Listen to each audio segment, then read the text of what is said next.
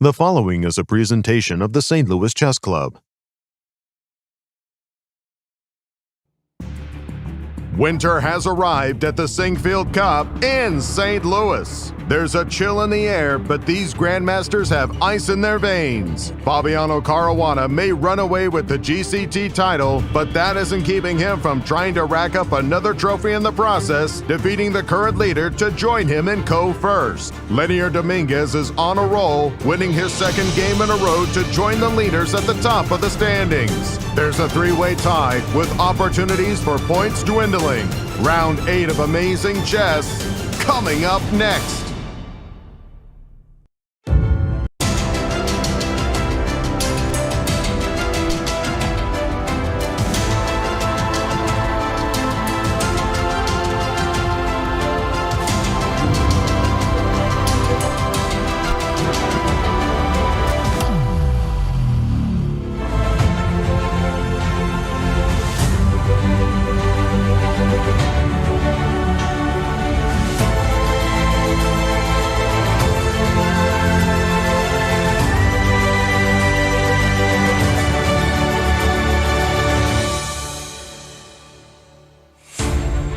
Welcome to round 8 of the Sinquefield Cup. We have only 2 rounds left and tensions are high. There's a lot on the line. Let's get back to the studio and get started. We welcome you to St. Louis, the home of chess in America. With 2 rounds left, we are tied at the top. Will someone take the lead? We will find out today, and it all starts right now.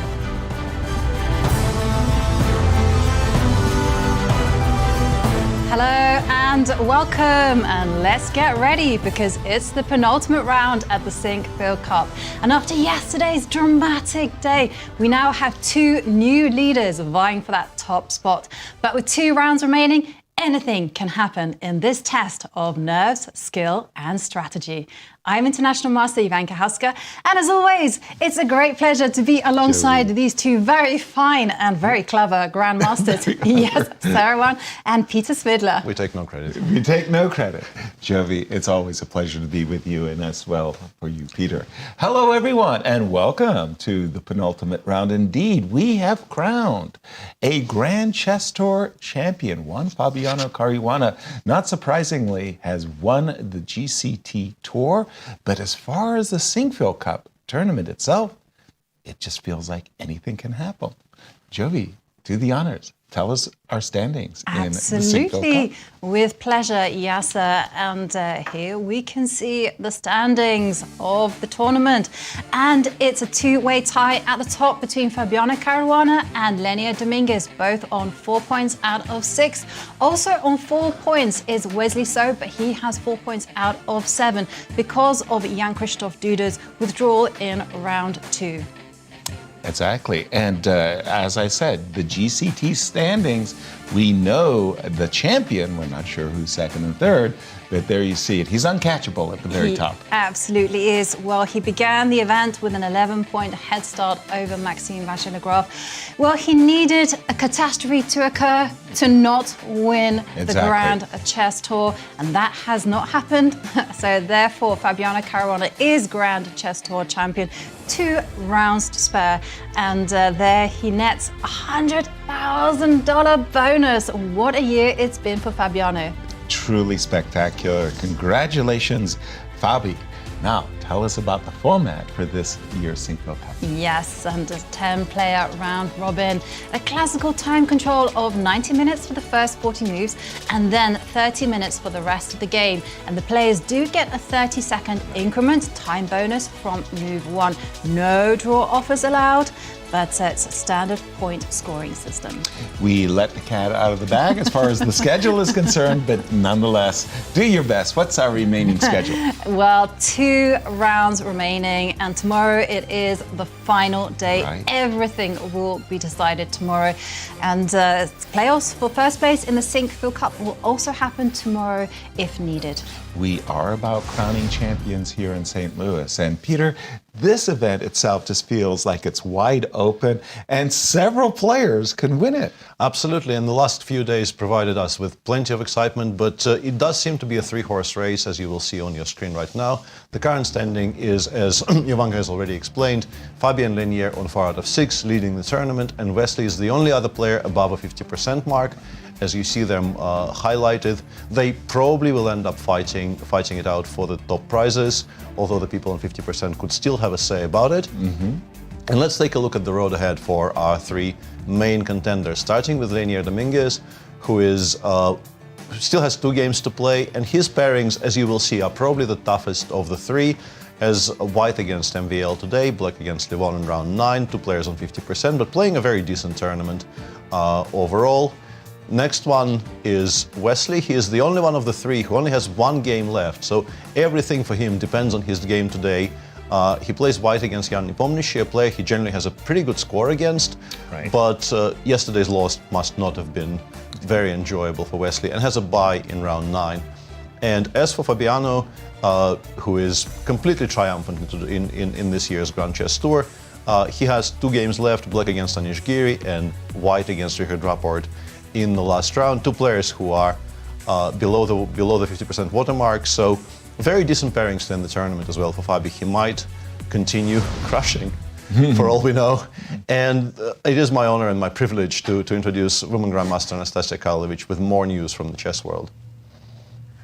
Thank you, Peter. Hello, everyone. I'm here for you, not far from the playing venue, and I'm waiting for the players here to conduct the interviews with them after the finish of their games. We have a beautiful day today in St. Louis. Sun is shining, and I hope there will be really, really nice games as well. Please follow us in our social media accounts, Grand Chess Tour, St. Louis Chess Club, Twitter, Facebook, Instagram. Everyone is waiting for you there.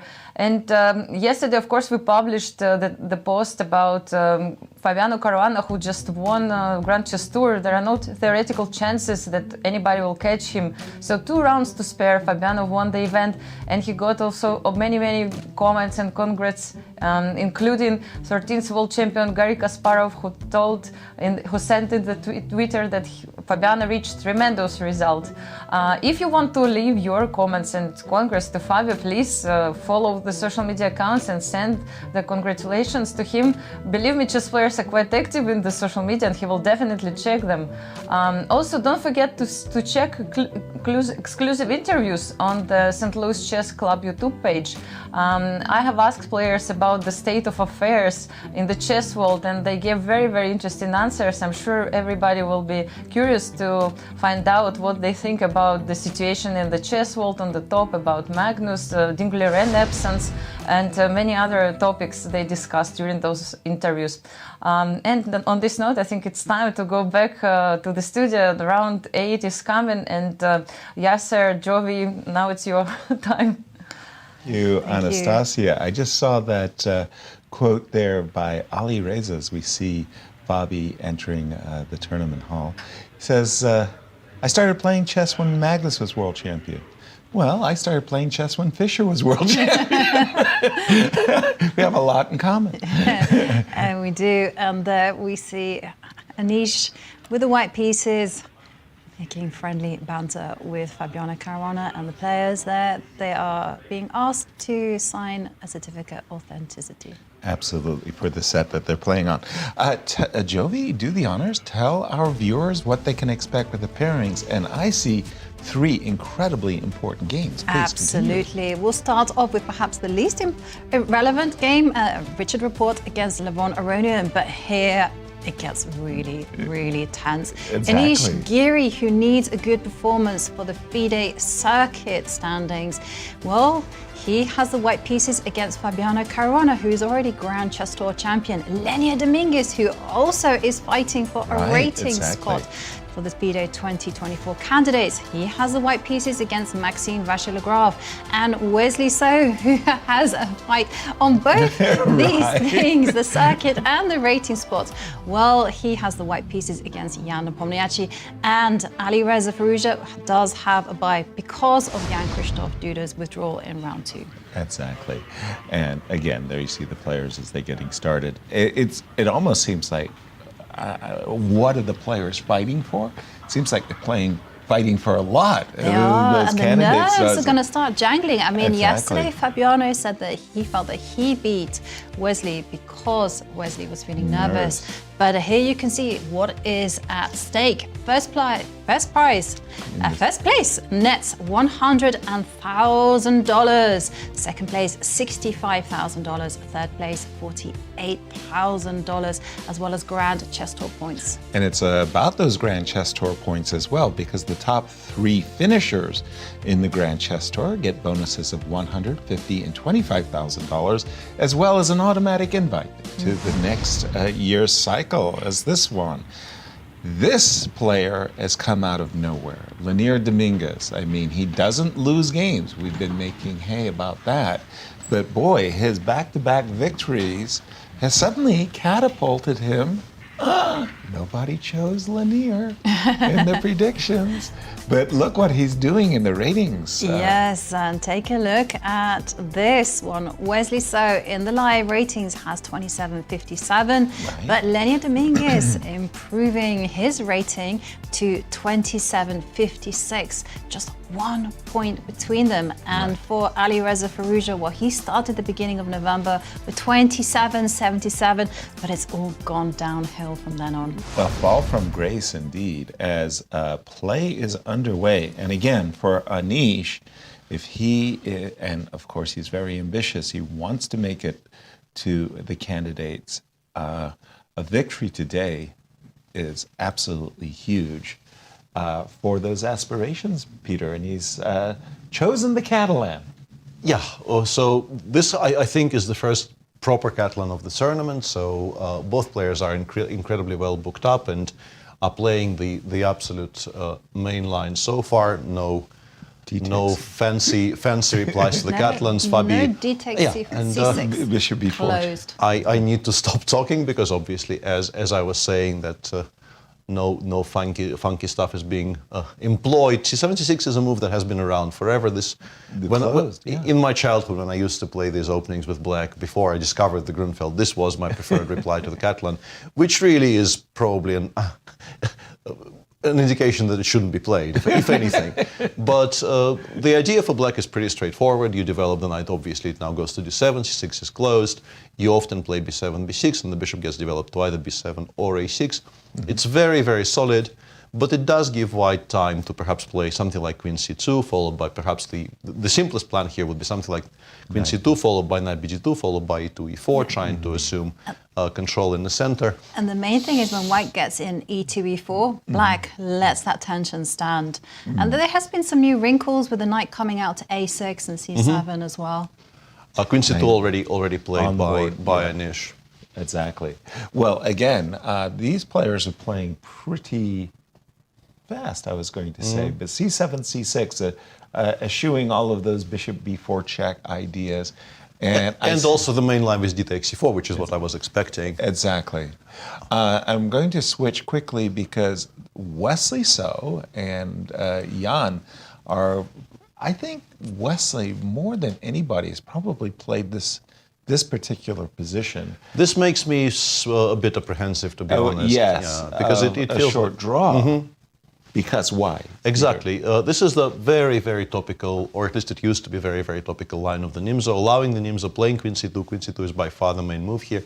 d5 is a very playable alternative to the short castles here, but this is the main move. And now after a3, you get slow maneuvering positions very often. Right. But there is also this move e2, e4, which is incredibly principled and is definitely staking a claim for big advantage. But unfortunately for white these days, I think it went to e2 today, right? These positions, because I think knight of 3 is maybe also playable, but it leads to the same positions anyway. Right. This has been analyzed into absolute dust. And my understanding is, if black doesn't forget something, black makes a reasonably comfortable draw very often without really even needing to remember very much, because this has been internalized by the black players by this point. And the main line goes along the lines of bishop f4, queen h4, g3, the queen drops back to, I think, h5 here, castles, g5, very important move here, because you need to start challenging the white setup. And now mass exchanges in the center very often result in very, very level endgames. I have a feeling even those two players have played this against each other already. I have the same. Yeah. And by the way, the players are following exactly and this the is line, this is being blitzed out at a breakneck speed. including castles. Including castles by this Isn't point. there Yes. a really sharp line where white can castle queenside but gain some... maybe I'm getting my... I can't recall exactly where, but I'm not really an IMSA player. I've just been watching people making this draw over and over and over again. In terms of playing this for a win, I think the move bishop f4 e3 is the one that I need to make. I think maybe it goes cd5, ed5, bishop e3 with the intention of playing this position. Okay. Which to begin with feels like black is just a pawn up, but there's a lot of compensation because the white setup on the king side is more harmonious, and also black played g7, g5, which is never a great idea. But yeah, Wesley seems fairly uninterested in that. He's already taken cd5, knight takes c3 is a response, and I think this is the position which leads to this very, very equal endgame, which they have been playing a lot these days. So d already played, black takes this bishop, takes on g3, takes on d7, b takes c3, seemingly black is in trouble. But rook ac8 is a very important move using the x-ray along the c-file. And either queen d1 first or bishop f5 first, they basically lead to more or less the same position. Here you play queen d1, very clever move, unpinning all of our pieces, solving all of our tactical issues here. And here, for instance, after rook c4, all the pieces come off extremely quickly.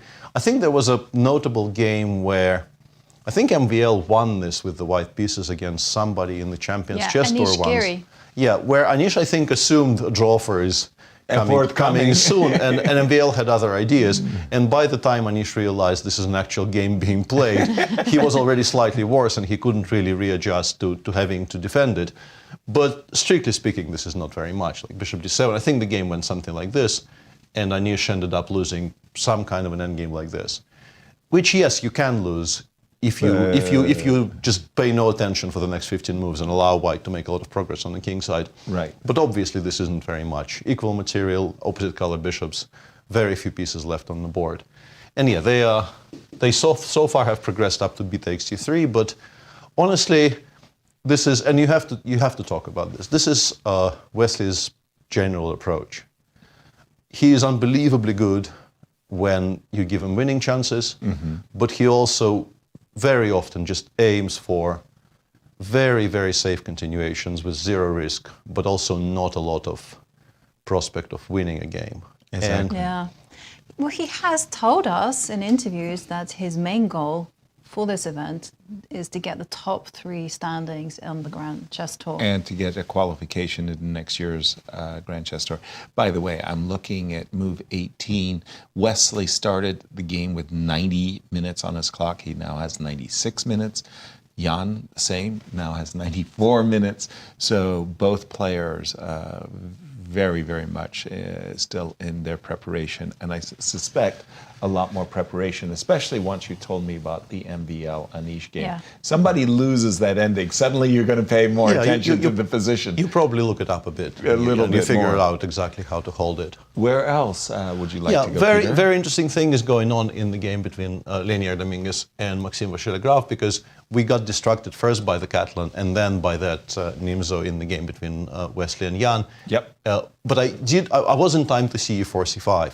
And I thought, wonderful, another really sharp Najdorf. Yeah, because they've played, even here on this hallowed ground in St. Louis, they played some unbelievable fights in these long Najdorfs with opposite color castlings. And that was my expectation. But no, today, MVL does something I haven't seen him do very much. He goes for the Sveshnikov.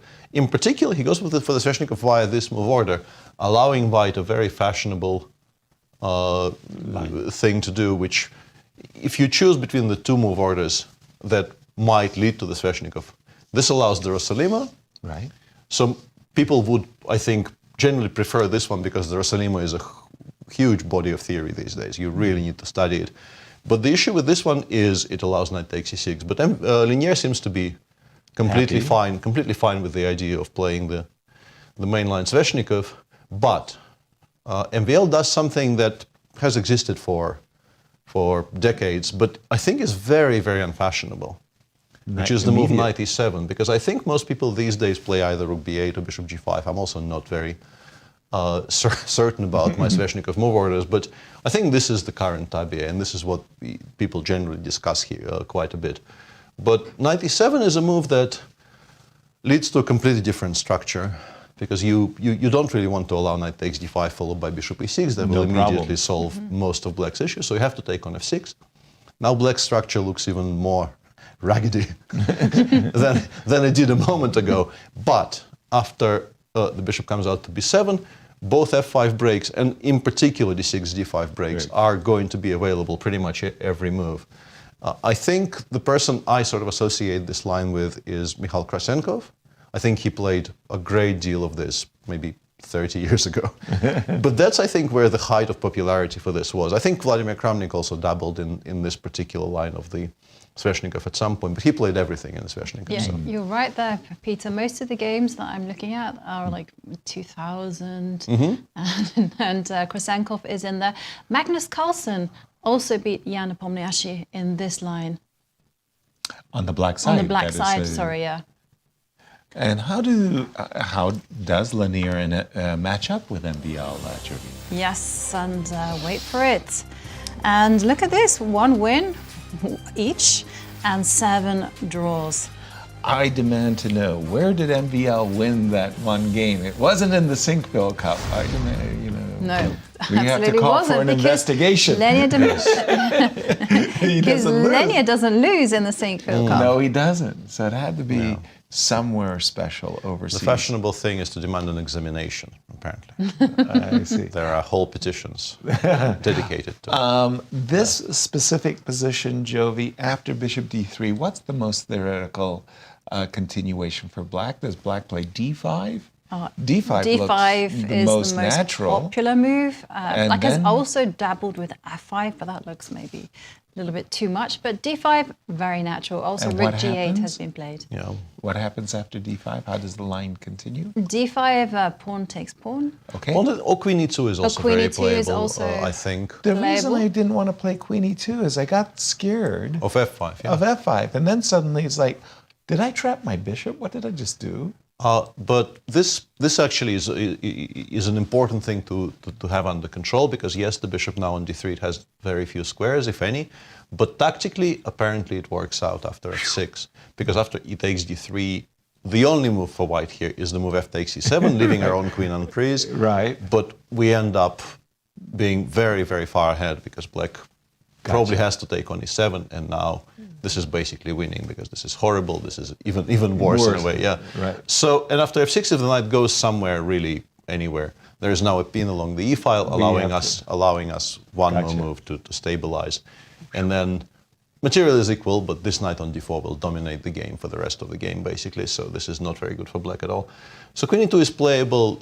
The engine suggests just offloading everything. The thing about that, though, is these endgames are not entirely equal to begin with, because of the structure being a bit compromised. Okay. By the way, queen e2, f5 on the board. Okay. This is very confusing, because at first blush, the engine really hates it, which is why I'm so surprised. But this is clearly something that MVL checked at home. You don't do this as quickly if you don't know exactly what you're doing. Yeah. So let's investigate a bit further. So how would you proceed from here? I hate this for black. I'm just thinking that MVL may be gambiting a pawn after e takes f5 with something like queen d6, and just saying, "Oh, you've won a pawn. How good or bad is it?" The engine says, "I'm very happy you haven't played e5 before, because you probably will never play e5 before now. Right? We can choose where we castle." Are you sure? Well, I can tell you what everyone has been playing. Please. So everyone after e takes f5 has been going e4, and after f6, it's not pawn takes bishop, but knight to f5. Specifically f5, I think, to deny white the e3 square for the queen. And in this position, the main line appears to be f3, queen takes f6, and then white castles kingside, because if you take on e4, you aren't actually winning the pawn, because queen h4 check is quite annoying. g3 knight takes g3 is playable, and black ends up winning the pawn on e4 back. So you can castle, to which black can, for instance, include queen b6 check, which maybe is just required, honestly. Everything else seems to be much worse. And then the knight drops back to d6.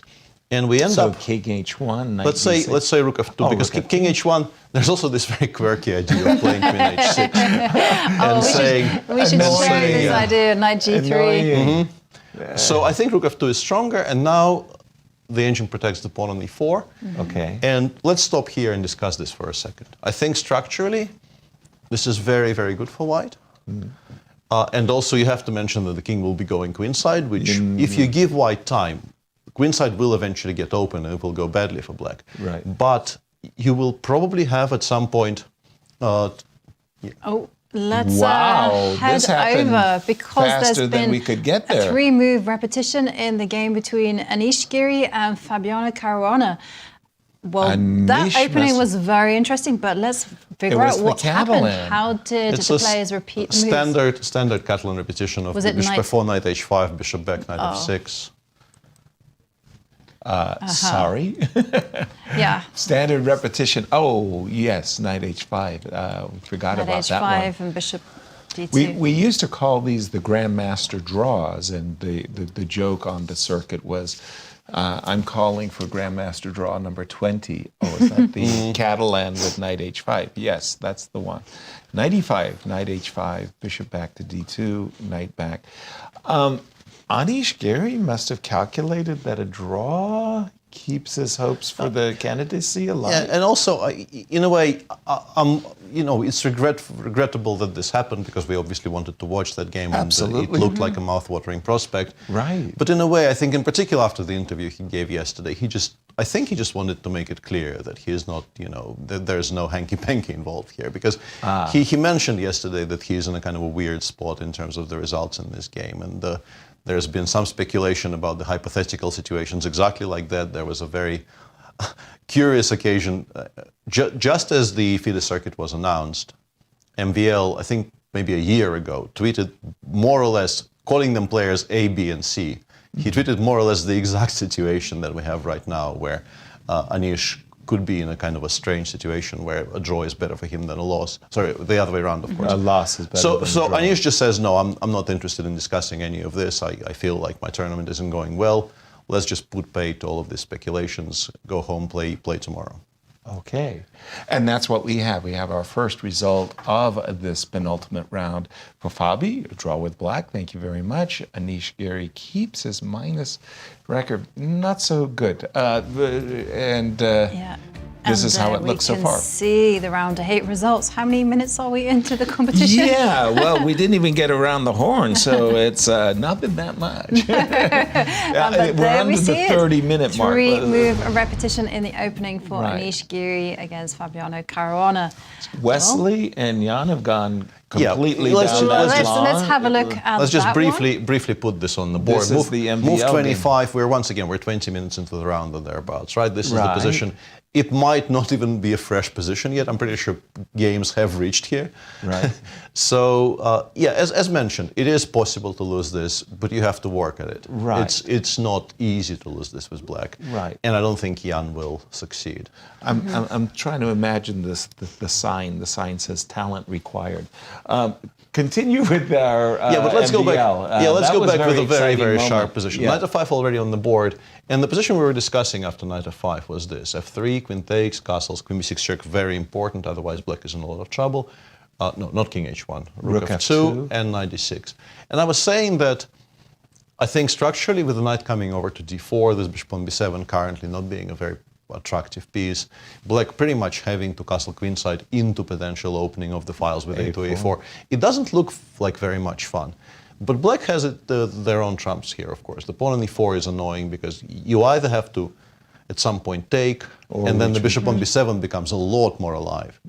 Or you have to play as if it doesn't exist, something like this, which I think would be my initial preference. Right. But then you constantly have to worry about allowing e4, e3. For the time being, a4 is pretty much always going to be met by b4, so the files aren't being opened at the speed that white would like. Right. And it's not that clear. And also MVL is both of them are playing very quickly, but MVL clearly has an idea here. Yeah, Jovi, jump and in. I have to say that, you know, it's not easy for white to attack the queen side either, because you're doing it with one of your hands tied, right? The queen isn't working, I mean, and also white's king is not safe either. Exactly. So a fascinating position there. And, I was being told that this position, or at least this line, has been played 3,600 times in our database. I mean, that's a lot of games. I mean, a lot of people have really explored this variation. How 3,600? statistically? Yeah, I was like, wow. That's statistically speaking, how is white doing on this line, Jovi? On this one, After F3, for example. it looks like most of the games have ended in draw. Oh, yeah, that's what I But was I don't asking. have 3,600 games in my database.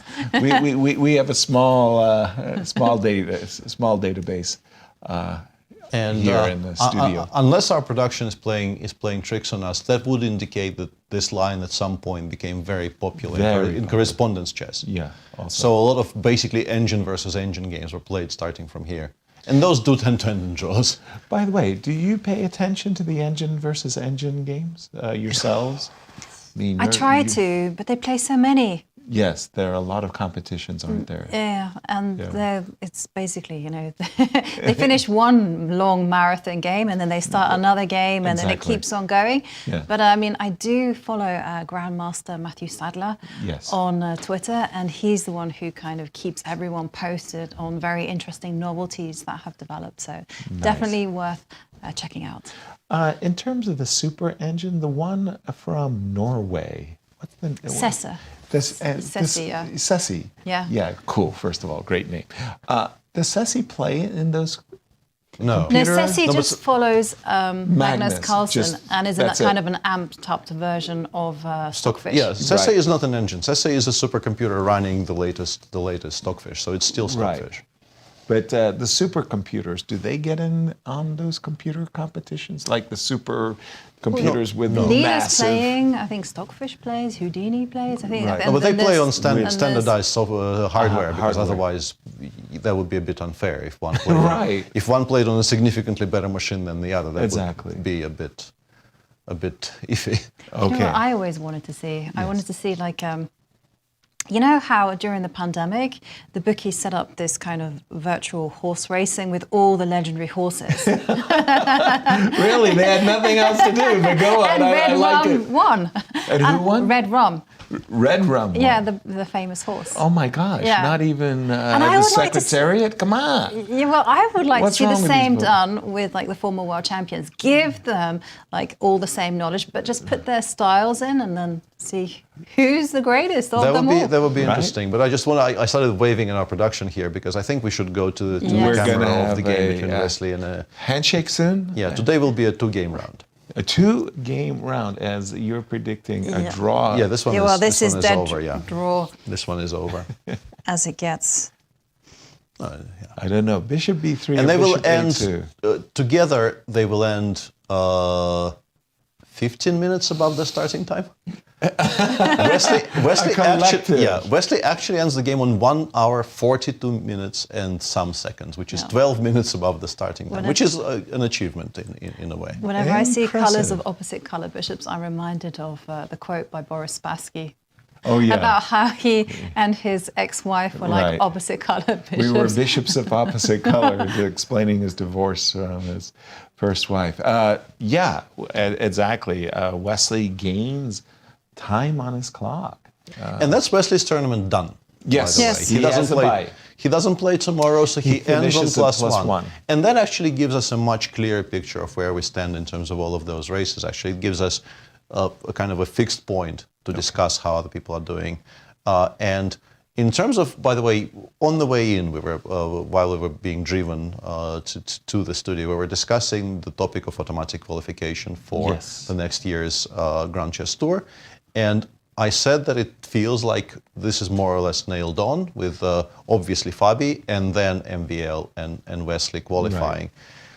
And this is what it looks. No, that's a different graphic, That's though. the FIDE We'll still need circuit that. eligibility. We'll need that. We'll need that, but a bit when later. we talk about Leinier. But as far as the Grand Chess Tour is concerned, you were about to say the top 3 finishers. The top 3 finishers of the Grand Chess Tour, and this is the Grand Chess Tour points we're talking about, will get an automatic right to play in next year's season. I'd just like to talk about that for just a quick second, because I mean, we can fault Wesley for a short early draw, but the idea is that Wesley's saying, I'm a professional player. It's incredibly important for me to get into the Grand Chess Tour Chess Tour as a qualified player. For example, Leinier Dominguez is here as a wild card. Levon Aronian, a many time player of the tour, is here as a wild card, and it's a huge difference on their bank accounts. Frankly, That's true. Professionally speaking, But they're also to play. showmen. I mean, the whole point of a Entertainers, Grand yeah, Chess Tour sure, is to entertain the public. Of course. And, to show us their brilliance. I This agree. is not. I agree. This doesn't look that great, but on the other hand, they're competitors, and they're trying to qualify for the next year. So if somebody, doesn't make a world record, but qualifies to the next event, this is what we're talking about. Wesley So, having secured a +1, is now. If the tournament ends today and all 4 games today are drawn, Yes. Wesley gets clear third, which is 9 points. Yes. And 9 points will be enough to finish in the top 3 for sure, because Alireza is having an absolute nightmare. Alireza is nowhere to be seen. Exactly. What about Jan? But yeah, exactly. Jan 50%. is... Jan's at 50%, and Wesley just did himself a favor by keeping Jan Exactly, at 50%. because that was the point I was going to bring up, and then I realized Wesley has also calculated this, because if Jan wins both his last 2 games, he probably leapfrogs Wesley even in the Grand Chess Tour standings, not just in the Sinquefield Cup standings. But one of the games Jan is playing is that one we just watched. Wesley. So Jan can only finish on +1.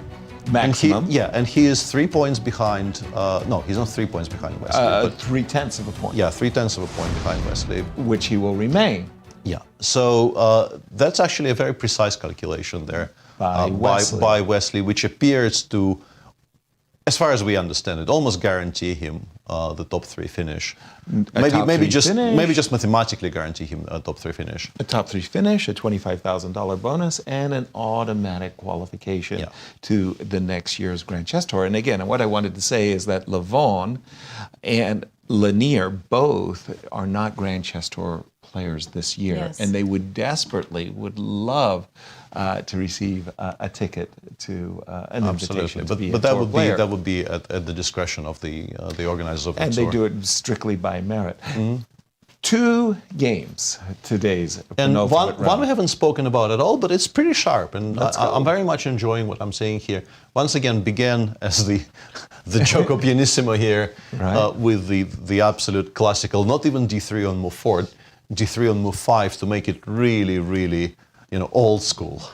Develop all 4 knights, develop the Scholastic bishop. days. Yes, exactly. And now D3. I like to see the players taking it back to their roots. Exactly. I think in the one game we've had this tournament where this was reached, Black did play H7, H6 here, not allowing Bishop G5 at all. But Levon says no. Let's play a sharper. A sharper version of the same. Bishop G5, H6, Bishop H4. The bishop drops back because knight D5 was annoying by this point. Yeah.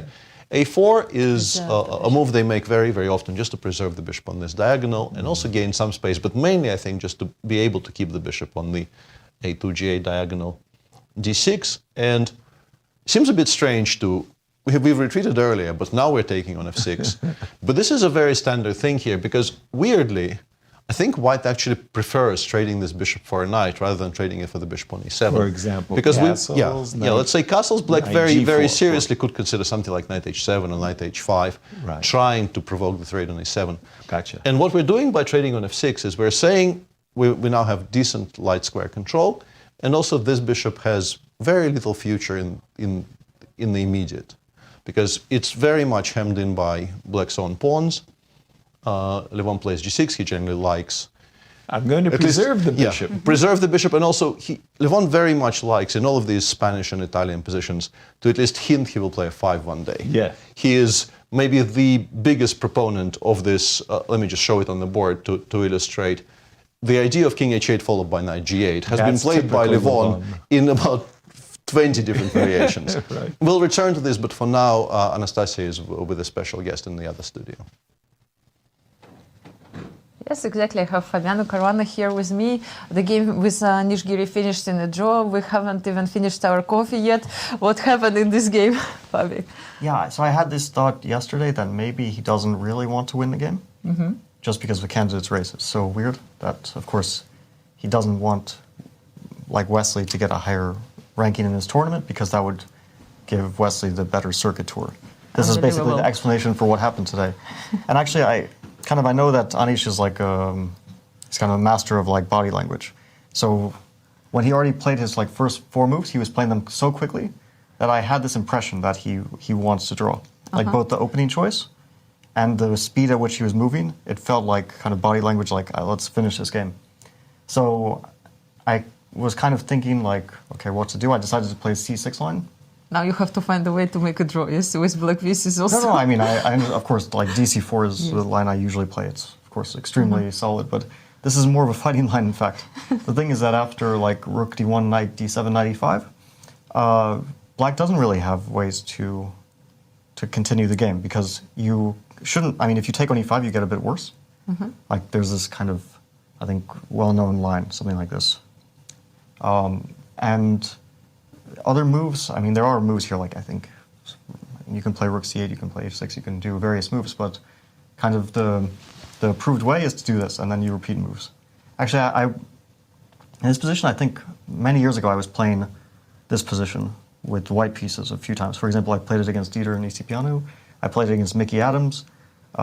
It's a very complicated fight with 2 bishops and black is solid, but I kind of understood that he's, of course, not going for this. He's going for the repetition. And so for my tournament situation, it's a really good result also, yes, with black pieces today. Yeah, it's a fine result. Is it a little bit strange, you know, that he really, with white pieces, it's better for him to make a draw, yes? I mean, somehow it sounds really crazy. It's of course, this FIDE qualification, candidate's qualification makes things really weird. He even said after the game, like, I could have tried to bully him and, like, let's say, gone all out for a win, and then he's in a weird situation. Like, maybe he doesn't even want to win if I do something wrong. But of course, I don't know his intentions. Like, maybe he still wants to win. And so anyway, I decided to approach the game like any game, where if I'm playing with the black pieces, I wasn't thinking so much about his situation, like I need to exploit it, but if I'm playing with the black pieces against top-level player, then draw, I can't complain. Exactly. And did he say something after the game? Yeah, we were discussing, a few of us were discussing like candidates, because of course Leinier has a chance. It's very interesting as well. Other players also have a chance. I mean, Wesley clearly has a chance by rating now. Gukash, for example, Aragaisi even has an outside chance. I think Arjun, I was calculating some possibilities that Arjun could have a very good final stretch and maybe qualify. And even by rating spot, maybe Parham Maksudlu has a chance. Wow. So there's, and in some kind of maybe bizarre world where like Vincent Keimer wins all his games for the rest of the year, even he could have a chance. So it's really a tight race. There's a lot of people potentially with a shot. Absolutely.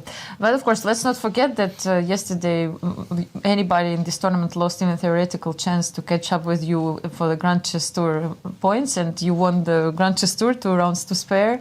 Congratulations, Fabio, on that. And also former world champion Garry Kasparov sent the tweet, that tremendous result. And so what do you think about it? It's really hard actually to start celebrating when you play the tournament still, but how do you approach? Yeah, no, now it's of course a new goal. To try to win the tournament.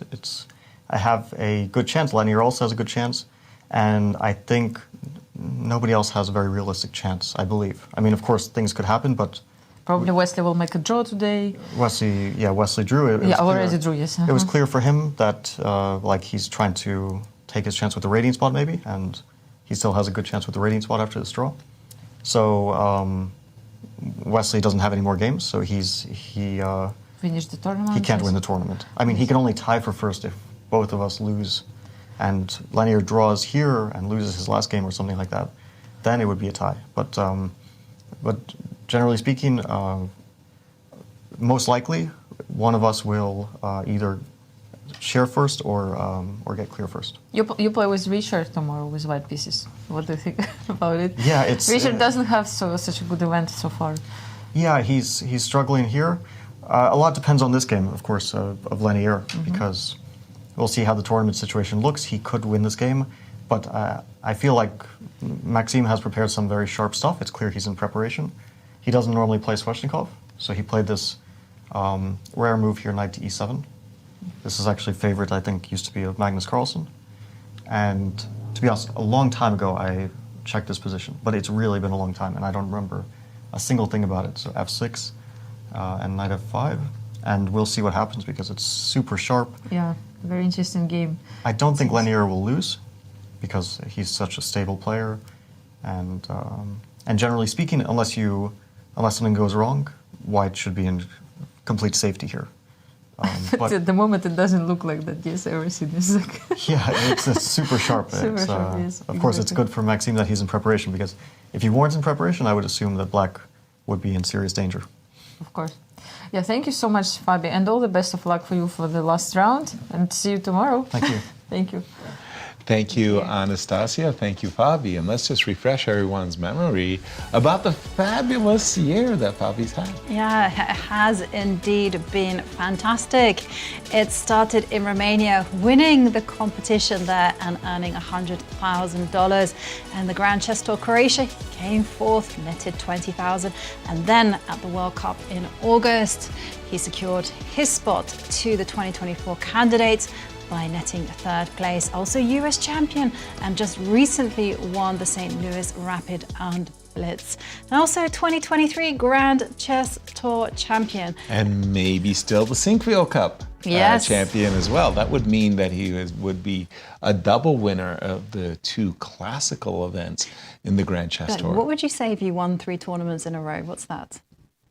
Hat A trick. trifecta? Yeah, a hat trick. Yeah. Yeah. Very, very, very Trifecta. impressive. It's a very fancy word. And we've had a short round thus far, folks. I mean, 2 Grandmaster draws, Jovi. Yes, 2 Grandmaster draws, but they were done with speed, at least. Yes. Anish, Giri, Fabiano Caruana finishing their game very quickly, as did Wesley So and Nepomniachtchi, who pedaled furiously to an opposite color bishop endgames. That means 2 games are remaining between Richard Rapport and Levon Aronian, and Leinier Dominguez, who is fighting for first place.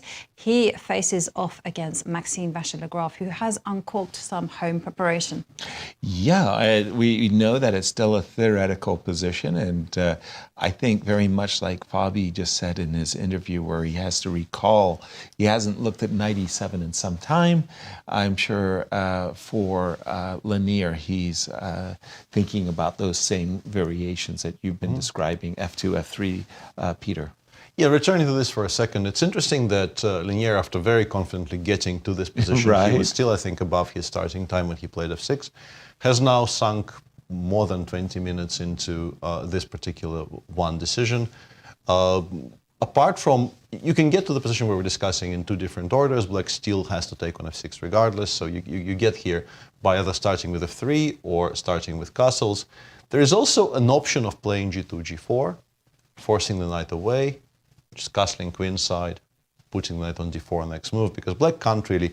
Bishop takes e4 is now a threat due to this x-ray along the d file, so we have time to play knight g4 here. Right. The bishop will drop back to c2, and Big in this threat on in this board. position, for some reason, the engine prefers to keep the king sort of in the center, and plays like check, king b1, rook g8, and plays some kind of position like this. Once again, my initial reaction here, I would very much like to play this with white. Yes. Because I really like this knight and I Me really too. hate this bishop. Right. But it seems that this has not really left the equality margins all that much. It gives white slight preference, but nothing compared to what I would have guessed. See, I would have liked white a lot. Me I too. mean, Exactly, yeah. you know, Me too. I'm like- looking at this position. I'm thinking that d5 pawn, that's mine. Wow. Okay, like it. I mean, it feels like it's so easy, right? You know, you just Bishop b3, knight c2, Exactly. knight b4. Let me munch that guy off the board, right? But I'm looking at the relative safeties of the king, As well, yeah, that as well. Yeah, the king on b1 is just very nice. Look, and the knight on h4 isn't making an impression, and it's No, only... it just plays very slowly. It goes rook e8. It goes, for some reason, rook goes to specifically g6 because it seems like you're putting yourself in the way of potential x-rays. But no, it puts pieces on these squares. Maybe the rook then goes to f6 to enable knight f3. Maybe is the idea if you pass here with black. And I think the biggest argument the engine has here is that it takes quite a long, long time to actually generate an important threat. Apart from your plan of bishop b3, knight c2, which I very much like, by the way. Why not? Yeah. I don't know what else to name. There's also f2, f3, but it feels like f2, f3 will lead to mass simplifications. Right. Because yes, this endgame is once again quite pleasant for white. Of course, you have the better bishop and so on, but so much material has come off the board that the engine appears to be holding it there or thereabouts. So you're choosing between a very limited number of things to do. It's probably either f3 or those types of plays. And after bishop b3, yeah, the engine does play rook f6 and says, I'm now prepared to play knight f3 in some situations. Knight c2, it's not very afraid of it. It just says, I have enough pieces Resources. to control whatever I need to control. And the knight. This setup weirdly... I'm still not sure. Yeah, I guess the whole thing is that the knight coming to f3, there's just no way we It's just can going to double. double the It's rooks. going to take so many squares away. Like it takes away Right. d2, it takes away d4. Right. And here you can start seeing an outline of how black will keep things together. It looks Right. kind of like black has employed every single piece just not to lose For the material in the defense. center. But now you will suddenly start grabbing space. You start denying white anything to do. And if MVL knows all of this, he will be, I think, quite okay to navigate this. But yeah, this is a massive decision. I was wondering what Leinier is considering. I guess the Leinier has existence of g4 is probably the reason why. He's been thinking for some time, Peter. So, I mean, whether it's g4, castle short, or f3, I think he's up to about 25 minutes, we're told, yeah. on this decision. And how about Levon's chance to play f7, f5? Yeah, we should probably invest a solid 15 seconds into watching. Well, he's trying to get it in. The operation has started. Let me take a look. He's put the king on h8. Yes. g5 has happened. And He's done everything he could exactly. to get in. Yeah. But So just to continue our expose of how we got here. Yes. The moment black plays g7, g6 here, white very often immediately challenges the black king side with h5, h2, h4. And this is also the reason for the king still being on e1. I think if black doesn't play g6 here, you probably still continue making waiting moves. You wait for g6 because you would very much like to include the rook on h1 in the game. But Levon says, no waiting, let's go. Let's go. Bishop g7, h5, g5. This looks kind of ugly because we've completely now cut off our own bishop from the game. Everything is on the dark squares. It seems like it's a very useless piece. But black will make progress elsewhere. The knight drops back because f5 currently hasn't been threatened, obviously, with the x-ray along this diagonal. But Levon definitely will play king h8 next. And then f7, f5, trying to revive the bishop on g7 will be a massive idea. So this is very logical. Levon played knight e7. Richard played knight d2, c6. I was wondering if he's intending to play queen f3 and trying to stop d5, but my screen is telling me that d5 is such an important idea here, followed by f5, that queen f3 wasn't actually even stopping it. And also, you can do it in the other order as well. Oh. Yeah, all of these things. Pawn sacrifice and just for to good. illustrate, black gets so much space in the center here with e5, e4, like knight e3, you include bishop b6, and then at some point all of these pawns will start going downstream. It really is unattractive for white to allow this. Well, So Richard played g4, d5, bishop b3, and this is now a position I struggle to assess because black has a very solid center. The bishop will come out to e6. You are never going to attack the pawn on d5 enough for black to have to commit to either d4 or d takes. d4 would be a horrible. Actually, no, it seems to still be okay, but I dislike it immensely. Right. Because I really don't want this bishop on b3 to participate in the game. Right. And Levon has played king h8 for now. I would have started with bishop b6, but this is completely fine. The big question is, who makes progress here and how? Okay, I have an idea. It just really reminds me of the old lines in the Worrell attack, queen e2 in the Lopez when they were going queen e2 and then Right. going h3 g4. And so first of all, I would like to go queen e2, and then you know me, I'm a big fan of maneuvering. So hang on, I was thinking this, but I need to do it at the right time. So knight f1, knight Let's g3. pretend I don't even look at this side of the board. okay. I'm not going to Thank try you. and punish whatever you're doing. I am. I'm very grateful that Yeah. you indulge me. Yeah. Yes. Yes. And that was as far as my plan. Okay, I'm making some moves. Some okay, of them and are. then a knight jumps into f5. Which one you like? The one that's on g3. Yeah, okay. Centralization, very My important. argument here is that You've achieved. first of all, I am not obliged to react as long as I don't blunder the d5 pawn. Don't blunder But the d5 pawn. what really I want to say gets my goat here, opening myself up to various things, is the engine actually suggests something that I would never have done here with black, which is take with this bishop, and then also play d5, What? d4. I just it goes against everything I hold dear in chess, Right. because we've given up the two bishops, and we've also made this into a veritable monster. This is now an absolutely dominant bishop on the light squares. But it just says, I will put the knight on f6. You will never, ever open anything up on the king side once these knights disappear. That's true, but you can switch to the queen side, right? You can even castle if you want to, although that may Yeah, be taking I guess we go queen e7, we go knight f6 next. So what we end up doing, taking is unnecessary, but just to illustrate, is some kind of position like this, where, I Bishops don't of know, we opposite make a couple color. more moves. And King I g4. don't know if anybody is opening anything here, to be Right. honest. Yeah. Because I think c2, c3, and then c takes d4 might be very, very counterproductive. I think Yeah. it just makes black's position better. And also for black, if I just continue shuffling, I don't think b7, b5 does a single thing. I'm just never reacting to this. And you're not going to be threatening b takes a4. It does nothing. You're not threatening b takes. It feels to me that there is a massive danger in the structure of neither side really having a way forward.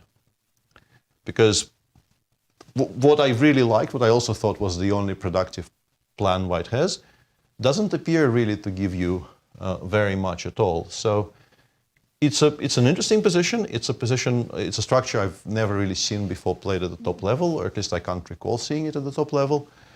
But I'm very curious whether, and these are two of the more creative players in our field, for sure. Absolutely. So if anyone can find a way, something to do here, it's those two. Right. But currently I'm a little bit struggling to name a plan that actually provokes a response. All of this seems like we're just shuffling without really changing very much. Peter, I think the variation that you just pointed out, especially that bishop takes f5, is one of those things that the engines have taught us, that the defensive resources in a given position are more than you thought. Because bishop takes f5 would never have been on my agenda either. I mean, we're just taught not to aid our opponent and give that bishop on b3 versus the bishop on g7. There is, if we return to this position for a Yeah. second, just to perhaps, restore some faith in humanity for our viewers. d5 is hanging. If you do nothing, why does win blunder this the central pawn, pawn? yeah. So, but basically, by this point, if I position my pieces differently, if I play queen d7 here, so that after knight f5 I can play rook d8. Right. I think this is perfectly okay. There is no real call to take on f5. We're Right. definitely not afraid of knight g7, king g7, Ever, because right. please trade a good piece for this pawn. Right. I will very much welcome you. Exactly. Ridding me of that. Right. Quarrelsome bishop. Yeah. This is not obligatory, but the fact that it doesn't mind it at all was quite striking to me. I thought if we force black to take with the bishop and then follow it up with d5, d4 in particular, we must be doing something right. Right. But the king side is so closed that it appears to be not very much And at I all. guess you have to actually, once you've committed to this idea of changing, you have to follow it up with closing with d4, because otherwise knight g4 is coming, and then maybe white even plays d4 themselves. It probably can be provoked, because you can still start with queen d6, but after queen f3, really investing all this energy into not playing d4 feels like you're not really doing it right. Yeah. It's still okay-ish, but I guess just biting the bullet, playing d4, knight g8, knight f6, and saying thou shall not pass is okay. And let's just interrupt ourselves to jump to Anastasia. who is with Wesley So. Anastasia, over to you. Yes, exactly. Here I'm with Wesley. Wesley, the tournament is over for you right now after this draw against Jan Nepomniachtchi. So what happened today? What was your plan for the game? My plan? Well, I'm not exactly happy with the way the tournament has gone, and also now that it's finished, like, not exactly totally pleased with my performance, but it is what it is. I mean, I had a very tough day yesterday. I had an off day. Basically, I prepared some lines, but I never expected Fabiano to play the Ether Nimso again against me, so I didn't look at it. And that's basically the moral for me when playing against Fabiano. Like, it's better just to sleep or watch a movie or read a book and not prepare at all. Because every single time I play him for Classical, I would prepare, like, for example, on black, I would prepare against 1 e4 and then he'd play d4.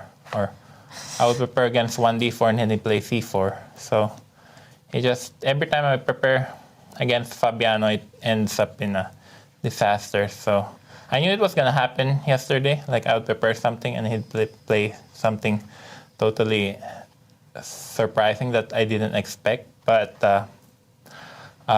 you know, I didn't stick to the plan. Yeah, no, this crazy feeling, yes, when you spend so many hours on prep and then your opponent plays something completely different, Yeah. yes. It was much easier a few years ago because Fabi's primarily an 1 e4 player and he would always go 1 e4. So at least I kind of know what to expect. But he's a really good player, and that's the problem. Like, he can play anything, and also he's got very deep preparation. So and also he's a very good chess player. So it makes it really difficult to prepare against him. That's better not to prepare at all. Yeah, so you think let's say yesterday's game was the most decisive for your tournament, and today it was not Sure. so...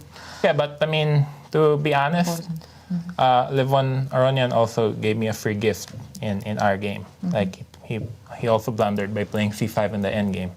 So yesterday I blundered terribly. I mixed up the opening. Like, I played a line which I don't think I've ever played before yesterday, and it's very complex, and I haven't checked it in a few months. So then It's hard really to do something if you don't remember, right? yeah, people say chess is very drawish, and they are right in a way, but it's also, there's a lot of lines to memorize, and when you mix up your move order in the opening, you can pay very dearly. So chess is not as easy as it looks from the outside. No, it's not easy at all. I mean, Yeah. don't ask me twice to repeat this. Yeah, people think, oh yeah, draw, equalizing, but you actually have to remember quite a bit as in the opening. So now with the situation, let's say you don't play in the last round, so can we a little bit think of what can happen, which scenarios can be good for you, not so good for you? Because still Fabi has to play tomorrow one more game, and same for Leinier. Today he has to play this position against Maxime, and then he has one more round. Well, again, I'm not very pleased with a quick draw today. It's not exactly what I want, but it is what it is, and it's hard to play your best after a loss. Yes. So I think I have really good chances I think pretty much guaranteed to finish in the top 3 in the Grand Chess Tour. I mean, Yasser can correct me if I'm wrong, but I think so, yes, and maybe the worst case scenario if you have to play playoff, right? I don't know if it's possible. No, I don't think there's a playoff, because if you look at the Grand Chess Tour standing, I think, unless I've lost my mind, I think I'm like 19.7, and there's always all these points, so there's no chance of Good, so we can of a congratulate you already that you achieved your goal. I remember you told me before the tournament that the most important for you is to make sure you play the next Grand Chess Tour. Okay, I'm not 1,000% sure, but I think I'm pretty confident, unless something crazy happens. But lightning doesn't strike twice at the same place. But I mean, of course, it's my priority, because And I'd like to take the opportunity to thank the organizers and the sponsors of the Grand Chess Tour, because I've been playing in this tournament since I was a kid, since 2015. And every single year I play in the Grand Chess Tour. And the tournaments are so well organized. It's very professional. And the players are really, really strong. And I love the format of the Rapid and Blitz. My mom and I love the Grand Chess Tour, so it's really my goal, to try to qualify every year, and I hope I do. Exactly. My last question, was this season 2023 in some way special for you? What memories you will have about this one? Well, it's another year. It's great to be back playing over the board chess. After the pandemic years, I wasn't sure things would go back normal, but I think pretty much are. Well, I played a lot of tournaments this year. It's been not exactly what I expected, what I hoped for in the beginning, but I had a lot of fun. I played in Weikamsee, played in Dusseldorf, played also very nice Rapid and Blitz tournament in Amsterdam. The Levitov is one of the best tournaments I ever played in. I played a great Blitz tournament in Berlin twice.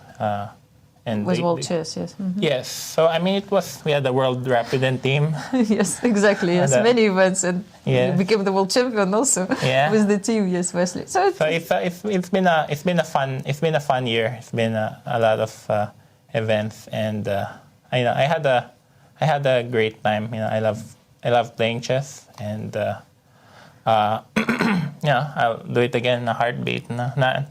Not exactly doing it for money, but for the love of the game, and it's worked. The only thing I hate about chess is being stuck in airplanes and airports. Like you kill a lot of time in your life. Yeah, but once you get to the place, it's wonderful, and we're grateful to St. Louis for helping me have a career. Yeah. Thank you, Wesley, so much, and all the best of luck for you in the end of this year and for the next season. Yeah, maybe I also have an outside chance of qualifying for the candidates. If I didn't lose yesterday, it would have been a big chance, but we'll see what it happens. It's still open question at the moment. Yes, all the best of luck in this too for you. Yeah, for Wesley. sure. Thank you. Okay. Thank you, and we are going back to the studio. Thank you, Anastasia. And it's a great pleasure to have with us Grandmaster Maurice Ashley joining us here in the studio. Thanks so much. Thank you for Welcome. being here. Surprise. Well, if there's a big event here, I got to show up just to hang out with you all and have a bit of fun. Wow. Well, welcome, Maurice. It's wonderful having you here at the Sinquefield Cup. What you been up to? I've been up to quite a few things with my books that are coming out in a few months. Right. An adult book on the wisdom of chess that I've gained over the years. We all have learned from this wonderful game. And also a children's book on my life, which is a book for early readers. Both of those are coming out on April 2nd, and they're ready for pre-order on Amazon.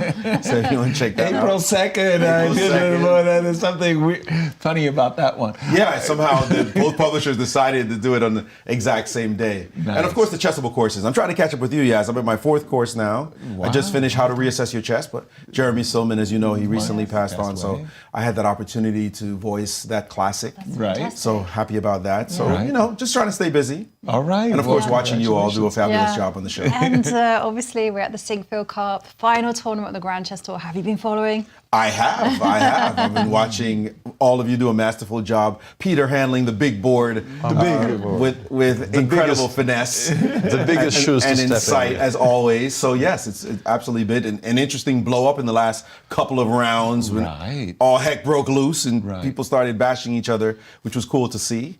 Of course, today's draws don't seem so exciting. A little distasteful on 2 of the games thus far. Yeah. They happened underneath an hour. In less than an hour, games were over. Okay, well, there's so much at stake, right? There's the candidate spots. Have you been following the race there, with the FIDE circuit and the FIDE ratings? What are your thoughts on that? I think it's crazy. It's wild. The rating issue is, of course, always with controversy. Who's not played enough and the like. but it's still fun to. I mean, it looks like chess is just boring to have controversy. It's what we do, right? There's always something going on, and so it's fun to see. It's crazy to think that 4 Americans might get into the candidates. That's absolutely insane. I mean, the thought of that came out of nowhere. Where is this guy? He never loses in the Sinquefield Cup. What's up with that? I know. That's Is an elite tournament, all the best players in the world. Oh, but I never lose? I mean, what is that about? That's incredible. He's just been a beast so far. Absolutely. Wow. Well, here we are, Maurice. We might even be seeing a third Grandmaster draw. Well, this one is less. Not this Not one. this I one? meant Levon. Sorry, I meant not Levon. Leinier Dominguez game. against They've been NBL. repeating, I believe. Well, the draw offer is on the table here. I really feel like switching the camera away from Maurice is a crime against humanity. But let's put chess pieces on the board here for a second. We've already had this repetition once, and Leinier is clearly now considering whether he should be playing Rook F2. He is now down to 50 minutes against somebody who is very, very obviously had this on their screen today. Rook F2 is playable, as we've discussed. It's maybe even a little bit better for white, but the positions are quite sharp. Leinier is tied for first. Fabio has already drawn his game. So King H1 wouldn't be a horrible practical decision. For us as viewers of the tournament, we would very much like Rook F2 here. Right. But you wouldn't really blame him very much if he decides to go King H1, and this one also disappears off our screen. Of course we would blame him. We want to see blood. What are you talking about? What about the $1 Million Open? No draws. You got to play for the win. Yeah, they're so good. Everyone's so good. Actually, this morning, I just came in yesterday and miraculously had a chance to have breakfast with Maxime this morning. Okay. And we were chatting about different things, statistics being one of them. We know he's a mathematician, and it looks like repetition is taking place, sadly. And I said, Maxime, what's the deal? When are you going to be back? Score a win. Yeah. When are you going to be back? Period. Like it's you. I'm not used to seeing Maxime drop out of the top 10 the way he has, like a rock. As we see this Repetition taking place. His typical French, Maurice. Maurice. I must play better. Well, that'll help. That's one of the things you got to do. Yeah, just do it already. And we've not seen him show his best. But of course, he's one of the best prepared players. And as Peter said, we can't blame him if Leinier says, not this one. This guy looks like he knows what he's doing. Right. Well, we do see on the camera Maxime thinking hard. He looks like he might be considering the alternatives, but I'm not an expert on body language. And Maurice, when it comes to the stats, you mentioned, that you were discussing stats. I mean, we've come up with some stats. Our resident statistician, Ben Underwood, came up with some very interesting stats about there being 48 was it close to 50% decisive games. Maurice was the originator. Yeah, he was the originator of all those things.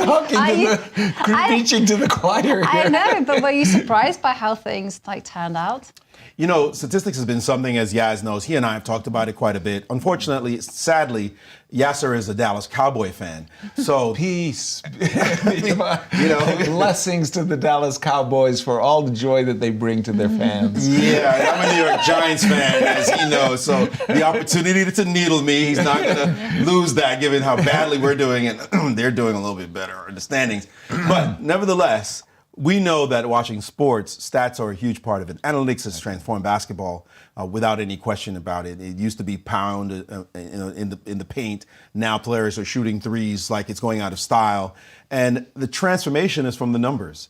And chess, it's really an analytical game. That's what we do. And there are numbers hiding in plain sight that we have not explored fully enough, I think, given all the data we have. So it's cool to be able to work with somebody like young Ben Underwood, who, for me, it's like I'm a kid in a candy store talking to him and asking him about the various stats, the move counts, the averages, and the like. And there's some surprising things that have come out of it. For example, when I remember you were asked about early rounds or later rounds, the most decisive. Penultimate. Penultimate that was me. Yeah, the fight's taking place at the end. This is the penultimate, what we're seeing right now. The penultimate, this is what's happening. This is what the stats say.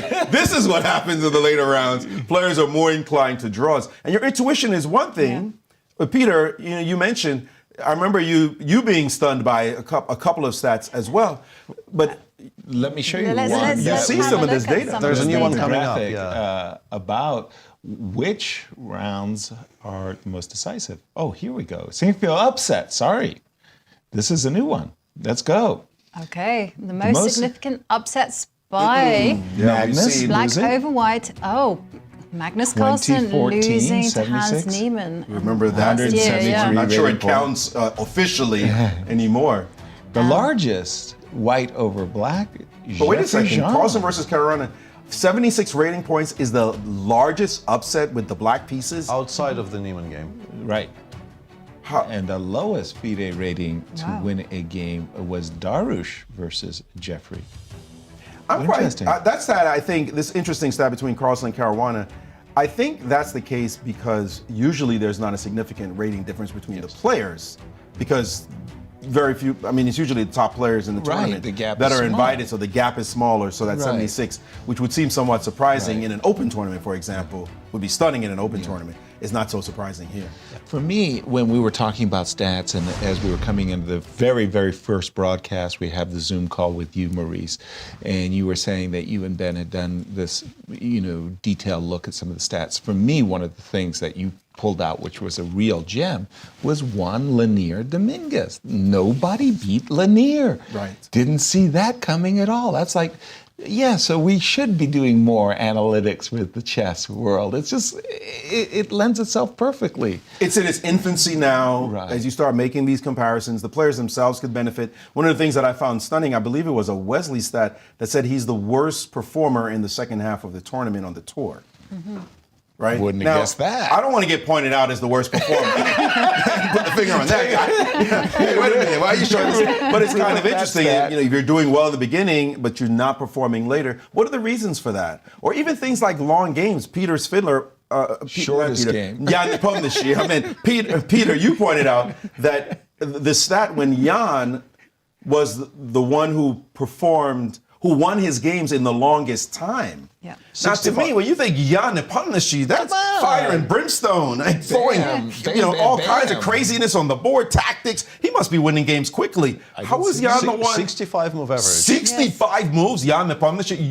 You would have had me see guess 10 players, Right. and he would have been number 10. Maybe Alireza would have been number 10, but not Jan. Those are, And I think Alireza was actually at the top. So with Alireza, you would have been completely correct. But Jan, yeah, it's a very counterintuitive stat there. And as I mentioned, I think people underestimate, if we talk about Jan, just how good of a technical player he is and how much he enjoys winning slightly better positions just by being more precise over a long stretch. But this whole stat, that is like a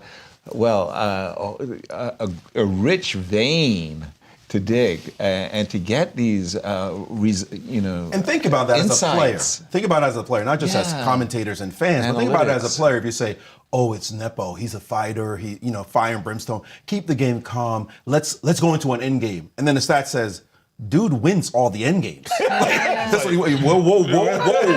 Wait a second. That may not be what we want to do. That's not the key to beating him, right? So that's where I think strategically you can start integrating statistical analysis with performance. And that's what we care about. I don't care what you understand in chess. I don't care what you know.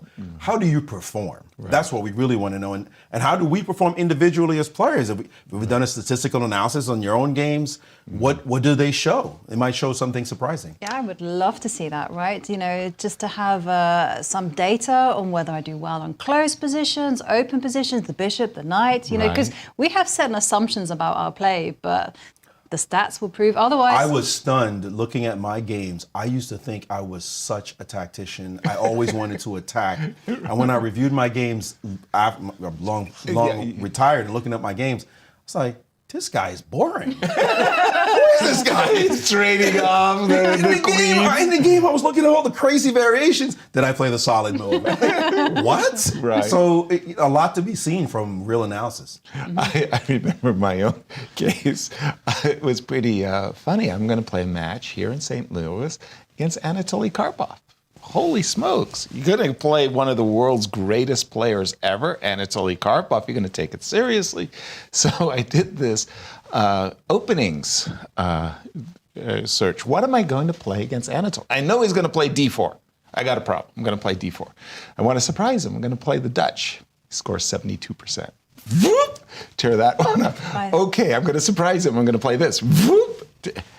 And it turned out the Slav defense, and I chose the Slav defense because, sorry, Jovi, you want to say something? Yeah, by the way, the players have repeated 3 our times. Third Grandmaster draw out of 3 games. And the statistics say round 8 was one of the dud rounds. But that was funny. But let's talk about that for just a moment, because it was round 1 was the most exciting, and 7 out of the 9 winners of round 1 won the Sinquefield Cup. All draws. Second round, statistically speaking, was the most decisive. All draws again. All draws again. 3 in a row. We were at 0-0-0, and now we're at 25% coming into today. Yeah, not anymore. Not anymore. No, 25%. Although if there's a decisive result in the last one, we're still at 25% after that. But it seems so we started underwhelming. With all of these draws, but 25% is probably an average for the Sinquefield Cup. Is that right? It depends on the round. Yeah. Well, no, I mean the overall tournament. Yes. The challenge with an event like this, and I think it's a question even for the Grand Chess Tour, maybe an existential question, is when you have all these strong players playing classical chess. Exactly. You're pretty good, and in the age of engines that show openings to razor thin margins, you're not getting an edge. Black is perfectly fine everywhere you look. Is this the right design even, is a question we have to ask. Right. Because yes, you get the best chess, so to speak. You get the most accurate chess, but are you getting the most entertaining show necessarily? Right. And there's some tournaments that combine top players with lower rated players. I'd love to hear Peter chime in on this. What do you think? I mean, you look at a tournament coming up like Tata Steel, and it's always belligerent. I mean, there's blood on the board because the top players are going, okay, wait a minute. There's a point, there's a point, there's a point. And it just creates an ambiance for ferocity and aggression. Is this necessarily the ideal way to go? For us, we just had the contrast. We had the St. Louis Rapid and Blitz prior to the Sinquefield Cup, which had a huge number of decisive and belligerency. Maurice, we're going to be going to a break, but thank you so much for coming on the show. I mean, it's nice to have you around. It's really, really great to see you. Thank you for joining us. Like his books. Send out your likes. Absolutely. And, we are going to take a very short break, but don't go anywhere, because we are going to be back with more of the chess action between Richard Rapport and Levon Aronian. So don't go anywhere.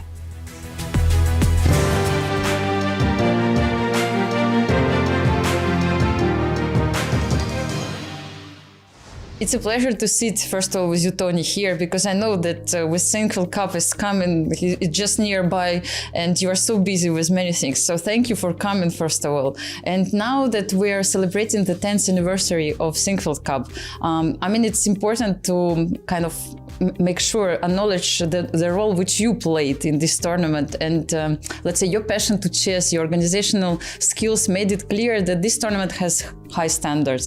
So how can you reflect on this journey with Sinquefield Cup over those 10 years? Wow. First of all, I found out that it was our 10-year anniversary of the Sinquefield Cup just a couple of days ago. I can't believe it's been that long, honestly. I still remember that very first event with just 4 players. We had Magnus and Levon Aronian against Gata Kamsky and Hikaru Nakamura.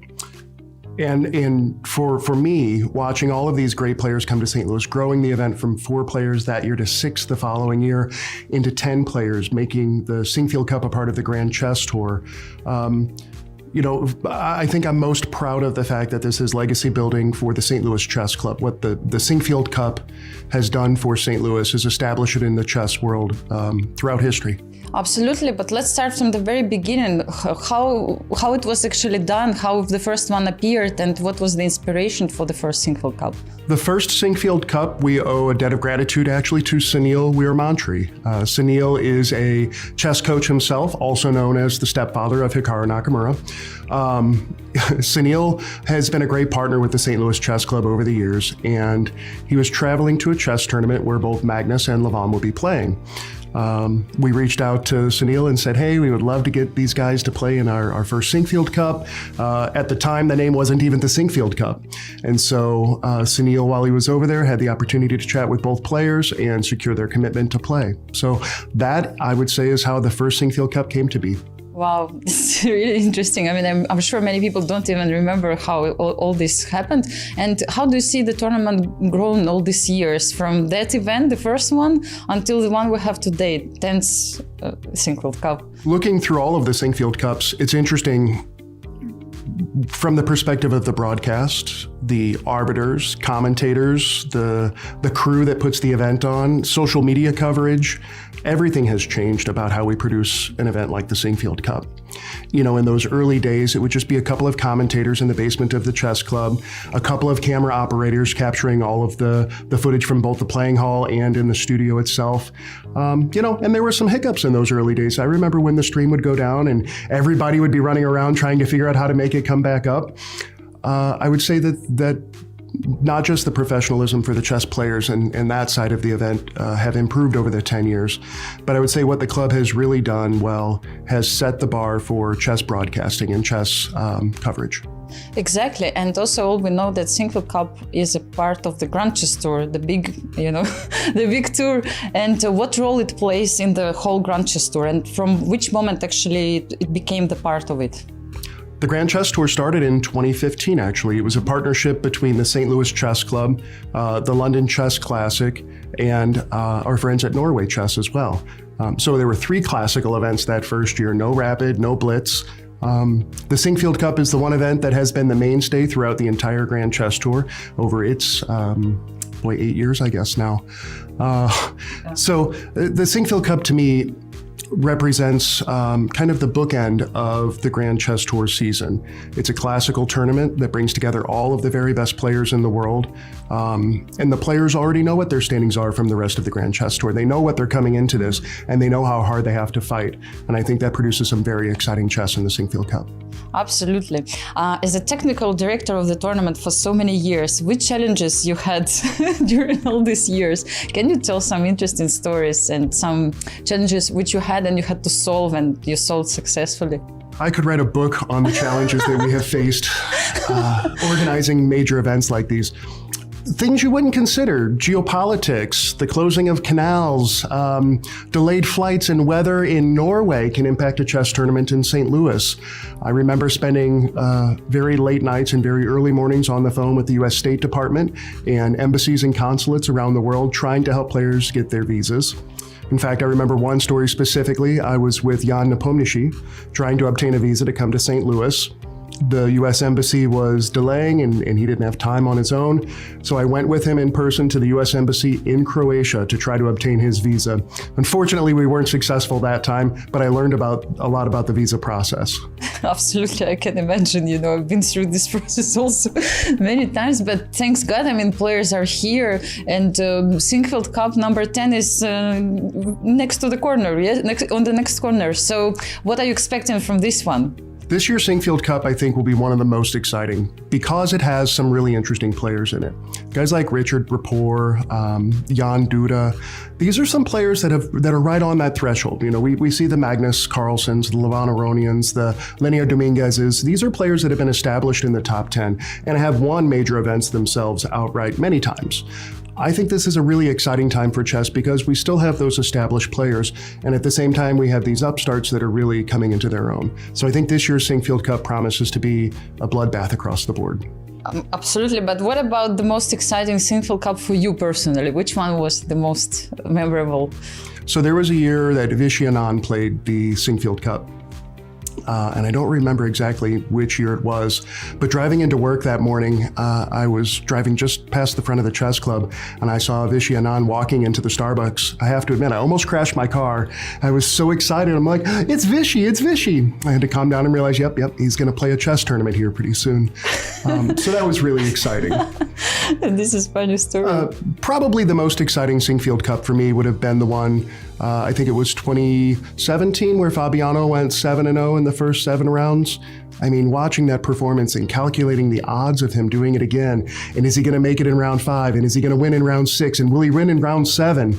the excitement building was really memorable. I wonder who were all these people who were working behind the scenes all those years. Can you name, maybe not all of them, but those who survived for 10 years? I think we might have to roll the credits if I'm going to name everybody, because it's going to be a long, long list. I say this at the opening ceremonies a lot to the players.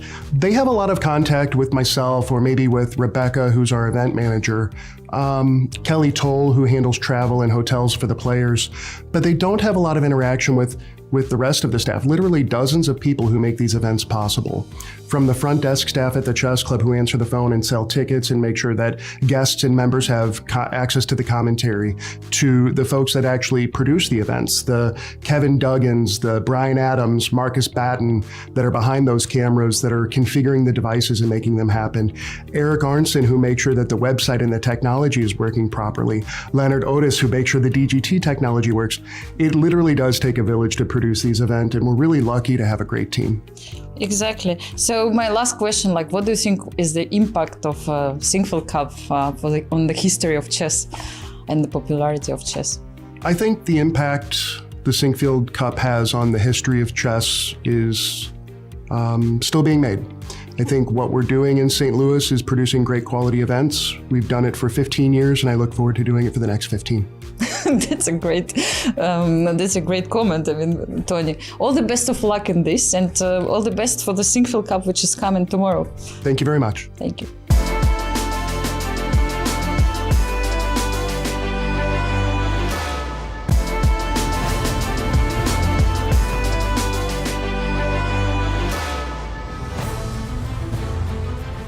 Welcome back to Sinquefield Cup. I'm here with Leinier Dominguez. The game finished in a draw. The third game already of round 8 is over. What happened today? I think it was also preparation from your opponent, which... Yeah, I was a bit surprised by this line. It's not very common. And yeah, he seemed extremely well prepared. I think I more or less remember that this was possible. But yeah, after we went for this whole line with e takes f5, e4, f6, knight f5. Already I was kind of trying to find out what to do. So f3, it's a very forcing move. Yeah. I was considering knight d4, but it was clear that after something like takes, and queen f6, black should be fine. There's also queen a5 check on top of this. Like after cd, also queen a5, forcing white to multi-king, and it doesn't look very good, like after king f1, maybe long castle or something like that. So I had to play f3, queen f6, and yeah, I guess fe4 was possible, queen h4, g3, knight takes g3, queen f2, and d takes e4. Probably this is what he has prepared. Looked draw, which to me probably is bishop b5 check, kind of force, takes, and queen g3, and then takes, rook g8, something like this. Yeah, also didn't seem too promising. So castle is logical, and after queen b6, yeah, king h1. I was thinking that knight d6 was the move. I didn't see this queen h6 move, and I was trying to find out what was his position after, for example, knight d4, long castle, bishop c2. I thought that bishop c2 are not to take because, I don't know, it seemed dangerous to me to open the b7 bishop, and then there can be ideas with rook g8 at some point and pressure on g2. But after bishop c2, black will play something like rook e8 anyway. And yeah, I wasn't sure how to evaluate this type of position, but yeah, queen h6 is probably very precise. I have to come back to g1, and after queen b6, I guess if I want to play for a win, I need to play the move rook f2, and then we get a very similar position after knight d6, knight d4, castle, and then I don't know if takes or bishop c2 immediately, something like this, and rook e8. Again, I wasn't sure how to evaluate, and it looked double-edged to me. He seemed very well prepared. I already spent some time and decided to play solid, to go for a draw. In fact, I think he can even play on after queen h6, king g1, for example, knight d6, but then knight d4. Yeah, again, we get the same type of thing, but with the queen on h6. He can try to go like rook g8, and I will play a4. I mean, Yeah, it could be really sharp. Yeah, it looks that white should be doing well here, but yeah, I wasn't sure. I mean, this is maybe also possible. So yeah, he was well prepared. What can I say? Yeah, absolutely. And Fabio was also here, and he told me that the position is very sharp and very unclear, and he was definitely worried how the things will go. So what do you think about the tournament situation? Now we know that he also made a draw. You have the same amount of points. Tomorrow is the last round. Yeah, well, no, in general, I'm happy to be in this position and to be able to fight for the first place. Of course, the last round will be crucial. You are playing with Levon tomorrow? I'm playing, yeah, with Black against Levon. Yes. But yeah, it's of course tough game, but it's normal in this tournament. So yeah, I'll try to play well. I think in a way it's also nice to have some time because the tournament it's already advanced and it takes a lot of energy. So for me it's good to have kind of half of a rest day. So you can prepare. And, yeah, you can rest a bit and prepare. But yeah, overall I think it's been a great event for me. Yeah, that's great. Thank you so much, Leinier. All the best of luck tomorrow. And we're going back to the studio. Thank you, Anastasia. And we're joined in the studio by Brian Woods, who is the music director, creative in residence of the World Chess Hall of Fame. And you're here to tell us all about the World Chess Hall of Fame music series.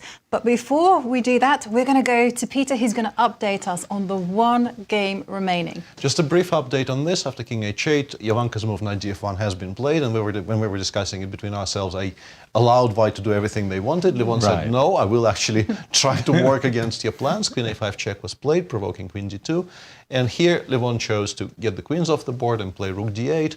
So the position has dried out even more, but honestly, without queens, I like this a little bit more for White because I think you can take more liberties in the center and perhaps on the queen side, a move like f2, f3 to prevent problems with d takes e4 and then knight g3, and perhaps we start pushing on the queen side. But still fairly balanced, a lot of play ahead, and let's go back to Brian and talk about music, which always sounds like a good idea. Definitely a good idea. And Brian, tell us about the World Chess Hall of Fame music series. Of course. Well, I run all the classical programming at the World Chess Hall of Fame. So what I do is I partner with people from the St. Louis Symphony, from Opera Theater St. Louis, internationally renowned soloists who come in and perform on our monthly series. I partner with Brian Owens, who you had earlier in the tournament, to put on this incredible music series that we have. I could not be prouder of the work that we're doing, the level of musicianship and the collaborations that we're doing. I mean, Yasser, I have to brag on you a little bit. Please. Because this month, I mean, we put on a show all about Sergei Prokofiev, David Oistrakh, their famous chess match that took place, and the music that was inspired by the chess. And I mean, the chat that you gave us, the pre-concert talk, all about how Prokofiev's chess game had a bearing on his artistic output was just such an incredible thing to hear and see. And then, you know, I was privileged to play with the assistant concertmaster of the St. Louis Symphony and give a fantastic show. I mean, those kinds of collaborations you're not going to find anywhere else. So I'm very proud of that. That was fun at the World Chess Hall of Fame, and that was a very special evening. And the lady that performed with you that night, Hannah G was her name. Wow, yeah, she fantastic. was terrific. Wow, you're going to be hosting the gala along with your cohort in crime, Brian. I know my partner in crime, the other Brian. I always say you can just shout the name Brian somewhere on the chess campus, and someone will turn their head. You know, there's plenty of us. But we're so looking forward to this on December 2nd. Not only are we the MCs for the evening, but we're going to be performing, celebrating just all the cultural impact that chess has, not just in St. Louis, but everywhere. I mean, between musical theater and pop music, I'll be playing a set of classical music. Just an incredible evening in support of the public programming that we do, as well as the educational programming. But like I said, just a celebration of chess and everything that it relates to in culture. Yeah, and of course, it's our gala where we have the silent auction, which is actually now it's open. It's open. You know, get out the bids. I know, get the bids going, everyone. It's not going to be open forever. There you go. And I always encourage folks just to check out the incredible offerings we have on that silent auction. I was very privileged to donate a private concert to the silent auction, as I think Brian Owens also donated a private concert along with season tickets, which we're very excited about for our 2024 season, which has been announced. Let me brag on you for just a moment. I don't mind. Because we've got some performance of you where, okay. we're going to show that, We were very, very pleased to.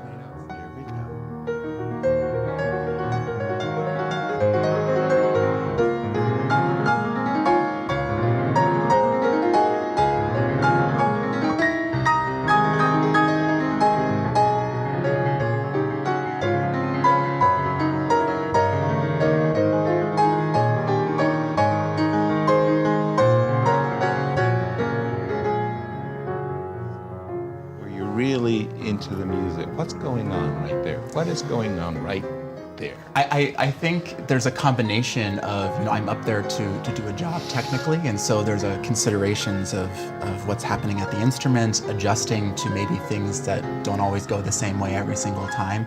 But there's also a message to communicate, and music is all about connecting with other people and telling a story. And so I think in that sense, you also have that responsibility to project a story towards folks. And I always say, and maybe people think I'm wrong here, but I think there's so many overlaps between chess and music just because there's it's this idea of just creativity and a structure. There's limitations to the boundaries of what are available for us to do, but there's infinite possibilities. And so between, I always feel such a partnership between chess and live music in that sense. I see that, and I see such emotion. Me too. And I was going to ask you, do you have to strive for perfection when you're playing these? Yes.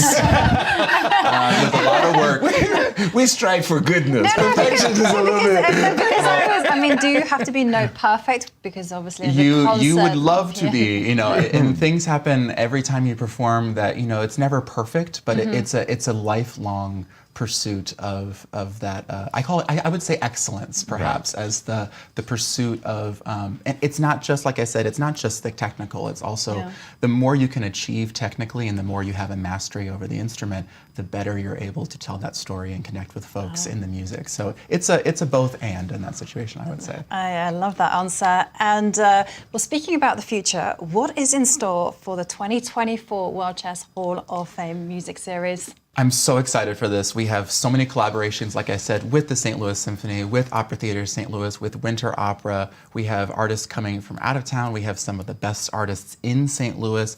I myself am performing a couple times. I'm happy to do. And but again, it's the idea of collaboration that I'm always so excited about. It's this sense of we don't exist on our own. There's so much music around us that we can feature and promote and enjoy together. And I just love having that platform. I'm at the Witch Off Music Series, and our season tickets are available now. You can check that out on worldchesshof.org. Yeah. Oh, thank you so much, Brian, it's a pleasure. for joining us. Thank you for having me. And we're looking forward to seeing you emceeing at the... Oh, yes. At the gala. We're going to regale you with all kinds of things. Promise. Holding you to it. All right. I'll see you there. Yeah, Ryan, keep up the search for excellence. Thank you very much. Thanks for having me. Great to have you on show. And let's take a look at our results so far, Jovi. Absolutely. It's a short one so far. Anish, Giri ending in a quick draw against Fabiano Caruana, and Leinier Dominguez also drawing against Maxime Vachier-Lagrave. Wesley So, Nepomniachtchi, well, they were on the highway to an opposite color bishop ending. On the highway. They sped right along, didn't they? They did. That means there is one game remaining. And Peter, tell us all about that one game.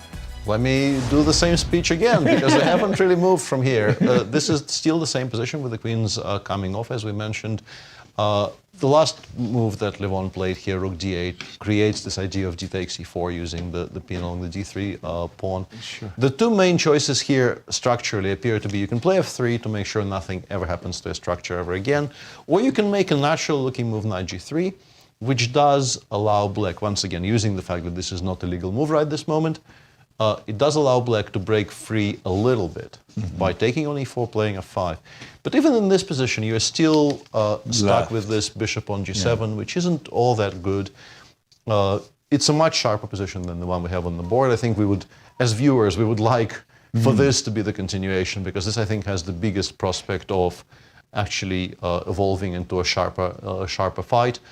But it's still reasonably balanced. Black has the advantage of the two bishops. The structure is e5 is maybe a bit vulnerable in some future, but not immediately. No. But bringing this bishop into the game will be a challenging task. It's not quite clear where it's going to play well, and feels like white is still reasonably well in control with this very strong knight on e4. Or, as I mentioned, you can play f3, or you can also play king c1, which I don't quite understand. The engine does seem to think that king c1 is, for instance, stronger than king e2, which is incredibly counterintuitive to my eyes. I don't know why I would have chosen king c1 here over the very, very natural e2 square. Or f3, all of which preserve the structure as is. One thing I noticed, I don't know exactly how to demonstrate this idea, but one thing I noticed the engine trying was in some position like this, let's make a kind of a really strange waiting move. Right. In some positions, it was playing c4, not here though, but there was definitely a moment where I noticed this new idea being introduced. And I think this is only because the queens have come off. I think with the queens on the board, you don't really ruin your position this way. Right. But with the queens coming off, it seems to think that obviously this is quite good. Still doesn't change the equilibrium all that much, but we've managed to open some things. Maybe we'll get to play rook hb1, play b2, b4. We do need scope for our pieces to play. Right. D takes c4, d takes c4. We would very much like to be able to play c4, c5. Perhaps black even needs to play c5 themselves, but then we have an additional square for all of our knights. Mm-hmm. And if I close down the position. And if you go d4, once again, I want to play knight f5, and I want to hope, maybe. But I think for that to work, I think I need to make different moves with black. Because here in particular, my one idea of c4, c5 with the bishop on f8 is just not going to work, and then black is completely fine. And if black were to just to go c5 immediately, I mean, isn't that as blocked as... Oh, no, nice, you have to take on f5 first. Yeah. So you have to choose what to take with. I am, I think, in every single case, recapturing this way to have this very beautiful square on e4. It might not be enough for an edge anyway because of how close down everything is. Yeah. But it's going to be a very, very beautiful horse there on the e4 square.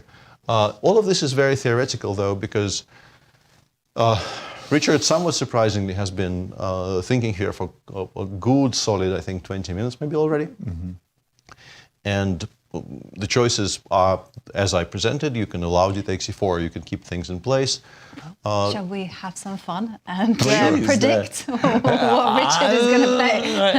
I'm thinking draw, but... move. No, not the result.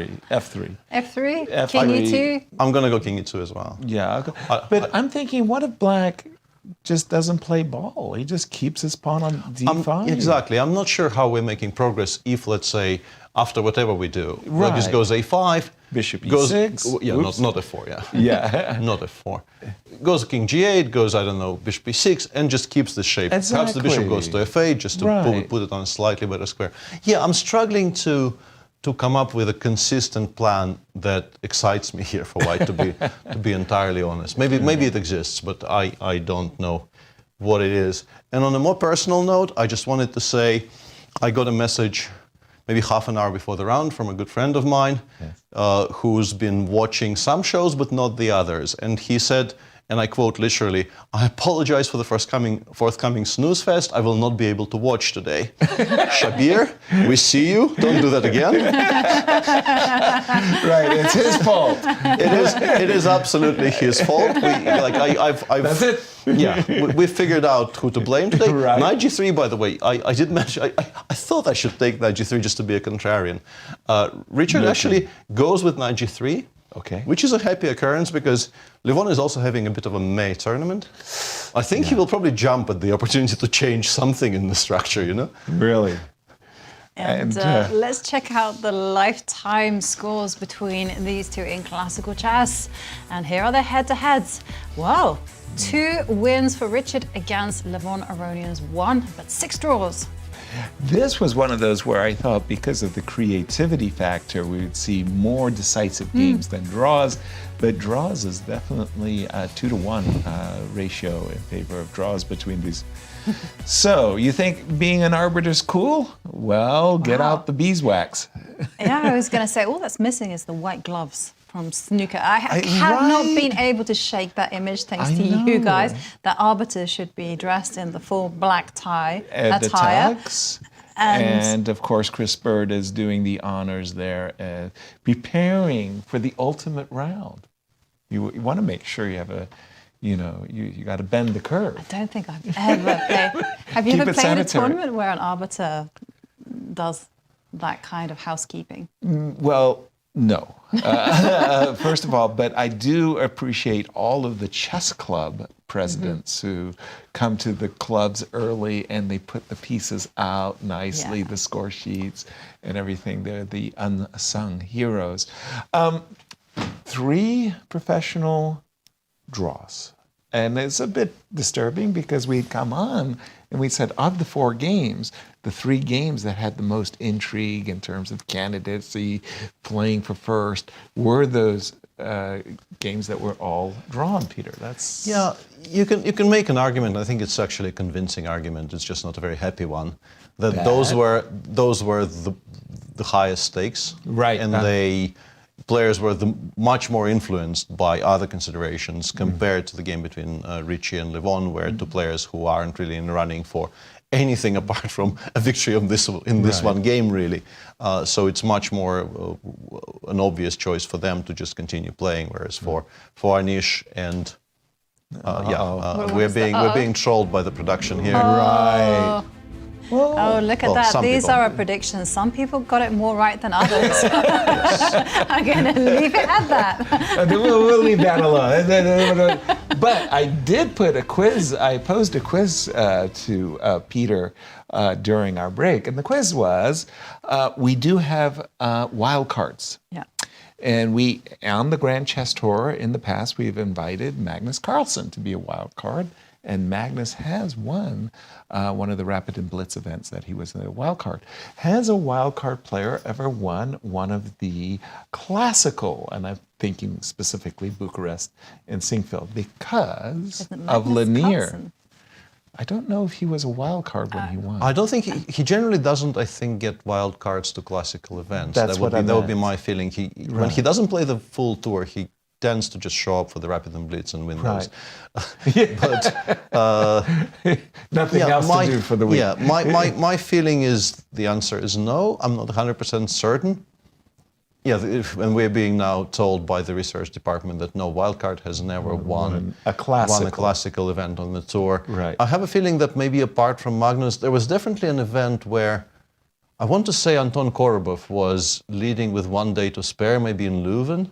Okay. But he did not end up winning. So in the Rapid and Blitz events, I have a feeling that people have at least done very well. Maybe nobody apart from Magnus won. Right. But people have definitely done extremely well. Right. But classical, no. Classical. An outstanding result from Leinier Dominguez, again, a wild card player. If he does end up winning. Well, he's +2. What he's done through 8 rounds has been historically and noteworthy.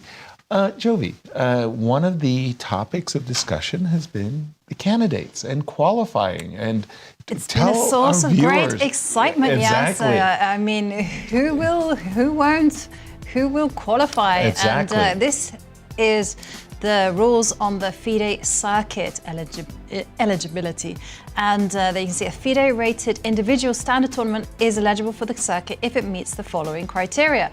Must finish in the 2023 calendar year and has at least 8 players and has at least 7 rounds, 3 rounds for knockout events. So, Peter, to jump in on that, I have a feeling the graphic will continue, but if it doesn't, which there is the part 2.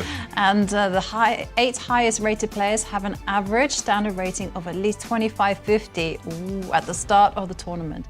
I was thinking specifically about a Swiss.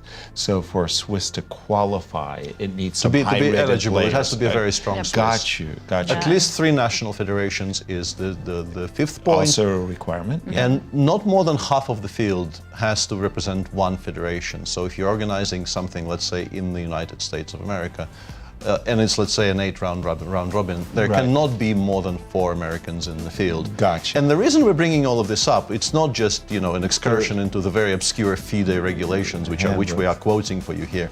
It is to do with the fact that, let's say, we imagine a scenario where Wesley wins the circuit spot.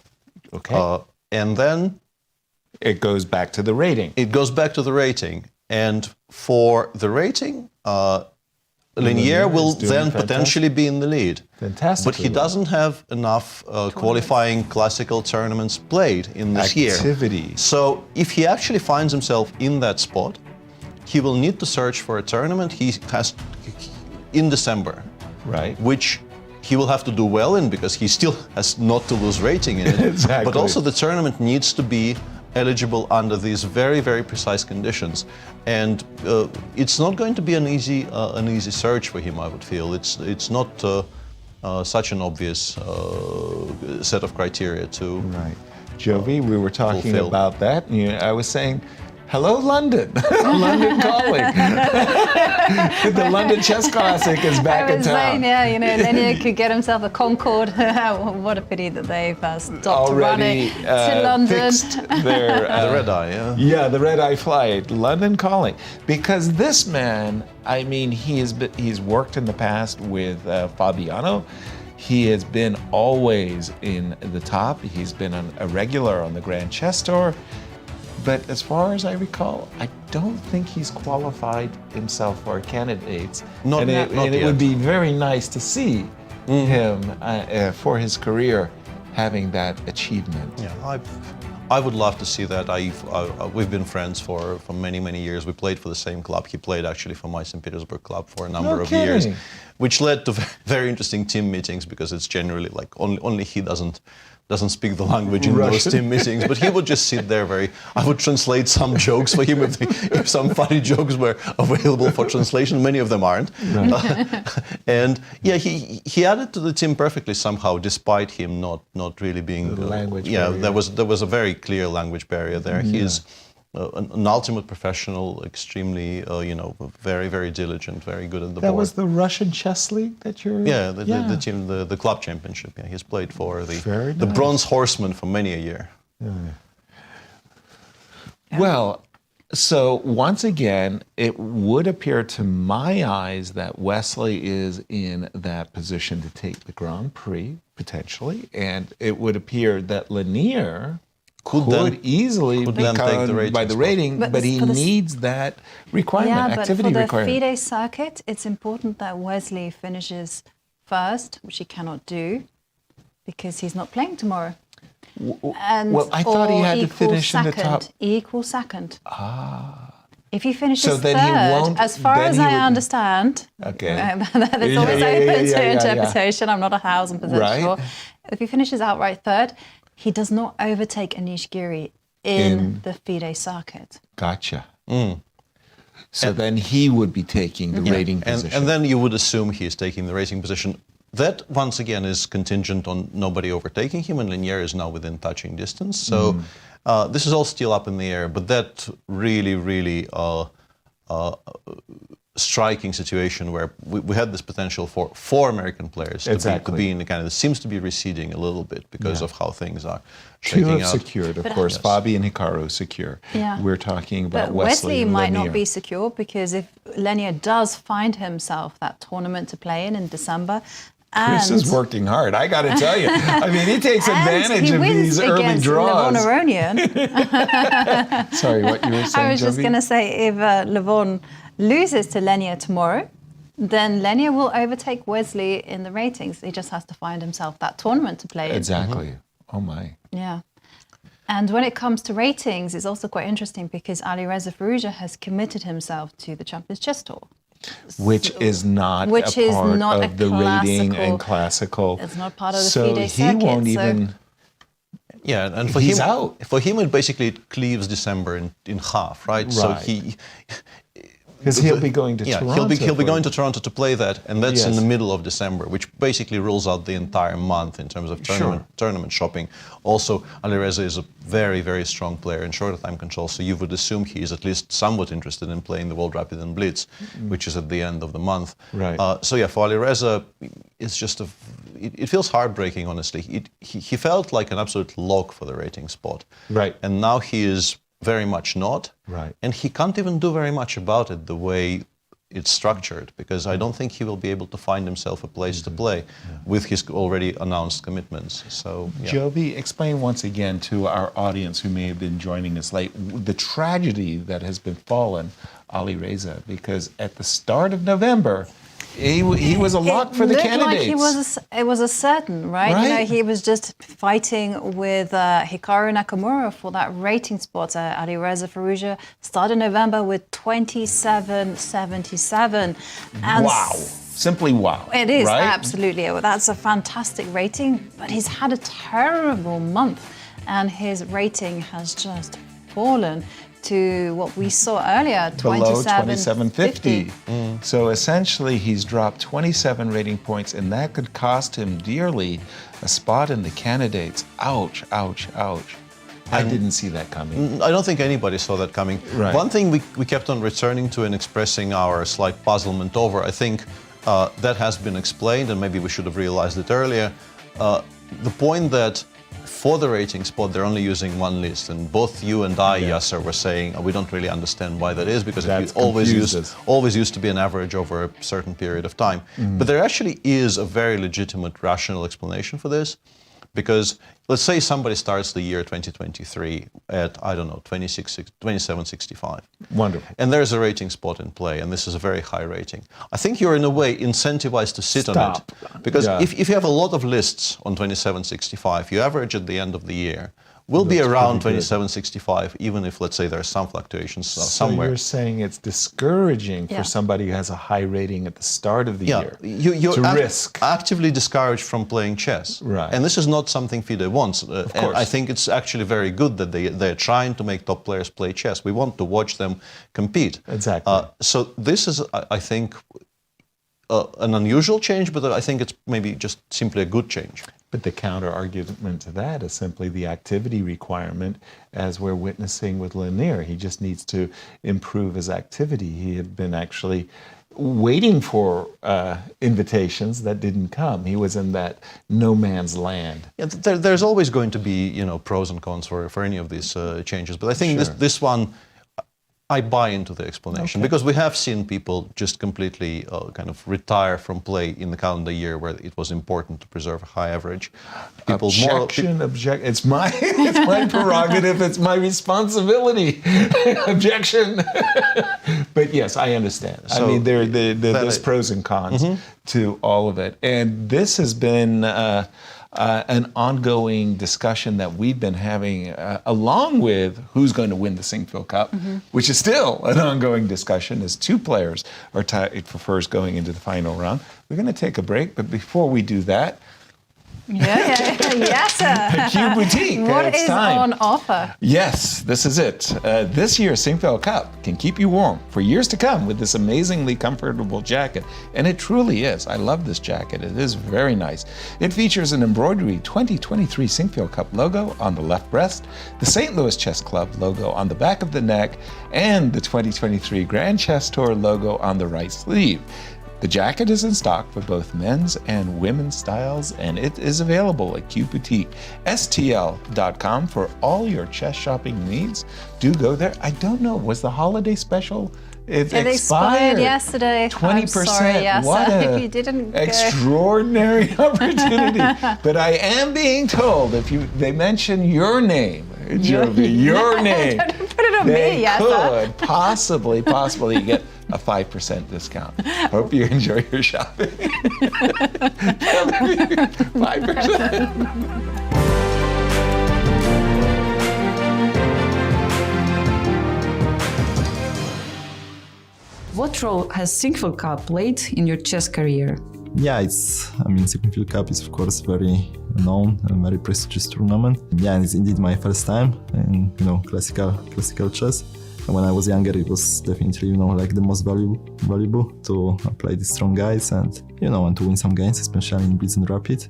Well, it's one of the strongest tournaments in the world, so obviously it's always nice to be in the tournament. I played only a couple of times, but it's a place and a tournament where I tend to play well, so I always feel happy to be here again.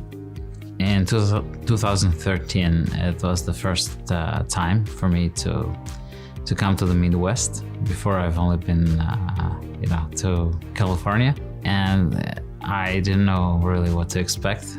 I don't know, somehow we created such a relationship, I think, with the chess club, from that first tournament that I felt like home here, because here really, I mean, the people working at the club and Rex and everybody involved in chess are so very friendly. I think this is the Midwest type of friendliness that I feel comfortable with. My performance in the Sinquefield Cup history has always been up and down. I've been playing since 2015. You know, you're playing against the very best players in the world. It's a very, very tough, very strong tournament, and it's fun to play. I think I played here for for several times. Yeah, I know it's very challenging. Otherwise, yeah, it's just a tournament where you can face like arguably strongest opposition and one of the most challenging events every year. So normally I'm happy to come and play here. Well, it's been a special tournament for me. I've won it twice. That was really quite breakthrough because I think it was the first super tournament I won. I've been playing here since 2014. I think I've only missed the first edition, which was only 4 players. The way we've been treated, it's also set a standard for elite chess tournaments in terms of how to treat the players and how to make a tournament great. I have great memories here. You know, Sinquefield Cup is one of the fixtures in the chess calendar. I don't think I've won it yet, but I'll give it a shot this time. I'm looking forward to add St. Louis to my small list of fixtures. When I started chess, it started here to be the first time, 2012 or 13. So I was following it since I started chess. Everybody was playing here and we were watching by internet, and it was really like motivational for me, and I always learned a lot from here. Well, I think for me it's rather unique because the first event that I played in the United States after a long break because I grew up in New York. I was born in Florida, and I started my chess career in the United States in New York.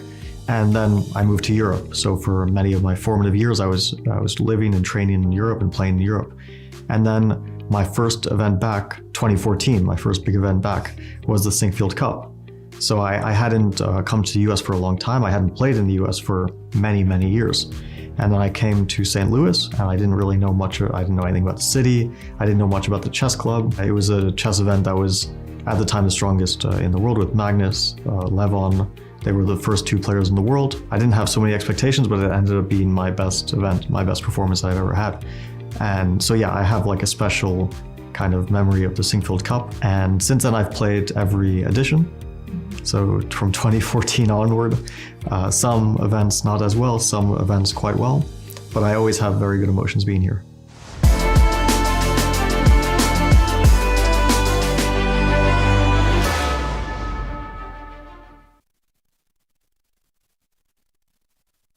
Hello, I'm Women's Grandmaster Begim Tokhorjanova. I will be creating content for Grand Chess Tour. Follow us on social media and catch more behind-the-scenes content. The St. Louis Chess Club is the premier chess facility in the United States. We bring the educational benefits of chess to thousands of students across the St. Louis area. We also promote chess at the highest levels, hosting all levels of the U.S. championships, as well as high-profile tournaments that attract the world's best players. Become a member and enjoy perks such as free classes and lectures, weekly tournaments, and so much more. Visit stlouischessclub.org to claim your membership today. Yeah, it's amazing what the club has done for chess in general because, I mean, it's already been 15 years and they've done countless national championships, tournaments for juniors, helping around schools, and they've just grown the game so much across the United States. I think if I look at my own career and I look at American chess in general, we're in a much better place than we were 15 years ago. And so the contributions have been immense. And of course, it's all thanks to Dr. Jeannie Sinquefield and Rex Sinquefield. I would say that St. Louis Chess Club is like a rock in the ocean of chess. And we know that it's there. It is there, it will be there. I think it sends a hope that the game of chess will always stay afloat. By the mere fact of its existence, I think it sends positive waves across the globe.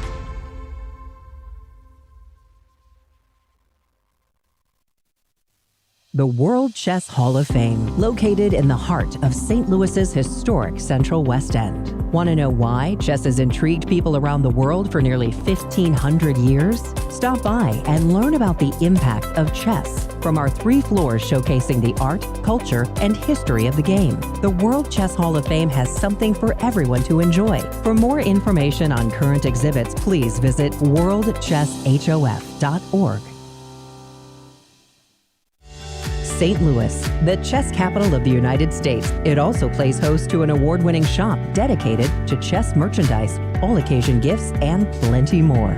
At Q Boutique, you can shop both in-store and online. From quirky greeting cards to luxury chess sets, there is something for everyone at Q Boutique. Enjoy a shopping experience like no other. Make sure to check out QBoutiqueSTL.com for a wide variety of gifts for everyone to enjoy.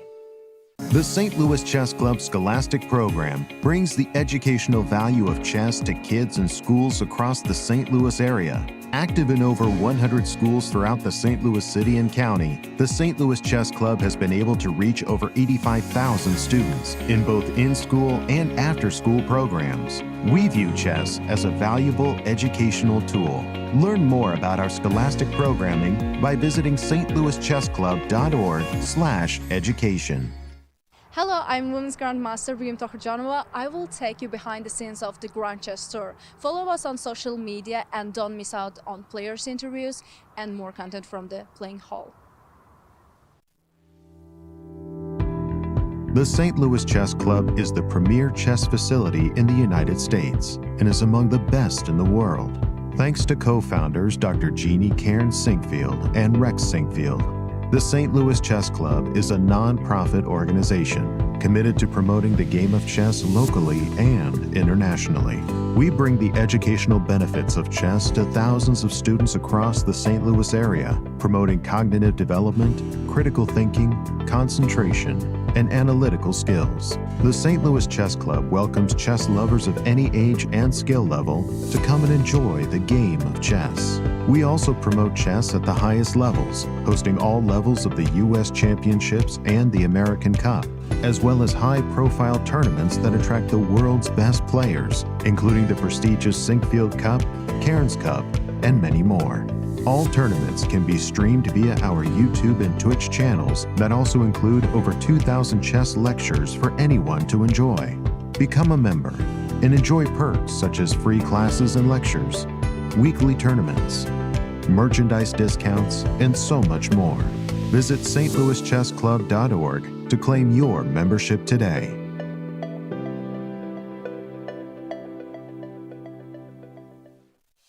The World Chess Hall of Fame, located in the heart of St. Louis's historic Central West End. Want to know why chess has intrigued people around the world for nearly 1,500 years? Stop by and learn about the impact of chess from our 3 floors showcasing the art, culture, and history of the game. Landmarked by the world's largest chess piece sitting outside our front door, the World Chess Hall of Fame has something for everyone to enjoy, including various exhibitions, monthly concerts, and much more. Whether you are a beginner or a professional, there is something for everyone to learn here at the World Chess Hall of Fame. Enjoy free admission to our rotating exhibitions in our galleries and sign up for chess events, family-friendly programming, and art classes. And don't forget to stop by our award-winning gift shop, Q Boutique, and shop a wide selection of chess-related merchandise. For more information on current exhibits, please visit worldchesshof.org. St. Louis, the chess capital of the United States, boasts the world-class St. Louis Chess Club and the World Chess Hall of Fame. It also plays host to an award-winning shop dedicated to chess merchandise, all-occasion gifts, and plenty more. At Q Boutique, you can shop both in-store and online for chess merchandise, autograph collectibles, chess campus souvenirs, and much, much more. From quirky greeting cards to luxury chess sets, there is something for everyone at Q Boutique. And all purchases go right to benefiting new exhibitions and programs at the World Chess Hall of Fame, dedicated to exploring chess and its immense impact on art and culture. Located on the first floor of the World Chess Hall of Fame, enjoy a shopping experience like no other and become everyone's favorite gift giver. If you can shop in store, make sure to check out QBoutiqueSTL.com for a wide variety of gifts for everyone to enjoy.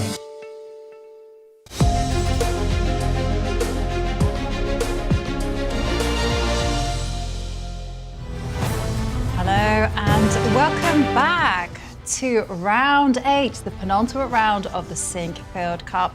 And it's been a short one so far. We've had 3 games finish already. It's been a draw fest, if I say so myself. And here you can see it was a quick draw between Anish Giri against Fabiano Caruana, Leinier Dominguez and Maxime Vachier-Lagrave. Had a very sharp opening, but it did fizzle out into a 3-move repetition. For Wesley So and Nepomniachtchi, they were on the speedway to an opposite color bishop endgame, and that ended in a draw. And Alireza Firouzja did have a bye round because of the withdrawal of Jan-Krzysztof Duda in round 2. That means 1 game is outstanding between Richard Rapport and Levon Aronian. But for some players, a winner in the GCT tour, don't we? It was good news and smiles all round because there we can see at the top of the table, Fabiano Caruana, he started this event with an 11-point head start over Maxime Vachier-Lagrave. Right. And a disaster would have meant that Maxime would catch up with him. But as we saw, Fabiano with +2 was never going to get a disaster. And he has now secured the title of 2023 Grand Chess Tour champion with 2 rounds to spare and nets himself a $100,000 bonus. Our congratulations to Fabi, which is just another exclamation point to an outstanding year. And there's still the Sinquefield Cup to be determined. I mean, I don't think we've had a GCT tour where the GCT tour winner has won both classical events, meaning Bucharest and Sinquefield Cup. That still remains to be determined, but 1 game remains. And this one game Peter. outstanding, and what an outstanding game it is! Yeah. just like commentators just a second. like a scarecrow. Yeah, it is outstanding in its field. Knight c5, the last move made after the move a7, a5 by Levon. We kept on saying that, if White were to make any progress here, I think the scenario we were discussing on break was, what if Black just says, I want to do nothing, and I also want to give up my bishop pair for no particular reason, just to illustrate how solid my position is. Right. I think many of White's eventual plans of playing for victory would include gaining more space on the queen side. So Levon putting paid to that immediately by playing a5 is very logical, and the response by Richard opens us up to potential sharpening of the position, because the move I'm looking at here very much is the move rook d4. Hasn't been played though, which is a bit of a... rook f4 is a possibility. The idea is very much to put it on f4, and also in some lines, surprisingly, on h4.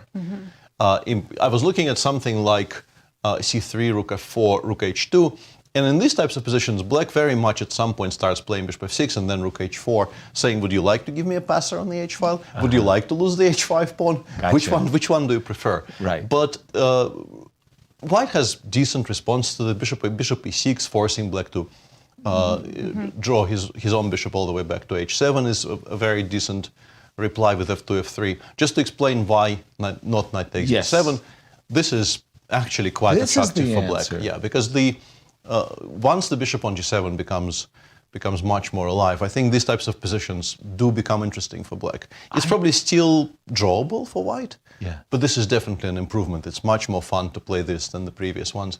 But Levon went b6, and now after knight e6, it feels like we are probably headed towards a peaceful outcome. You cannot not take on e6 because knight takes g7 and rook takes e5 is threatened, and this is also not great.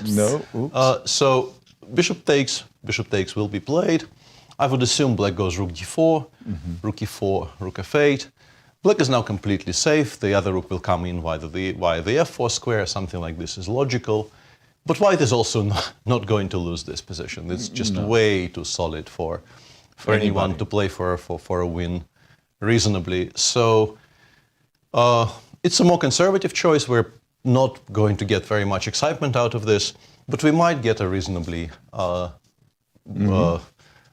expedited conclusion to the game, because it does feel like all 4 rooks somewhere here. You'll probably find a way to get all 4 rooks off the board. Yeah. And to make a draw offer. Shall we take a peek ahead? Let's do that. Let's have a look ultimate at what's round in store. tomorrow. Exactly, for the last final round. And there we see Jan Nepomniachtchi will have the white pieces against Anish, Giri. And look at this, look at the stats. Wow. Nothing can separate these 2 players. 3 victories apiece. 5 draws. Impressive. Nepo, of course, will be going in tomorrow, having drawn all of his games, but Anish is sitting on below the watermark of 50%, to quote Peter. Another matchup for tomorrow will be Maxime Vachier-Lagrave against Alireza Firouzja. And did you expect this? Not that many games. And we see Maxime has the advantage of 1 win. in the rapid chess and blitz, the St. Louis. It was MVL who was actually upending Firouzja in some of those very important, critical, must-win games. MVL took them in the blitz. And this is a very important game for the standings. Absolutely. You see Levon Aronian with the white pieces Our against co-leader Leinier Dominguez. And well, Levon Aronian nursing a small advantage there as he has 5 wins to Leinier's 3. 15 draws, that's a lot of draws. Where did Levon beat Leinier 5 times, Peter? 5 times? Some World Cups, maybe, I'm not entirely Some World Cups, okay. And then finally, the other co-leader. The man of the moment, the other Sure. co-leader, Fabiano Caruana, Grand Chess Tour champion. Well, in the stats, he leads 3 wins to 1 against Richard Rapport. Richie having a poor event, standing at -2. I think he's by himself, Richie, isn't he? At the -2? No, Alireza Firouzja. He's got good company. If you're going to go down with the ship, you might as well have good company. And this game, Peter? I found a way for black to go wrong, though, which surprised me. Rook f8 has been played onto the board by Lev. Rook hf1 looks logical. Rook f4 is probably the intention. White goes rook e4, very logical. And in this position, I was slightly shocked by the fact that the engine snaps on e4. I thought, why can't we just do this? And shockingly, after white seemingly improves the black structure with rook takes e4, these positions actually start getting a bit awkward because the bishop will drop back to g4, and despite black having a majority on the king side, it's really completely immobile. It also covers the e4, e2 square. I mean, just for, I don't know, let's put this. fun. Yeah, so king g7, and then we start kind of slowly, we want to play d3, d4. We want to bring, once we've played d3, d4, we want to put the king on c4. We want to start hinting at some point at the move b2, b4. Whereas in response, black is just going to pass for the next however many. His majority does nothing. I assume this is still a draw. Right. But this is a kind of a draw you can actually lose. Right. Whereas if you just take on e4 here, go rook d8 check, and then go bishop f8 and start bringing the king in. Here, I'm pretty sure rook d1 follows post haste, and we do shake hands. Makes sense. Small trap there. Yeah, a little nuance there, mean, just a little bit. But it kind of all depended on the activity of the black bishop, right? I mean, and the white king being able to snake its way onto the queen side. And that, again, is based on this idea that we're going to play rook f1, we're going to go rook f4, and after rook e4 to snap it right away. Just another thought that did come to mind is this idea once again of rook h4, Peter. Is that completely bogus?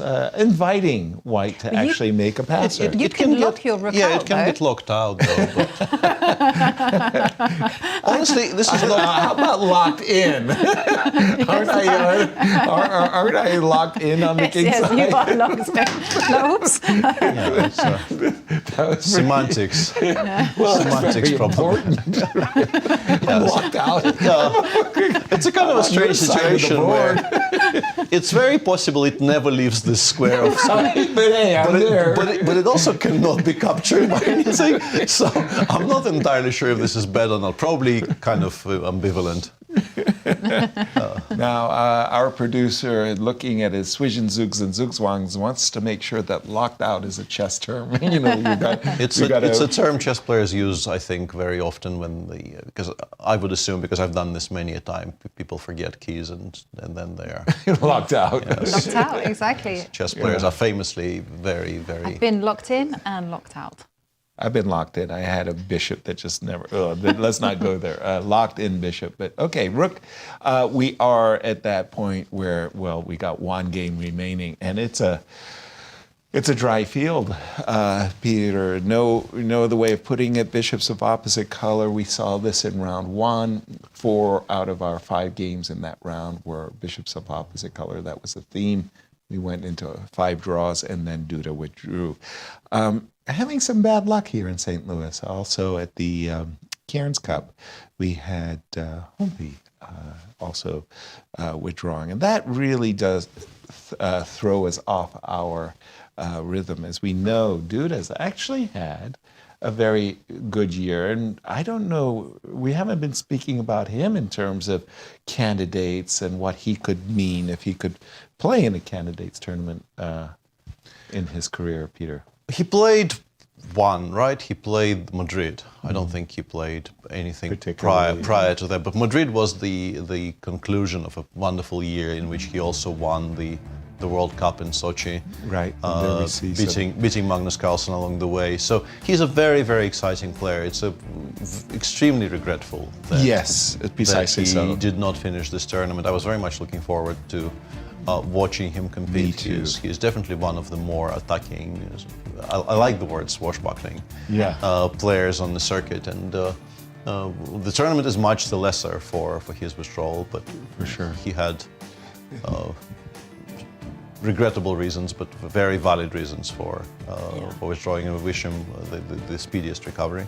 Absolutely. We wish him the best of health, and I agree with you guys both. I mean, his handle is Polish fighter, and he comes to every single game, wanting to win. So his withdrawal does have an impact. Impactful indeed.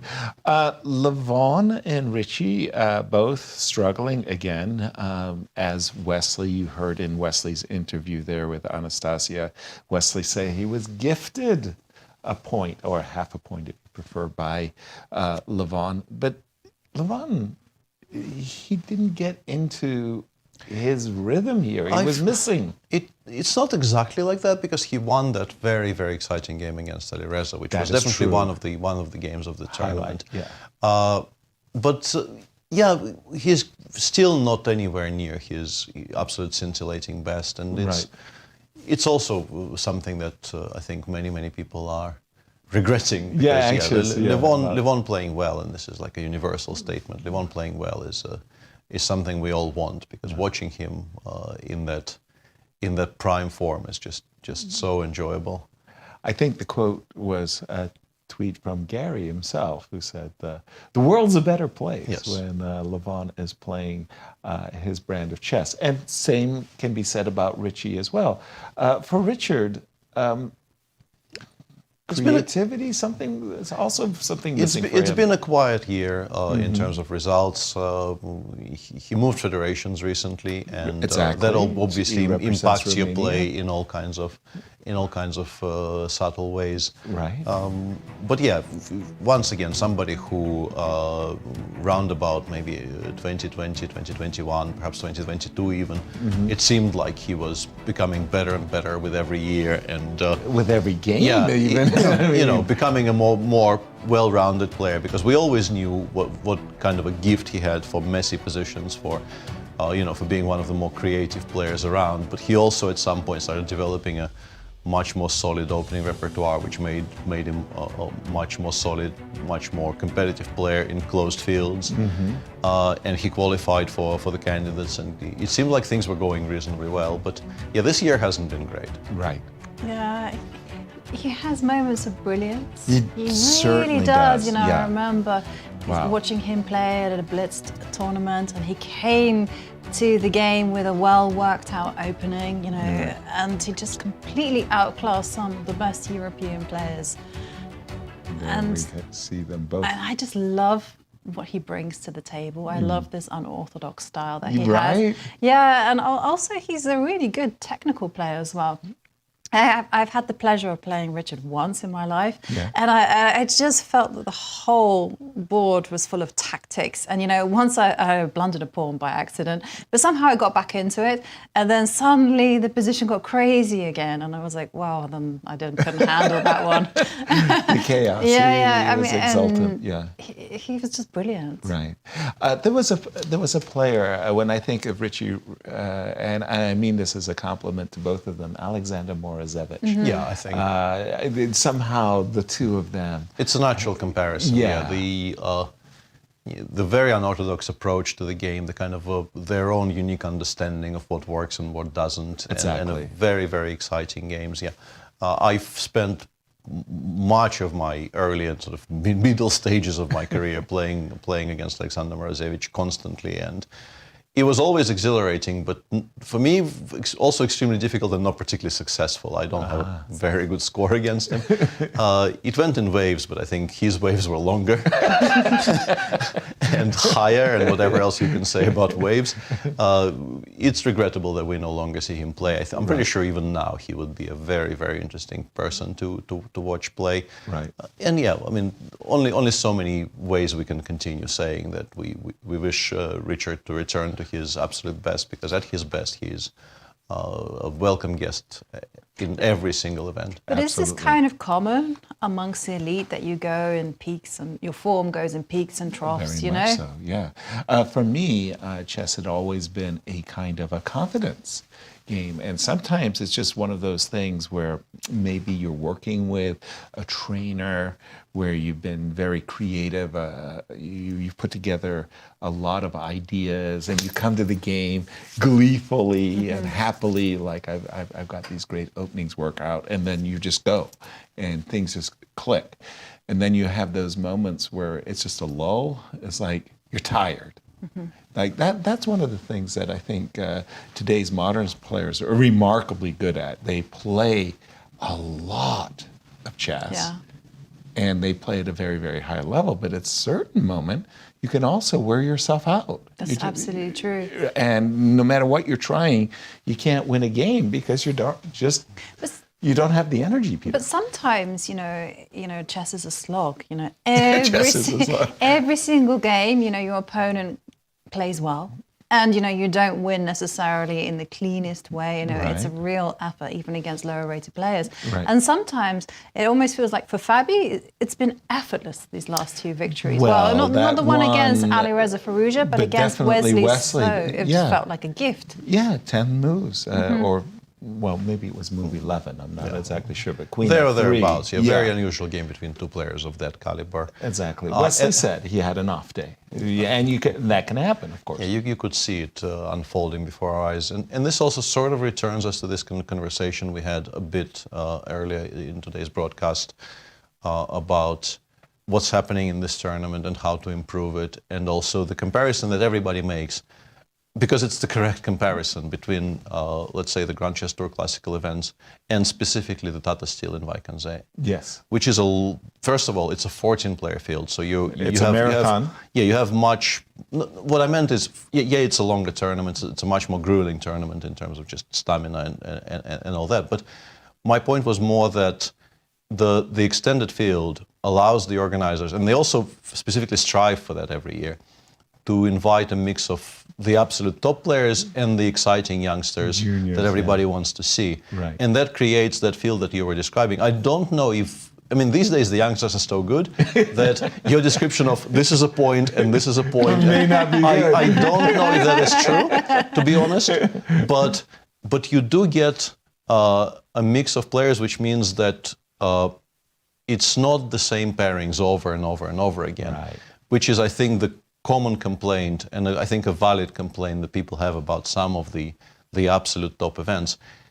I don't think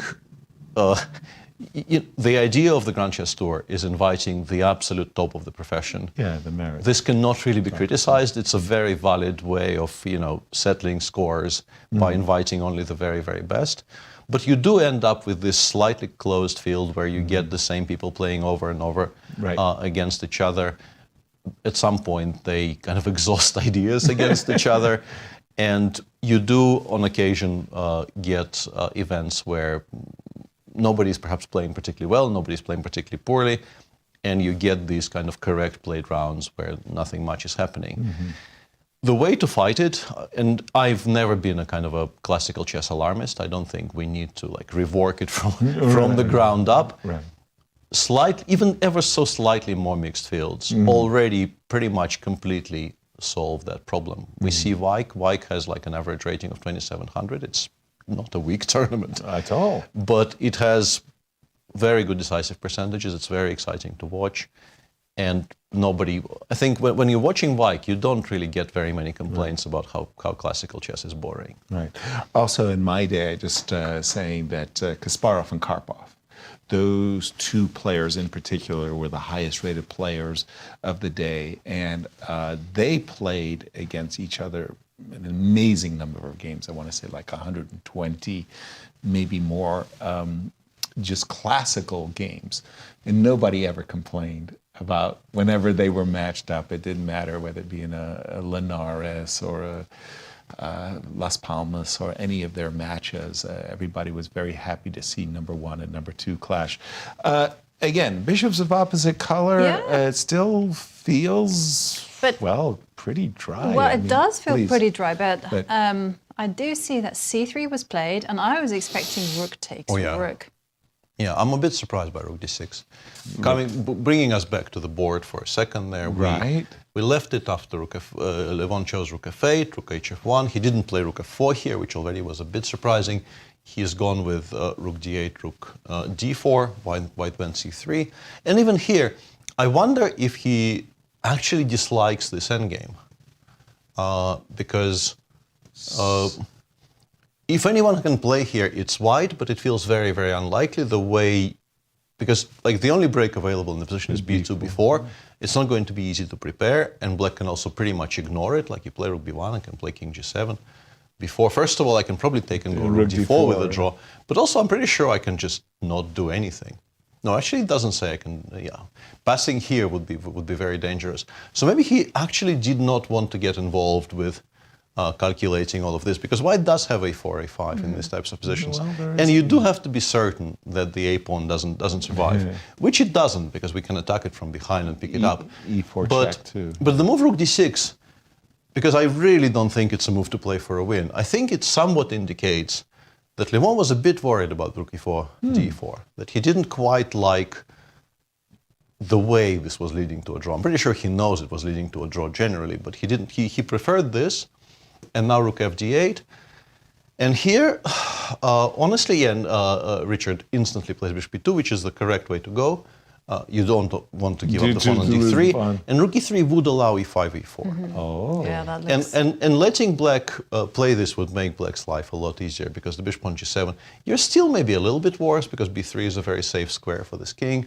But black can give a check, maybe play b6, b5 if you do put it on b3, and it's okay. After bishop e2, breaks are not going to be available, and white, slowly could perhaps hope to put the king on c2. I think white probably wants to trade one pair of rooks somehow, to not have to care about the d3 pawn, because it will be amply protected by the king. So let me paint an ideal scenario here for white. Right. We do something like, just to, I don't know, I'm going to make a really bad move here, and some more really, really bad moves. You can do it, Peter. Something like this. This is looks like normal play. These are terrible, atrocious moves. I definitely can. Trust me, I'm aware. And in a position like this, with the bishop already on e4, and now we can maybe dream of playing rook g1, rook b1, pushing b4, and starting to ask some questions. Whereas for black, there will not be any counterplay available at all. But along the way, of course, even allowing the rook to lift from g1 without having played f2, f3 is unnecessary. I can put my rook on the f file and ask you exactly how you're achieving any of that. Levon, in the meantime, played c6, c5, which is also a way to deal with potential b2 before break. I'm not sure about this move, actually, because it does allow the king to potentially go to slightly c4. different position, though. Yeah, it's with the king on d2, but it doesn't matter. Like next three moves by Richard, I'm pretty sure I know what they are. King comes over here, and then we're trying to find a good square for this bishop. It's probably the square on e4, so we're trying to play something like rook e3, followed by bishop f3, e4. Honestly, I am very unimpressed with how Levon is approaching this. He's basically saying, this is solid enough that I can give you all the freedom in the world, and this will still not collapse. But the starting point of it, allowing white absolutely everything, I don't quite like. I've lost games like this. I've done this myself, and it cost me. And I don't really like this as a concept of approaching these types of endgames. Bishops of opposite color. If I might, the very position that they have on the board at this moment, because there was one, I think, practical question I would have liked to ask. Instead of the move bishop e2, rook e3 once again, and you had mentioned e4, and I would like to ask you about d4, c5. It gets immediately undermined. Of course, you take, and I go c4. And I have it on the screen, I checked this. Okay. You have to play d3. Exactly, But otherwise king d3. Yeah, it's pretty good. It's pretty good because now the bishop is alive. Exactly. And you can play b3, but after b3 already, Bishop the machine says bishop f8, and it Okay, tries to put check. it on b4. Yeah. Who's better now? Exactly. Who's playing? It's black, although it's still manageable. Yeah. Exactly. Okay, so that was an important little detail. And we have king g8 on the board. Again, unless Levon seriously mishandles this, and sadly for his fans, they did witness that in his game with Wesley So. He seriously mishandled a knight versus bishop. And by the way, this reminds us of that game against Wesley, doesn't it? In a weird fashion, because against Wesley as well, he very early on in that resulting endgame, bishop against knight, he very, very early on just said, okay, I'll give you the maximum and I will hold it. Right. And it turned out that no. No, the maximum was really too much. Yes, you actually gave the maximum, but then you can't hold it anymore. Exactly. And he is sort of doing the same thing today in a much more solid, like the starting point is much, much more solid than what he had against Wesley. This doesn't look lost. Yeah, king But b3 it's still a very similar approach, and I'm not really in favor of it. Of what he's done. Do you think he's planning to I think run with the king yes. to the seas? Sorry. Yeah, not the defensive. But I think he wants there. to go his king more or less to march his king The players are moving super quickly here. to the queen side. In other words, he's anticipating that Richard's king will get to the b5 square, and then he thinks, that is to say Levon, would like to have his king on c7, just basically guarding the b6 pawn. I think his last move just now very much illustrates that point. It looks like this famous quote-unquote mysterious rook move, rook d8, f8. It has a point. You put it in front of your own king, and the point is, if you play king e7 immediately, you're very much allowing f4, gf4, rook takes f4, and this is a massive improvement for white. This because starts to get scary. Yeah, we got rid of our one backward pawn, we've opened up the g file to start harassing your pieces on the king side. Right. The engine really bottoms out here. It says this is basically winning for white. So wow.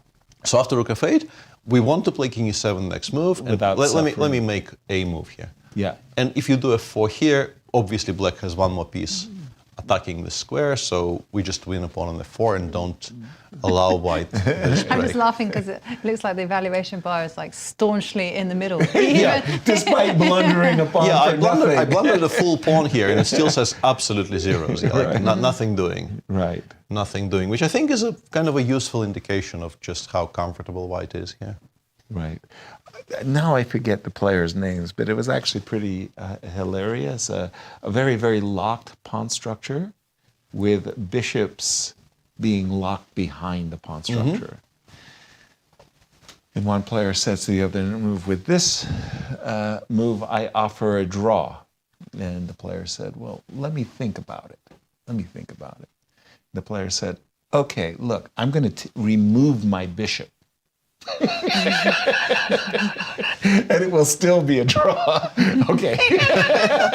So I'm going to remove my pawn, and it will still be a draw. Just a blunder at a pawn, and the evaluation bar didn't move. With that move, rook f8, did that secure, by the engine standards, equality? Well, I mean, it gives white a solid 0-40-ish advantage and shuffles forever. And I would assume you can't actually make progress because your two breaks are here at d4 and f4 and b4, I guess. Yeah. And black is very prepared to just continue trading. In those cases, yes. Yeah.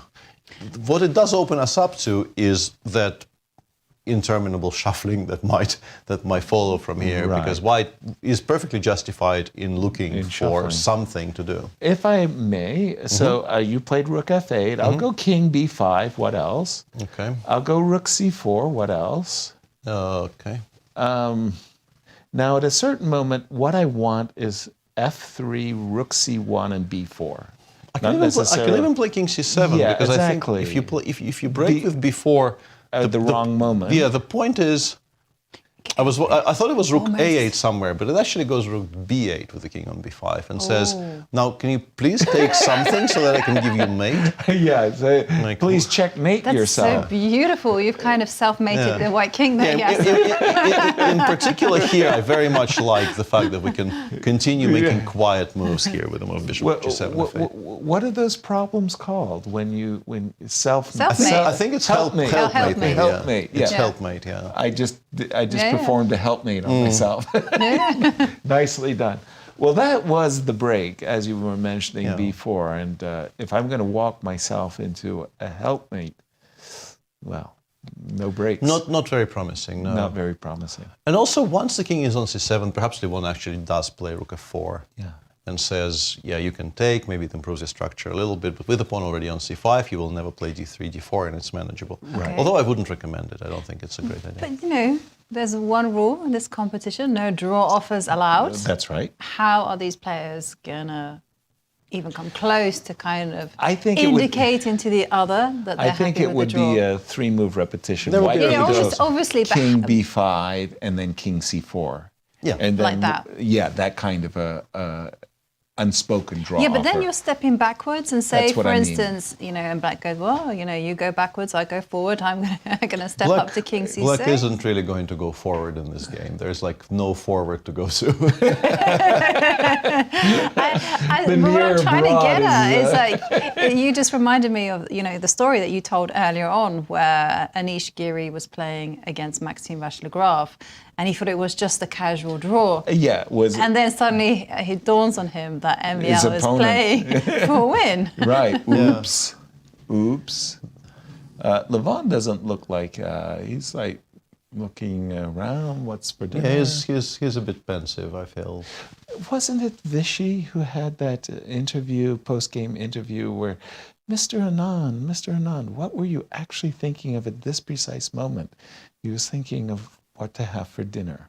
It was like, oh. Yeah. Do you know, I'm a big foodie. That has never, ever crossed my mind. Not for me either during a game. No. Not at all. Not at all. Nice shirt. Absolutely nice. Very attractive. I got busted by Larry Christensen. I was playing in a U.S. championship and having a winning position against Shabalov, which I lost. And somebody in the audience asked me, so Yasser, what did you think about this? Did you think about that? And Larry Christensen said no. He was thinking about his victory speech. And if I won that game, I would win the championship on the spot. And he was absolutely right. Yeah. I was thinking about my victory speech. Yeah. I went red. It was like, busted. Yeah, I think something like that was also said about me by Alexander Grishuk once. I think. What did you do? He just like correctly at some point just correctly said that Peter is probably thinking about the interviews he's going to be giving out. And it wasn't even a particularly exciting game, but it does occasionally something amusing will come to my mind, and I will start thinking about like how to phrase it, because sometimes in years gone by, I would play in tournaments where you would get interviewed regardless of how exciting your game was. So I knew there would be an interview. Right. There wasn't a So particular, you were prepped. It wasn't a particularly presumptuous, idea on my part, and I would have this like one line prepared, and I would sort of fine-tune it during the round instead of actually paying attention to the board. Oops. It's all not very productive and not to be recommended. No. Have you done? No, I've never thought about a victory speech. But It's not a good idea. I have also thought about comedy sketches and during the game, and also music. Some annoying jingle, an earworm Just comes in and it just keeps going on a loop. Looping. It's fine when it's a particular energetic song, but sometimes I've had like "I'm a Loser" going in. That's the worst kind of song you want in your head. Imagine. That must have been awful. Come on, that's one of the more, like Creep is one of the modern classics. Having Creep as your soundtrack to the game is not a bad idea. No, it's a terrible idea. You need to have like positive stuff. You need to kind of subconsciously. No. Yeah. Uplifting. You got to prime the mind. the Although joy. the funny thing is that if you try to deliberately do it, it doesn't work. Right. But if someone does it subconsciously, like puts up a poster saying "Carpe Diem," something cheesy like that, then for some reason it works. We are now going to talk about replication crisis. You're aware this has all been disproven, right? No. The priming theory is bunk. But I'm reading this book called Psyched Up, and it's saying it's true. No, it's about the momentum. No. I am going to mount my hobby horse here and talk about replication crisis for the next. I'm going to wind my neck back down. In the meanwhile, just a second, guys, somebody's gone down on time. Richie has actually 8 minutes. Why is he going into such a deep think, Peter? He has the looking for leisure something to do that. Yeah. It's move 35. Rook E3. It's not serious time crisis at the minute. Yeah. Okay. So is this a potential? Yeah, I'm wondering if this is maybe King G8. No, nobody goes King G8. Nobody goes King G8. Of course not. G8. No. And also, I think everybody still goes King E7, but the point is, if you put the rook back on E4, nobody goes King F7. That is Sadly for point. you, nobody goes King F7. They go King D7. Even though you have now offered a draw, I'm still pretty sure Levon will not bring himself to play King F7 in this position. The move is just too pointless to make. Exactly. But you did mention that perhaps White's bishop would like to be on the E4 square. But this involves perhaps giving up some material. Oh no, hang on, I blundered the E5 square. The E5. Well, that maybe does make sense. Like say King G8, Bishop E4. It does let us entertain some thoughts, but I don't know. Put my bishop on G6. It's possible that he's aiming towards something like this here. Exactly. We've been also talking about the gala, the upcoming fundraiser. 2nd of December, and here it is. Strategy across the board. Yes. There is a fantastic silent auction. And there we have it. Coming up Saturday, December 2nd. If you're anywhere near the Central West End here in St. Louis, you're really going to want to attend this. We had Brian Woods explaining what kind of music performances he's going to have. MCing We've with got Brian Sharon Owens. Carpenter in town to help MC the event and as a well. special guest, Marina Toybina, who is a designer, and she's been using the theme of chess in a lot of her shows. Exactly. And that will be a very, very nice, along with the silent auction, to shop the items and make your bids. Yeah, If you like what's happening in St. Louis, you can support you all of our can activities. have a look at what's up for auction on that website, 23satb.givesmart.com. So check it out and have a look and get bidding. Get bidding. GiveSmart. GiveSmart. God, that threw me off. GiveSmart. Yes. I'm trying to associate that with the word can't. Rook Give F3. smart, maybe give smart. Give smart. Like Smart. I'm very bad at Get Smart. Give We used to Smart. have this wonderful TV show, Get Smart. Oh. Agents of Control and Chaos. Yeah. Rook F3. Yeah, I think this is maybe winding down now because a very logical reply here would be Rook DF6 because trading on f3 and giving white an additional couple tempis to bring the king. Levon actually eschews all of this, just goes king d8, which is also fine, I guess, although I'm a bit surprised. Rook d6 seemed just like such a logical move. You take with the rook, you bring the king over to c7, you go bishop f8, bishop d6, and that really is on lock by that point, because we've also completely ruled out b2, b4 with bishop on d6. Was he afraid of a potential king d5? King d5? I'm not 100% sure. Let me just put that. So we did see the move rook f3, king to d8. And as you were saying, Peter, there was a, this looks very, very logical. But actually, having seen what he's done, it will probably lead to exactly the same position, maybe one tempo short. Is there any reason that the king might, I don't know. Come in, take the pawn on e5. No, help me. Yeah, but they're losing a piece. No, I don't know. King d5. Rook d6 check, though. And after king e4, I put it back on f6, and I want to play king d6, rook f4 check. Good point.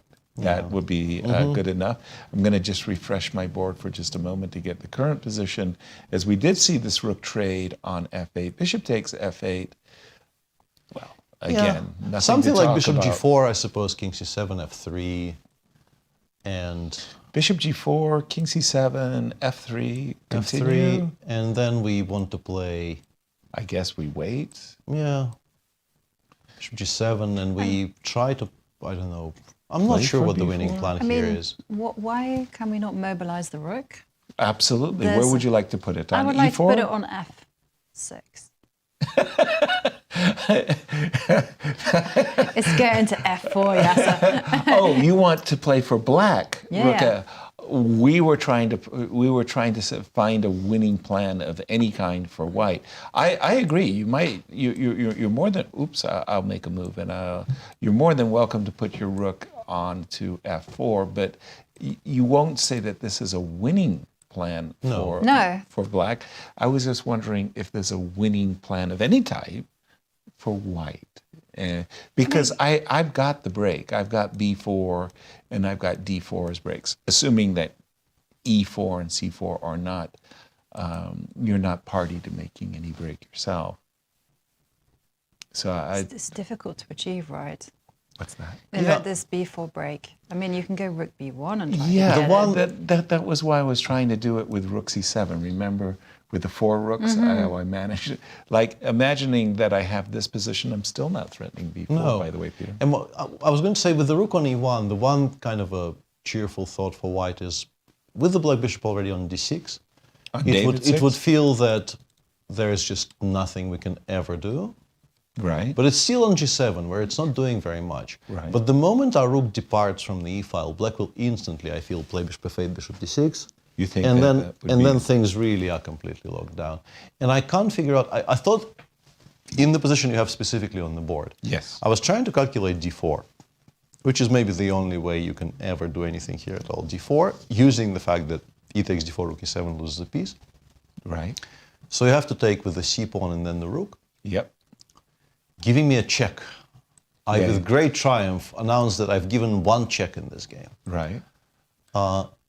But the thing is, I just don't buy it myself. Like, I don't understand what I'm achieving. Even if the b6 pawn falls, it's just not going to be enough. But I don't understand why we're putting the bishop on g4. Like, why not maximize it to the e4 square? Well, I was about to say, I mean... well, bishop g4 on the board. The genius that we are, if you go king b7 in this position, bishop c8 checks you yet again. Ah, okay, yeah. You feeling my wrath? Yeah. 2 checks in a row?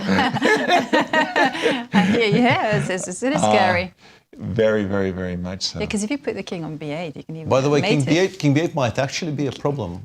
We will switch back to the actual game in a second, but king b8? King a6. But king a6. King a6. Whoops.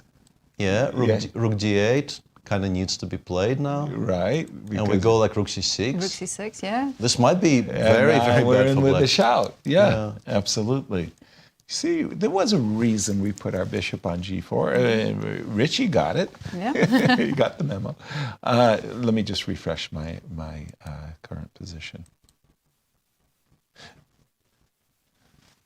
Yeah. By the way, because 2 players are tied for first, there's a serious chances of a playoff. Absolutely. we haven't We could discussed. even have a three-way playoff as well.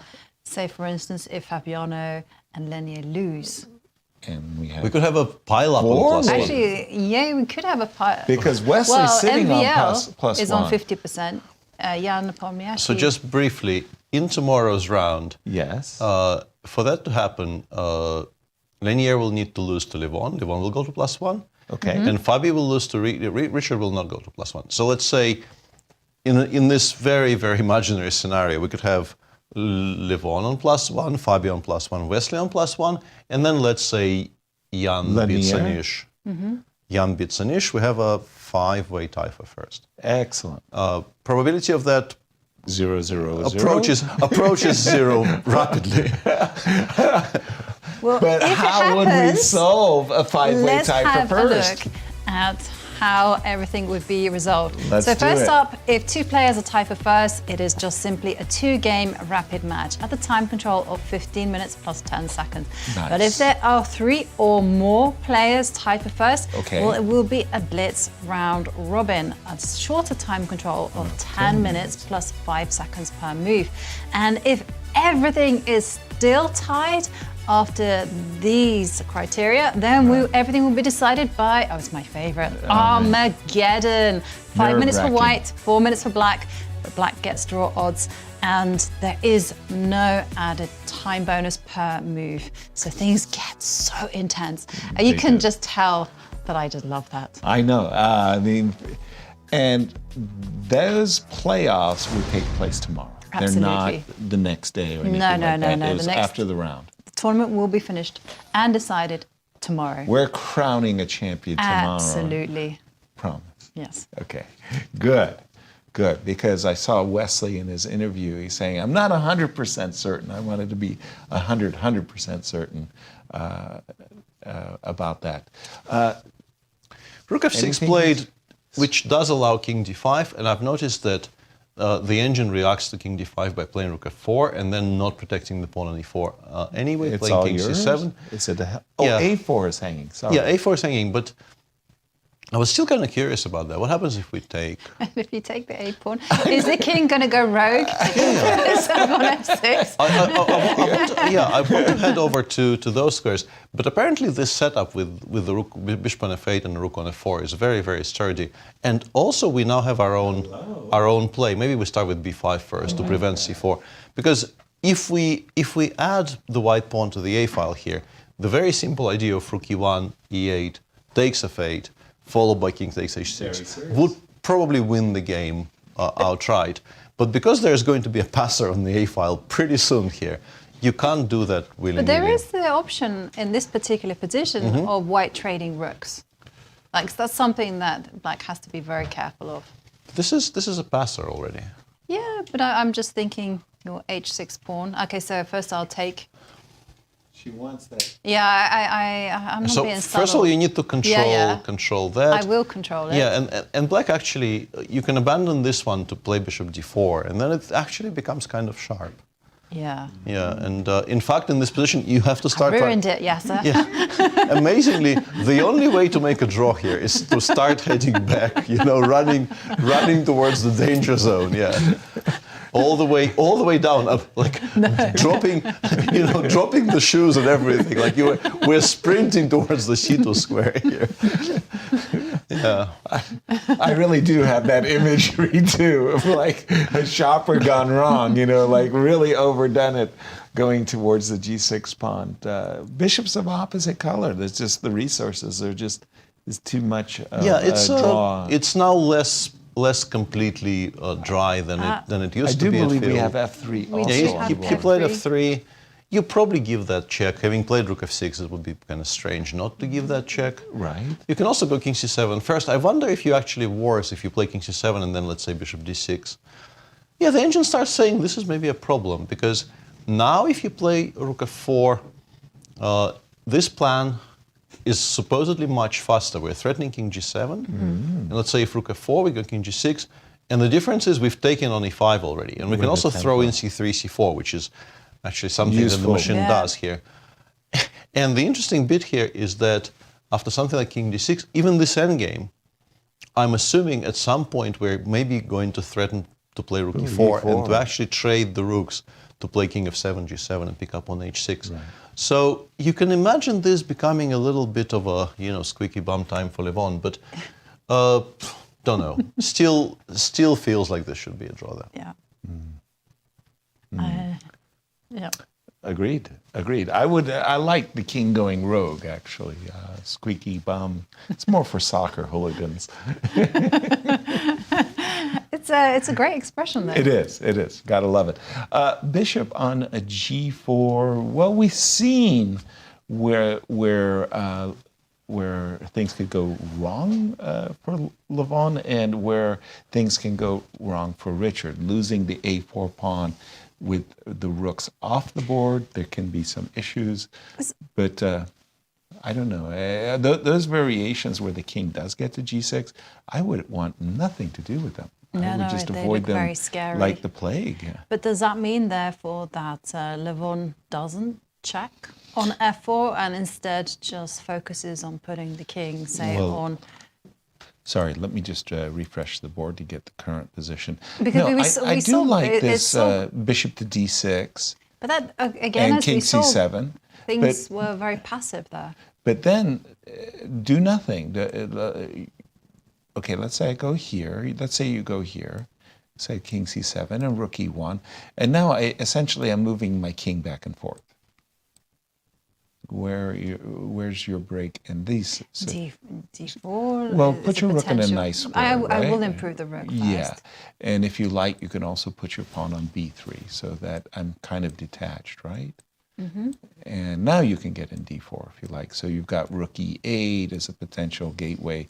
But I don't know. I'm just thinking, like, don't I have a fortress of sorts? My rook on f6 and my bishop will be anchored on either f8 or c5. Yeah. I'm not seeing it. So maybe not d4. Maybe wait.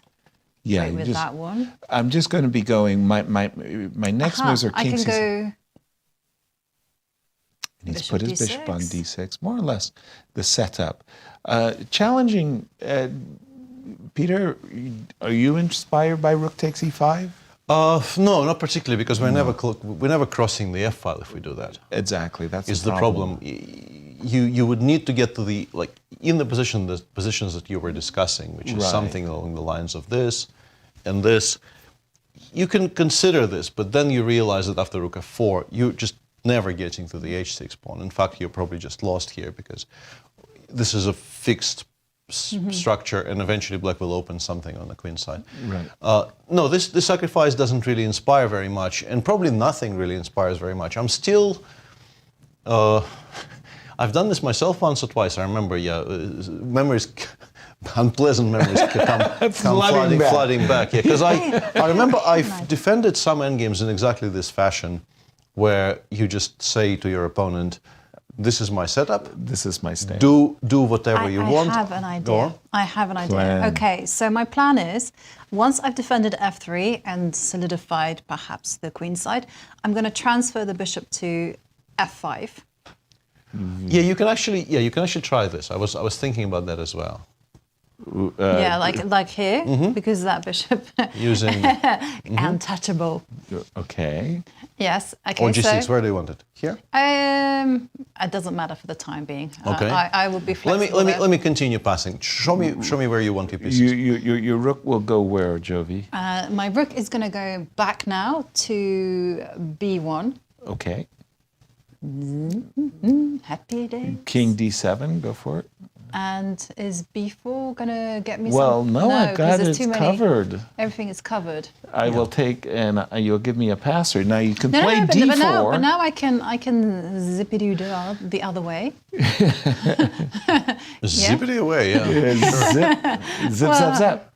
And I feel like the bishop is better. And now we're maybe creating an idea of b4, and yes, I played bishop 6 and I'm kind of lost. But if I exhibit some sentience here and go like king d7. Getting off the c5, which was a potential check. I understand it's not a given that I exhibit any sentience at any point, but if I do exhibit some sentience here and sidestep the one telegraphed threat that white has, we're back to this being shuffle, shuffle. Well, it was shuffle, like, you know, like Anish getting lulled to sleep there. We did that Jedi mind trick on Peter and kept his king on c7 so we could play b4. The grind masters, The grind as we ma- officially call them, Thank you very they much. do this a lot. You know, they Yes. just keep shuffling, making innocuous moves, and then somewhere within that boredom, there's a dangerous move. But by then, your sense of danger has completely gone out of the window. You're basically asleep, it's the right way to go about things. Magnus has done that. Hikaru, he loves shuffling. I think specifically the term comes from the course Magnus has recorded with David Howell. Yeah. Where it goes. What's the term? Sorry. The grindmaster. The Grindmaster. grindmasters. Okay. You said you're not out to win friends. Tagline, Tagline, we're not It's not about making friends, Yasser. How do I lose my Christmas wish lists? But Hikaru also, he likes just shuffling, especially in the blitz and the rapid. He enjoys that. And Nepo, maybe to a little degree, he loves kind of just keeping the game somehow. On the topic, and I didn't really want to, upset Momo when he was here. But I thought about that graphic that we had about Jan being the longest winning player in the history of Sinquefield Cups with 65 move average. And then I thought of the other graphic we have for this tournament.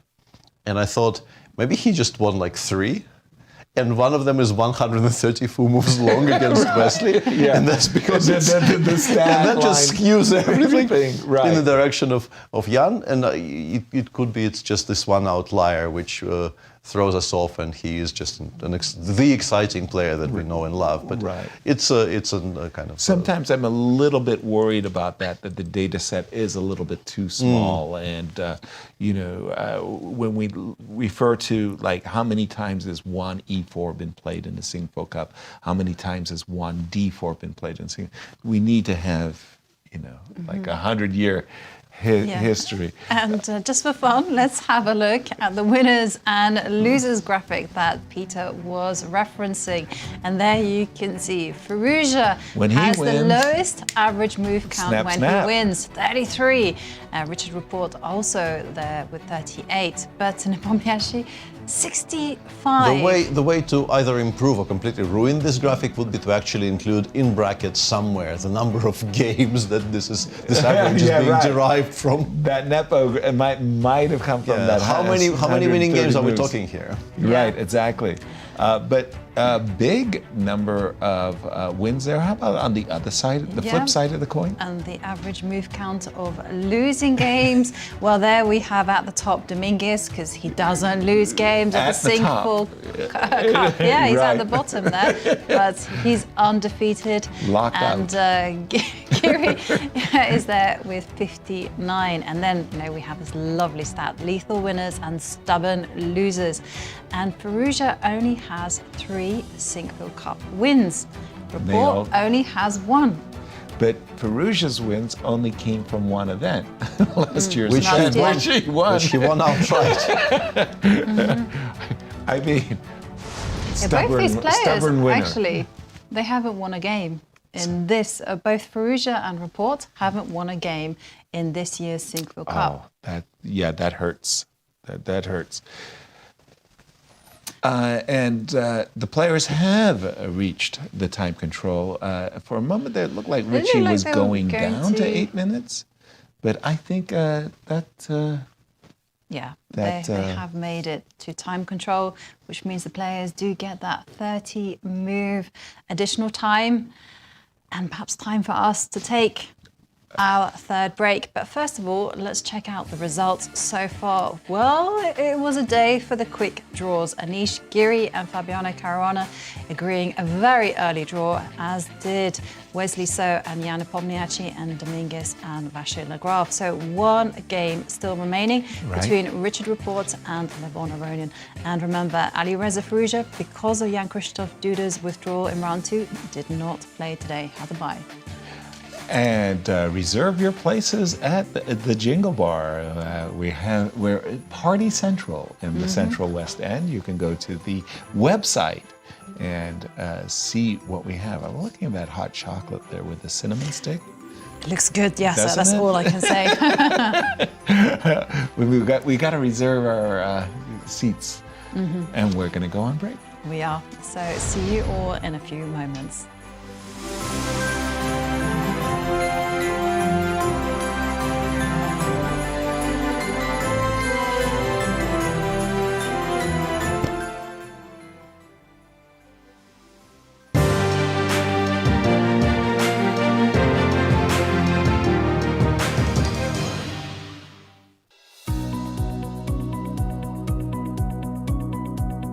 So today's community day. All the participants of the U.S. Championship are going to schools around St. Louis and, teaching kids openings, end games, tactics, doing some fun stuff like hand and brain, some simuls, and we just finished our first class and it was really fun. I see kids taking the skills that they're learning in chess, whether that be critical thinking, decision-making skills, planning skills, and I see them applying that throughout the rest of their school day, whether it's in classes or sports or even just how they interact with one another and with their teachers.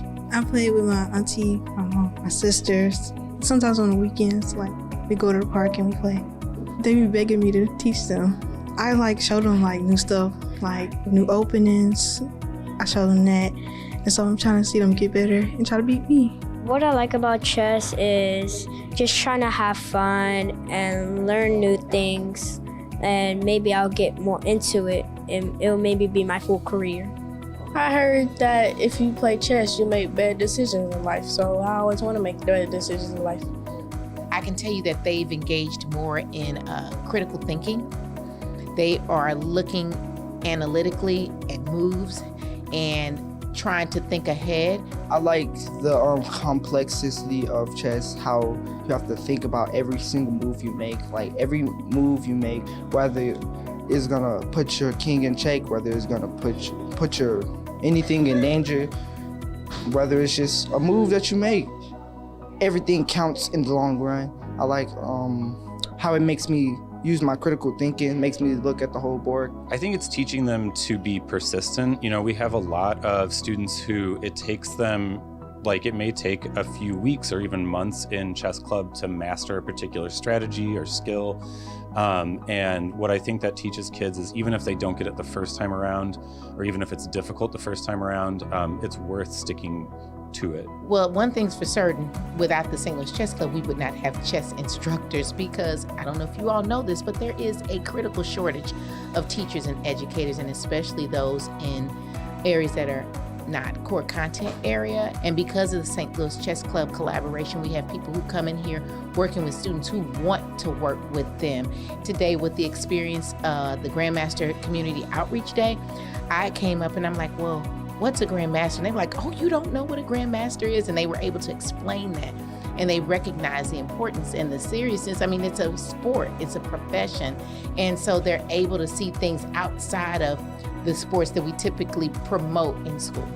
It makes me feel good because learning stuff like this will help me build my problem solving skills, help me build strategy and helping my brain.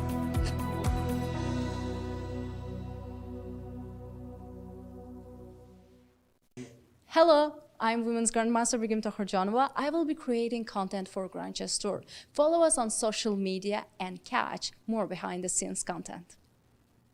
The St. Louis Chess Club is the premier chess facility in the United States. We bring the educational benefits of chess to thousands of students across the St. Louis area. We also promote chess at the highest levels, hosting all levels of the U.S. championships, as well as high-profile tournaments that attract the world's best players. Become a member and enjoy perks such as free classes and lectures, weekly tournaments, and so much more. Visit stlouischessclub.org to claim your membership today.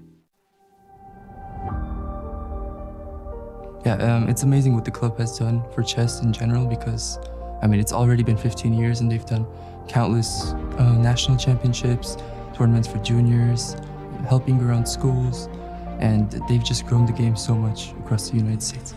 I think if I look at my own career and I look at American chess in general, we're in a much better place than we were 15 years ago. And so the contributions have been immense. And of course, it's all thanks to Dr. Gini Sinquefield and Rex Sinquefield. I would say that St. Louis Chess Club is like a rock in the ocean of chess, and we know that it's there. It is there. It will be there. I think it sends a hope that the game of chess will always stay afloat. By the mere fact of its existence, I think it sends positive waves across the globe.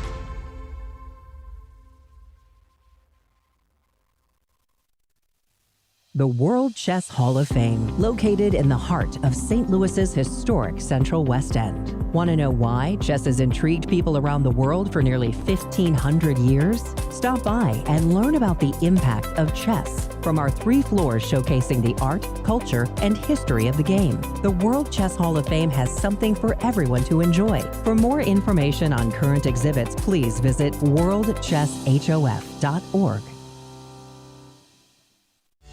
St. Louis, the chess capital of the United States. It also plays host to an award-winning shop dedicated to chess merchandise, all-occasion gifts, and plenty more.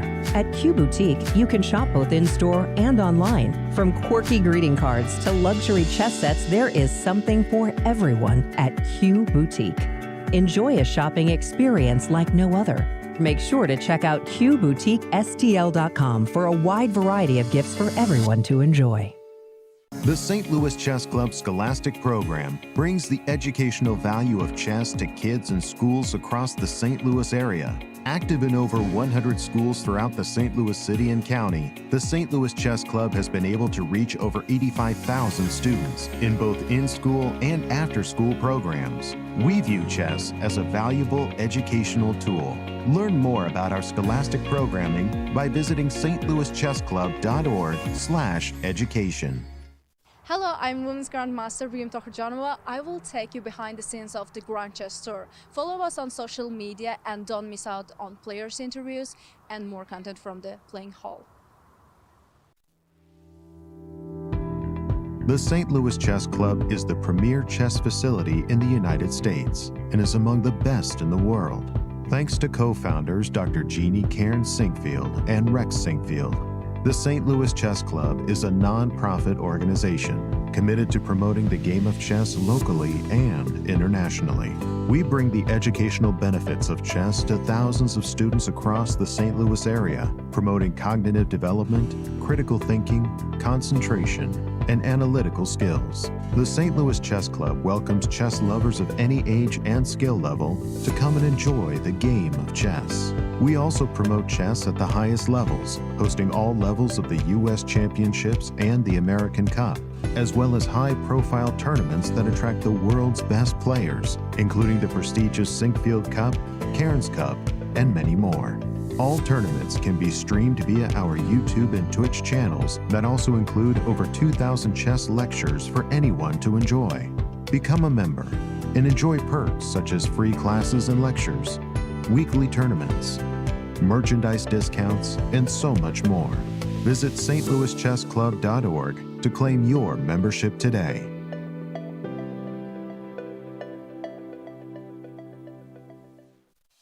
The World Chess Hall of Fame, located in the heart of St. Louis's historic Central West End. Want to know why chess has intrigued people around the world for nearly 1,500 years? Stop by and learn about the impact of chess from our 3 floors showcasing the art, culture, and history of the game. Landmarked by the world's largest chess piece sitting outside our front door, the World Chess Hall of Fame has something for everyone to enjoy, including various exhibitions, monthly concerts, and much more. Whether you are a beginner or a professional, there is something for everyone to learn here at the World Chess Hall of Fame. Enjoy free admission to our rotating exhibitions in our galleries and sign up for chess events, family-friendly programming, and art classes. And don't forget to stop by our award-winning gift shop, Q Boutique, and shop a wide selection of chess-related merchandise. For more information on current exhibits, please visit worldchesshof.org. St. Louis, the chess capital of the United States, boasts the world-class St. Louis Chess Club and the World Chess Hall of Fame. It also plays host to an award-winning shop dedicated to chess merchandise, all-occasion gifts, and plenty more. At Q Boutique, you can shop both in-store and online for chess merchandise, autographed collectibles, chess campus souvenirs, and much, much more. From quirky greeting cards to luxury chess sets, there is something for everyone at Q Boutique. And all purchases go right to benefiting new exhibitions and programs at the World Chess Hall of Fame, dedicated to exploring chess and its immense impact on art and culture. Located on the first floor of the World Chess Hall of Fame, enjoy a shopping experience like no other and become everyone's favorite gift giver. If you can shop in store, make sure to check out QBoutiqueSTL.com for a wide variety of gifts for everyone to enjoy. The St. Louis Chess Club Scholastic Program brings the educational value of chess to kids and schools across the St. Louis area. Active in over 100 schools throughout the St. Louis City and County, the St. Louis Chess Club has been able to reach over 85,000 students in both in-school and after-school programs. We created the Select Chess Training Program and the Junior Select Chess Training Program in order to elevate the skill level in students across the St. Louis area. These students receive professional training from Grandmaster Firouzja. Other programs include Chess Cops, a partnership with the St. Louis Police Department, looking to improve relationships between at-risk kids and police officers in the St. Louis area, with over 600 students playing chess over the board since 2019. The St. Louis Chess Club has also created a Chess Merit Badge for the Scouts BSA, quickly becoming one of the most popular badges, with more than 250,000 Scouts earning the badge since 2011. Students of chess can also pick up a copy of Read and Write Chess. Thanks to club co-founder Dr. Jeannie Karen Sinquefield, anyone can learn how to understand chess notation in no time. We view chess as a valuable educational tool. Learn more about our scholastic programming by visiting stlouischessclub.org/education.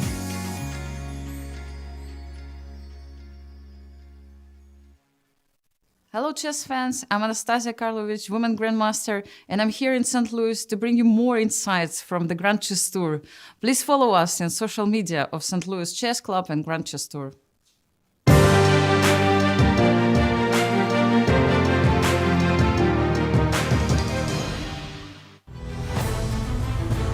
And welcome back, and it's the penultimate round of the Sinquefield Cup, and there have been 3 draws already, but 1 game is remaining between Richard Rapport and Levon Aronian.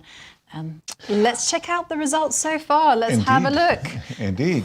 3 professional Grandmaster draws, I wanted to say. They were professional. Giri taking a quick draw against Fabiano Caruana, Grand Chess Tour champion. For Dominguez, it was also short but sweet against Vachier-Lagrave, and Wesley So and Nepomniachtchi played all the right moves to get to an opposite colored bishop endgame. We have a tie at the top because of those results of Leinier and Wesley at +2, and everything to play for. It just feels, Peter, like this the Sinquefield Cup can go in a lot of different ways. Yeah, tomorrow is going to be an interesting day with Wesley having a rest day. His fate is sort of decided, and it's out of he his retires hands. at +1. Decided is maybe not the right word, but it's Right. completely out of his hands with him Right. having a bye due to youngster Duda's withdrawal. But there's going to be a lot of exciting games tomorrow. Today has been a bit of a damp squib, frankly, with one game still going on, but not very much necessarily happening on that board as well. Right. With Levon defending, I think soundly, if a little stolid, Passively. yeah, passively, yeah. Richard Rapport, you see there at the board, he's achieved sort of the maximum activity of all his pieces so far, but he still needs to find a break somewhere. I'm not sure if there's one to be found. It feels like Levon is correct in his assumption that you can actually defend by depriving yourself from all moves and then still holding the resulting position. Exactly. It's not the most attractive way of defending, but in these positions with rooks and bishops of opposite color, exactly, it often does hold. Right.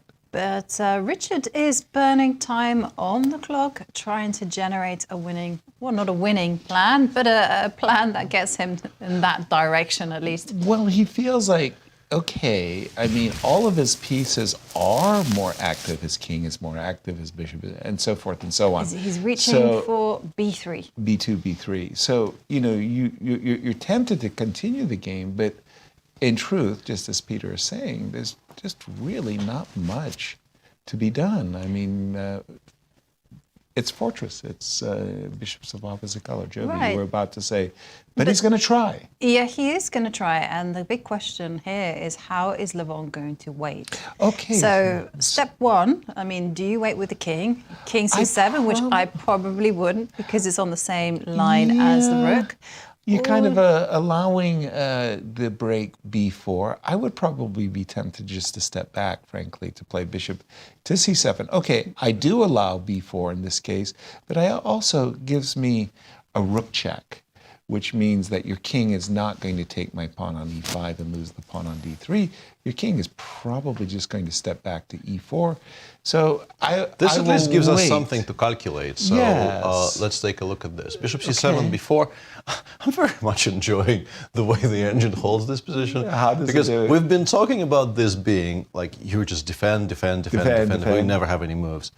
Machine says, nope. B5. Time to launch massive amounts of counterplay by generating this passer on the outside. That's a shot. And playing actively from now on. And this apparently is a comfortable draw. The question is, what happens if we take twice? Right. Okay, the evaluation has actually dropped from a very comfortable equality to what I assume is still a draw, but it feels like this is an improvement. I'm still not quite sure where the win will come from after something like, I don't know, King A7 and passively waiting. And then back to, whoa, okay, Whoa! And this is actually very instructive because after the rooks come off, it would seem that this is a 4 against 4 opposite color bishop ending. Right. But this one That's is hard so to weak defend. and Yeah. so far away from the black king that a very, very straightforward plan of just coming over to F7 and picking it up, because the only square you can protect it is F8, so let's just give black a chance to get it to F8. Right. But then you still get chased away from the pawn. The king will go to G7, not G6, G7, denying the F8 square. Right. And then this falls, and once this falls, the game is over. So this is one thing to avoid. But after rook c4, if you actually, once again, if you preserve some sanity and don't allow rook c6, it's scarier than it was, but apparently you're still not really finding any way in for white. And then there is also this extremely funny idea B5. of suddenly remembering that you can also be active and you can also Play generate for a threats. win. And maybe not for a win, but you definitely do want to do this.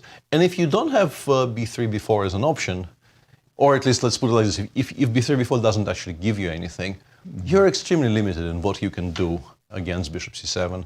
My next move is bishop d6. As Jovanka said, we're not putting the king behind the x-ray on the c file, so we always have those replies to b3, b4. And I do think we have bishop c7 on the board. Bishop c7 played, and this is where it could potentially get a bit interesting, because Richie is arriving, I think, at the point where if he wants to do something, he probably should do it now. Because doing it on like a minute and a half on the clock, if by some miracle the game actually becomes sharper, you would like to have some time to work out what's going on. No, just exactly what you were saying. Richie goes into a 5-minute tank here, or a 6-minute tank, or even a 10-minute tank, and plays the move b4, and you get shocked by and then b5. you get surprised by, let's say... and then it's sort of like, I really missed my clock. Yeah, suddenly. because I think it's a very, very missable idea, just because... Not that it's very unusual, it's also a bit unusual, but mainly because I think by this point you've conditioned yourself to think Levon is only just looking at how to trade more pieces and defend. So you don't even entertain a thought of black doing something that changes the course of the game. So you just don't look at any sacrifices or active moves at all. When I was a kid, Jovi, I absolutely loved those tactics where there were pawn breakthroughs, right? Too. Yeah, you sacrifice Putting one them fan out of invisible another. squares, yeah. And this is almost a pawn breakthrough, but in reverse, because the move b4, white is thinking, okay, I'm going to open it up for myself. Then the move b5, creating a passed a pawn, is a real stunner. But I do remember, wasn't it the Kasparov-Karpov matches? Like Yeah, there with was knight one with a G2. knight endgame, and knight G2. someone went That was- h4, h5, and it was met with astonishment, and the crowd went wild. G4, that was a great victory by Anatoly Karpov in one of the World Championship matches. And Gary was really bummed out by that game in particular. And remember Andras Adoryan, who was second for Kasparov, says, but hey, man, you were the one trading all the pawns. You just snapped them off the board. You didn't give us a chance to even look at the move G4, which Karpov won. The move B5, by the way, that would be really a stunner. I mean, that would... because, very, very, very much so, the player's been kind of one goal, if you will. I mean, white has some small nibble. He's trying to push and bully his way around. And the move b5 says, you've overlooked something, sir. I think it's almost impossible to see because of that. And then what happens if white waits? Says, you know what, let's not Well, black is waiting. Okay, I have an idea. Please? Rook to e4. You were there. Yeah, so my idea was if you went rook d6, I was going to step back to king c4 and claim that b4 is going to come with more control. And here I was just thinking, move. I need that. I'm going back to my original plan, which was rook e3. That's the only thing I can see. And then bishop f5. Okay. Yeah, but now we can even maybe not let you do that. But I assume you can sort of triangulate with the rook eventually and get us to play king b7 here and play bishop f5. But yeah, the bishop on e4 shockingly doesn't actually improve your situation such a great deal because the breaks are still not really deciding anything. And now we can keep the king on these squares, which denies your king more squares in response. I think my complaint to this one, though, Jovi, might be I'm not 100% sure you want to allow on the board. Rook f4. This is just a moot point. And rook f4, rook now, h4. Did you just see? And Levon rolling up his sleeves. I suspect, I know, this might be asking too much of Levon, but I suspect that b5 flittered through his consciousness. Yeah. And the good thing for Levon, on the flip side of what we were discussing, in this particular position, it looks absolutely spectacular because of how many pawns are hanging. Yes. But he can start by taking on b4 with the c pawn and then play b5, which leads to pretty much the same positions. Exactly, that's what I wanted to say. c5 takes b4, c3 takes b4. And now this tactic, this breakthrough tactic of b6, b5, throws the game wide open. And by the way, a very unusual situation on the clock there. Just wanted to attract attention to it once. One player, a full hour ahead on the clock there, yeah. Oh my goodness.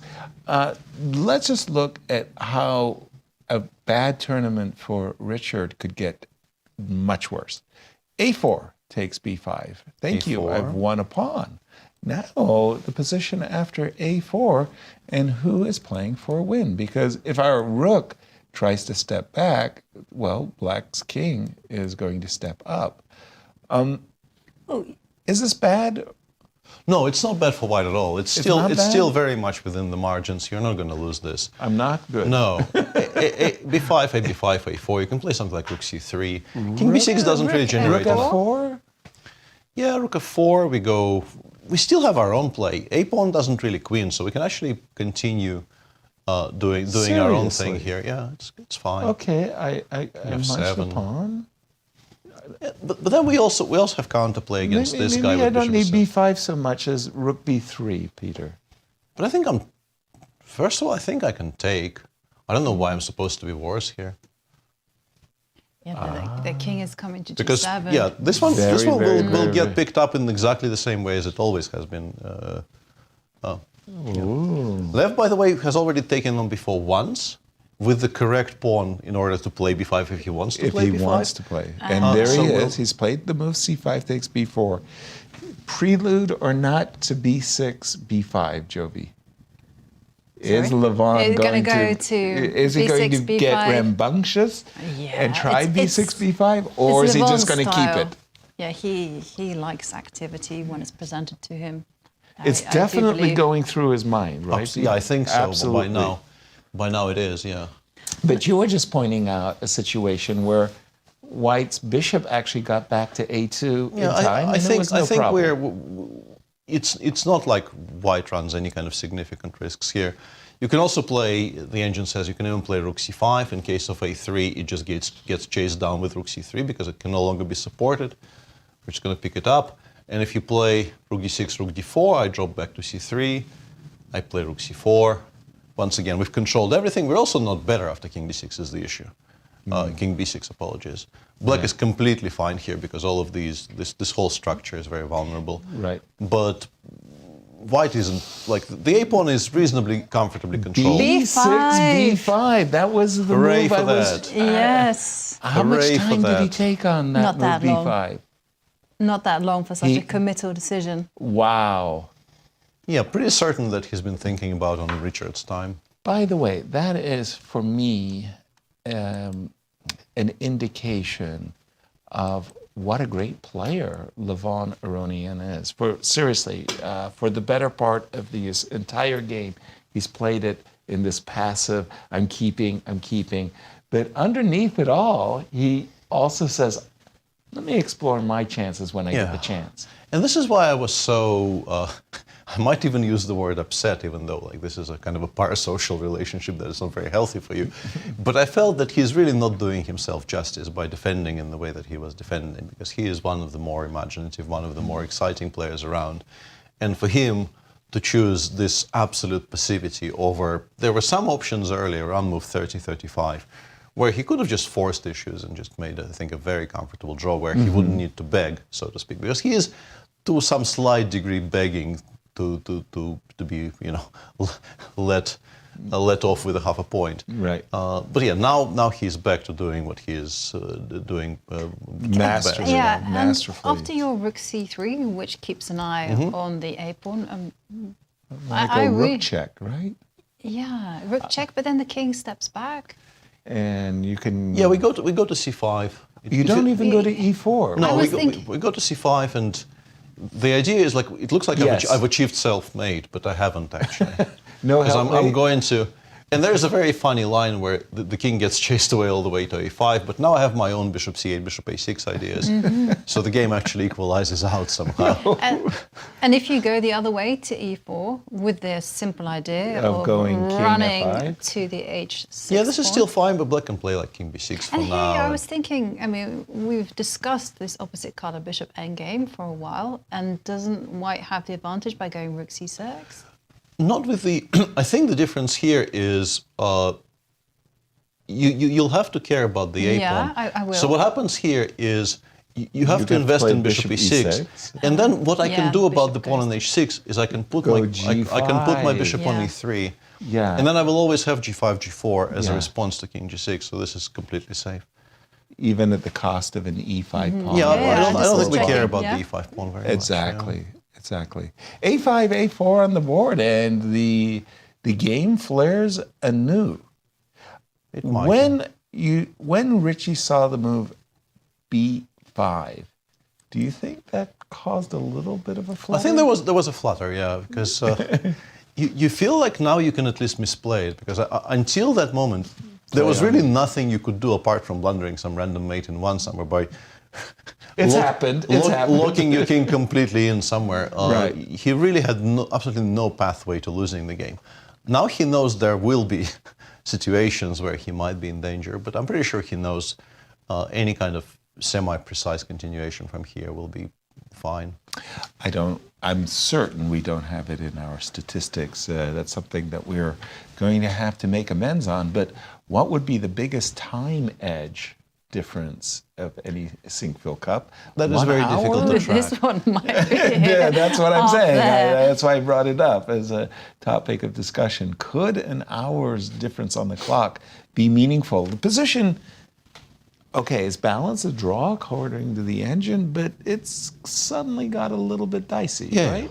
Yeah, this is now misplayable. Sorry, Yasser, I'm just No giggling. worries, no I'm worries. just giggling because you reminded me of the scene that I saw in the Fagernes Chess Open, which is a lovely tournament in Norway, and there the players were not giving extra time per move, and I just happened to pass one board, and one poor person was there, I think on 15 seconds, and the opponent had like an hour. And so the poor person was With like 15 forced seconds, ready to to wait there go. like this. Yeah. And the one with 54 minutes was Leisurely. leaning back, Stirring the tea. maybe making a move. Yeah. At the ready. One of the funniest things I've seen. It's only funny. It's only funny for one side. Exactly. I've been in those situations, and you can be exceptionally cruel. Yes. You can really be exceptionally cruel in Yes. in the shoes of the person who has the more time. Because I think if you want to maximize your chances of winning that game, you actually do at some point need to like tank for 25 minutes. And your opponent by that point will just go completely stir crazy because like they just make a move, give me something to respond to, you know, like, Right. and yeah, it's just not a good feeling. Yeah.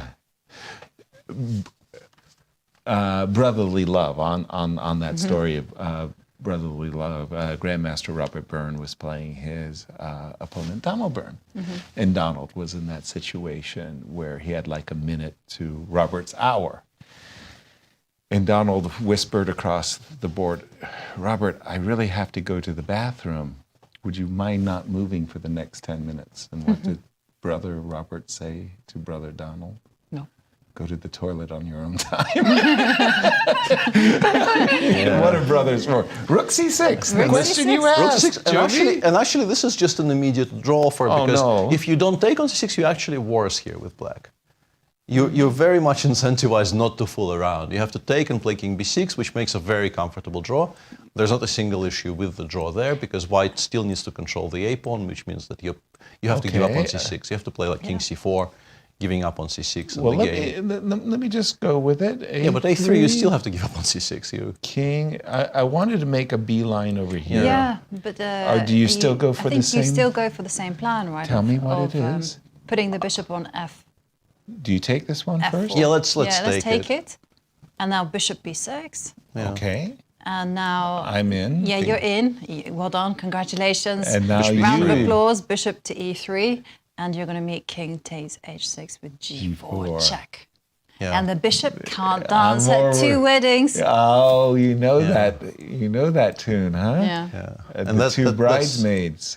That story about the brotherly love reminded me of perhaps the most famous slow roll, I think, in televised poker history. Slow roll, yeah? Yeah, because there was I will probably butcher it by mixing up some of the names, but I think there was a story where a player went all in, and I think the player tanking with aces was Sean Deeb.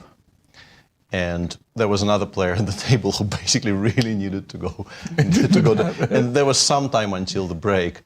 And Sean tell him, run, I'll think for like 5 minutes. And he thought for 5 minutes with aces to give the person time to come back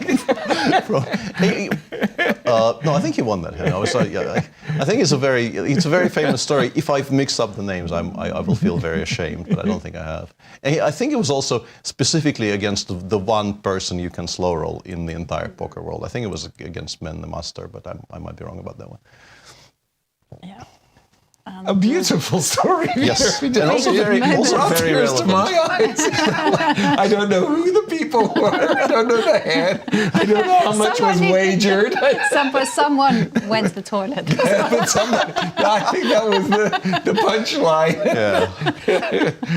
Were they safe? Did they make it? I mean, Rook C6. The funny part is about this move, Rook C6, is there's nothing to think about right well, here. You can play Bishop D8 and try to lose. Oh, you can. Yeah, okay. And try to lose, but you're advised not to. So, I mean, when Levon went for B5, he had to consider that Rook C6 was actually a legit answer to his whole pawn sacrifice idea. Yeah. So do you think he's just recalculating? Again, he takes. Yeah, he's just recalculating just to make sure. Now we are in pure opposite color bishop endgame. King B6 on the board. Levon just has to see this nice maneuver of transferring the bishop to the C1 H6 diagonal. I don't think this will even be asked, because that way you might actually run into some potential issues with white. I think that whole line, we had it on the screen somewhere. I'll find it. Yeah, it's somewhere here. If you enter this and you also go in with King G6, it's like here, you can still take on E5 at pretty much any point, and this will be a draw. But if you do this, you have to go back. Yeah, no, I was expecting because this will lose because they call the trouser legs, right? Exactly, yeah, as they're called. The trouser legs will tear the bishop apart, and you can't keep control of both. So you haven't lost yet, but you absolutely have to start making a beeline back to safety. Yeah. So I'm pretty sure that Richie will just be completely uninterested in asking whether Levon finds bishop b6, bishop b3. Trouser legs. Bridesmaids. Where does trousers legs come from? We have two bridesmaids. The pawns are about to become a bride. So two bridesmaids. I've only gotten married twice. I don't understand this. Trouser legs. Okay, well, a new chess term being minted right here. What do you mean new? I didn't know. You guys knew it. I didn't know it. I mean, I'm saying it's newly minted for me. I mean, King B6 on the board, everybody. Somebody was saying Leinier once spent an hour on a single move. So that might have been a time disparity of an hour. What's your record? I joined a lot of people, and it was the first time I ever played Vichy Anand. It was the match in Dubai, USA versus India. We were playing on board one. He was white, and he probably played the whole game in, I'm not joking, 40 minutes. 40 minutes for the whole game. It was a 70-move game that ended in a draw, and I got into time pressure twice in this game. And I complained to my teammates. I said, my God, this Indian kid, he played the whole game in 40 minutes. They said, yes, sir. He was gone 20 minutes from the board. Vichy was well known for making the whole game in 15 minutes. No, I meant so more. I had literally a 90-minute disparity between him and I. It's a good story, and it's an answer I wasn't expecting, because normally you don't keep track of these things. Right, but I was more in terms of what's your record for time spent on one move? Oh, no, I never went into those big hour tanks, but I definitely, numerous times, 30-minute tanks. Yeah, I sometimes after even 30 minutes, I just got tired calculating and said, I just got to make a... By the way, we didn't see any of these efforts King C4, to go... King C6. I think what will happen now, I think my board will be used for the last time in this broadcast now, and then we'll switch to Yasser's. Just to show one line here after King takes C6, just so that you don't have to discuss anything anymore. You go B5 check, you go King B4, black goes A4, A3, just to make sure your black goes A4, A3. Right. And then no king will ever penetrate anywhere, because once again, if you in this position somehow teleport it to F7, white wins, but it's kind of far away. So yeah, this is very, very peaceful. I assume something like this will happen quite quickly. And yeah, it feels like this one is winding down, so we can return to telling stories to our audience. How about yourselves? Longest think? Your longest? Yeah, you're bringing back bad memories for me. Badminton? Yeah, I want to say that one of the kind of remnants of... I caught the very, very last 2 sessions of the Kasparov school. Botvinnik wasn't there anymore. He was still alive, but he wasn't really active. Gary would occasionally come, give a simul, or just like look at your games for a couple of days and then go away. But you were given a lot of instructions, and in those years they were very formalized instructions. People were very serious about giving you practical advice you were supposed to follow. And the 2 things that stuck with me from those sessions were, and this was very much a remnant of Botvinnik's legacy. Botvinnik was very serious about making the first 15 moves in 30 minutes time, to give yourself time to think about the follow-up, to think about the middle game. So, very structured approach. From that moment on, until I am now a fairly grown-up person, I sit down and I mark my score sheet. And one of the things I put on the score sheet is 15 and then a hyphen, and then I will note down how much time I spent on 15 moves. Even though I've broken that rule many a time, I no longer care. But it's just something that you do. I was taught to do that, and I do that even now. And another thing was, they said, in order to kind of be more conscious of how you spend your time, note down the time you spend on a move. Which I always did. And because of that, I think know fairly well exactly what my record is. And it's from a junior tournament. I think it was from my first ever Soviet championship under 18. Okay. So we're talking, I was like 12 and a half. Wow. And in one of the earlier rounds, I played a very theoretical Spanish in which my opponent surprised me by a novelty, which was a story of the olden times. You took all your theory from the Yugoslav informant magazines, which were not very easy to come by in Soviet Russia. So I didn't have the latest issue, but my opponent did. And he played something that was recommended in the issue I didn't have. And I sat down and thought for like 65 minutes. Oof. Because those were leisurely time controls. You had plenty of time. I think they were maybe even 2.5 hours for 40. Yeah, exactly. And I actually semi-refuted an informant novelty at the board and won that game. And I was very, very proud of myself. And I feel like I've never broken that record. I think 45 minutes were achieved later in life, but that was above an hour. 65. Impressive stuff. By the way, I want you to jump in on this one too, Jovi. We do have a few moves, not any hour-long things, by the way, but we did see the move Bishop E6. G4 to E6, just making sure that thou shall not pass any further. And we do have Bishop D6 on the board. Yeah.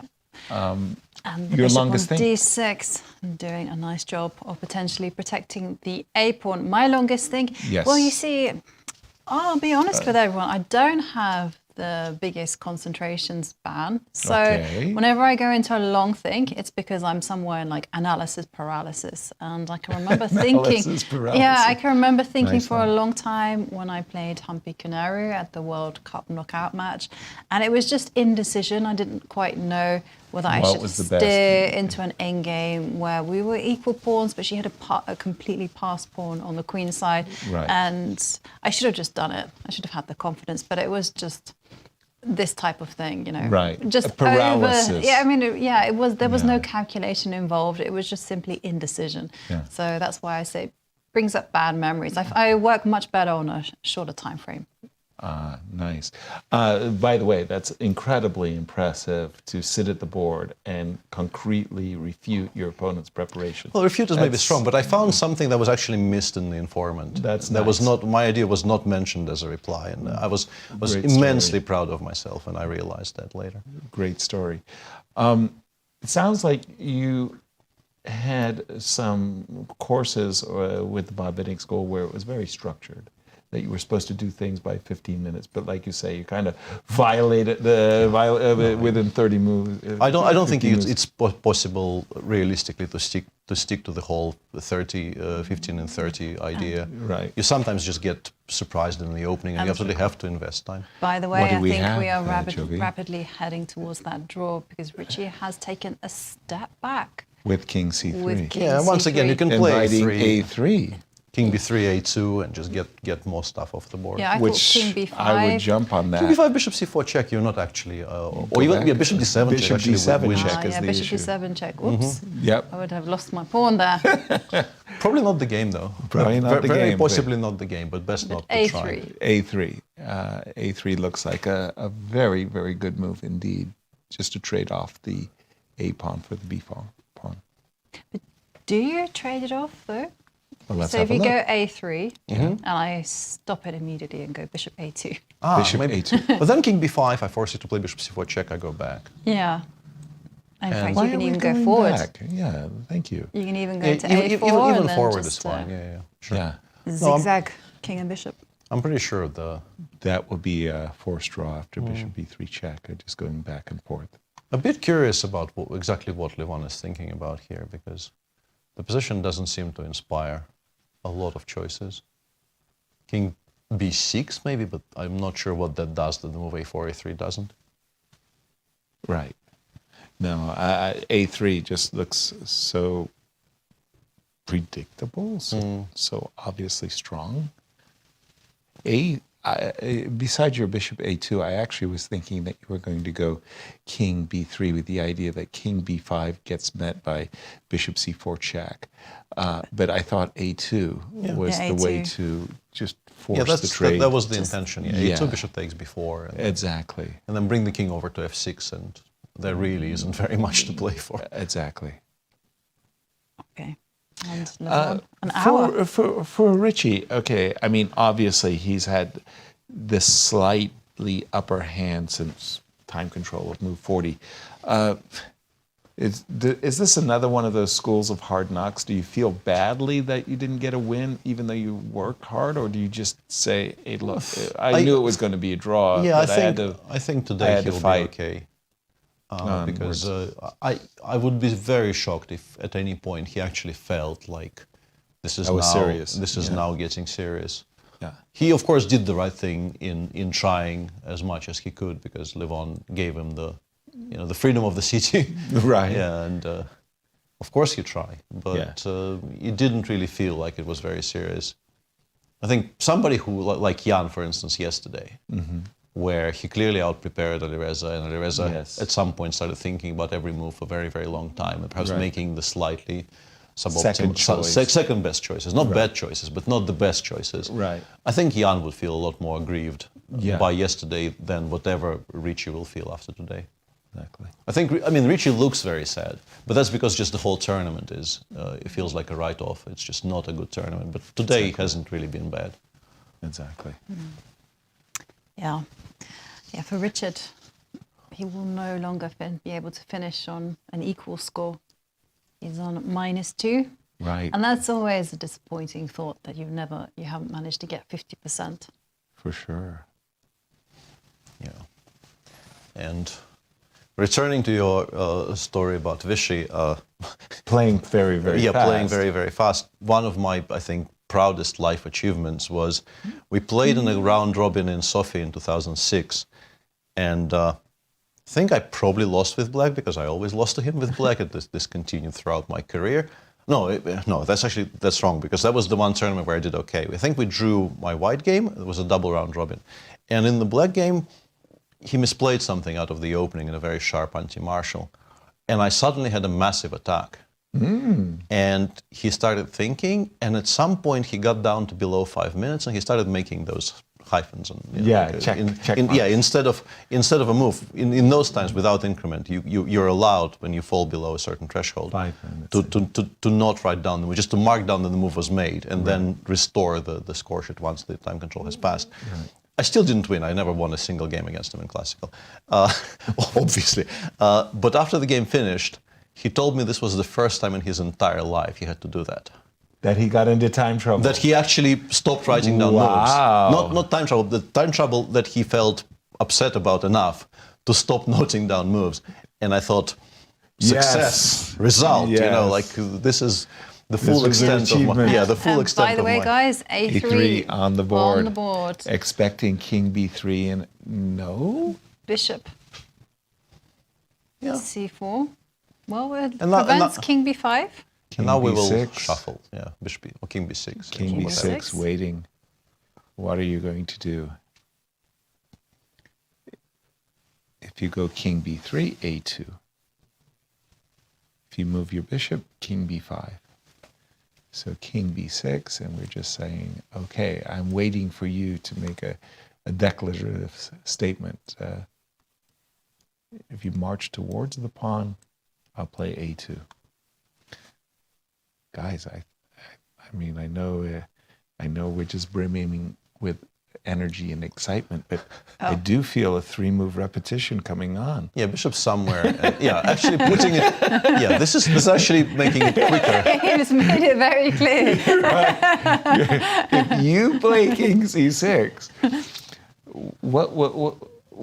The king C6. Yeah. There we go. What's Wednesday's dinner? Bishop C4. Bishop C. King B6. And the magic. I do like the display. Bishop E6 played with a flair. Mm-hmm. And there you go. The players are calling over the arbiter. Both players know it is a draw between Richard Rapport and Levon Aronian. Felt as though Levon couldn't wait to make that claim. He was Johnny on the spot. And for Chris Bird, this is a marvelous opportunity to polish the table for tomorrow's game. Peter, it's been one of those rounds. What can I tell you? I mean, you're going to have to sum it all up for us with some final thoughts as we get ready for our ultimate round for tomorrow. Let's hope tomorrow is different. Let's hope so.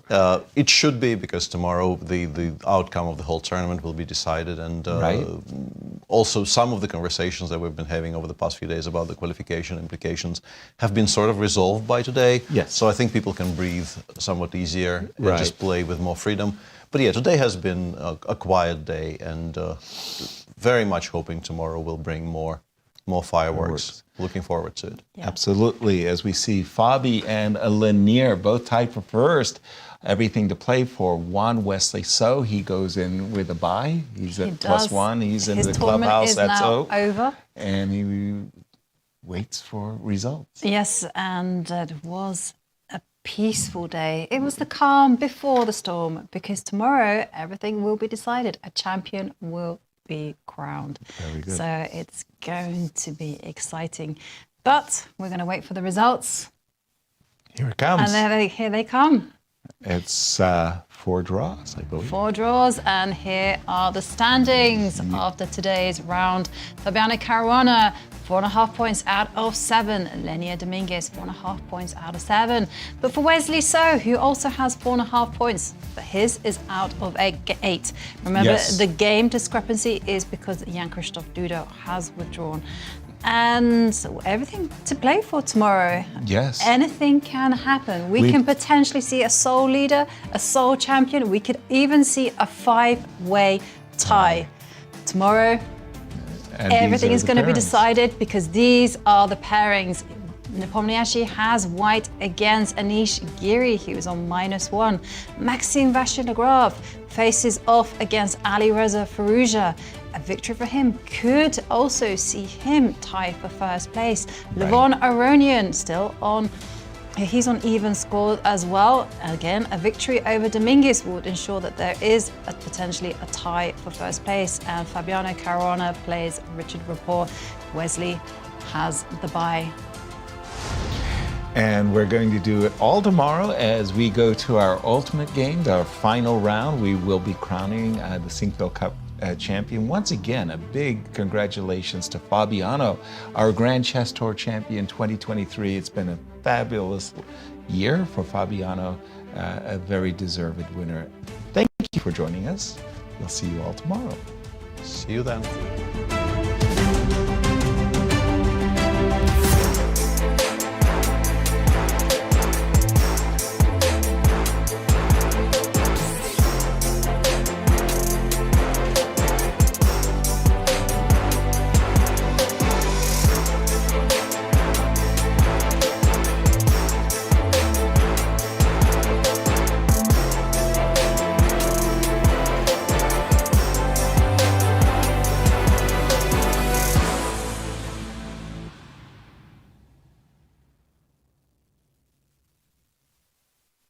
This has been a presentation of the St. Louis Chess Club. Any reproduction or distribution of this content without the express written consent of the St. Louis Chess Club is prohibited.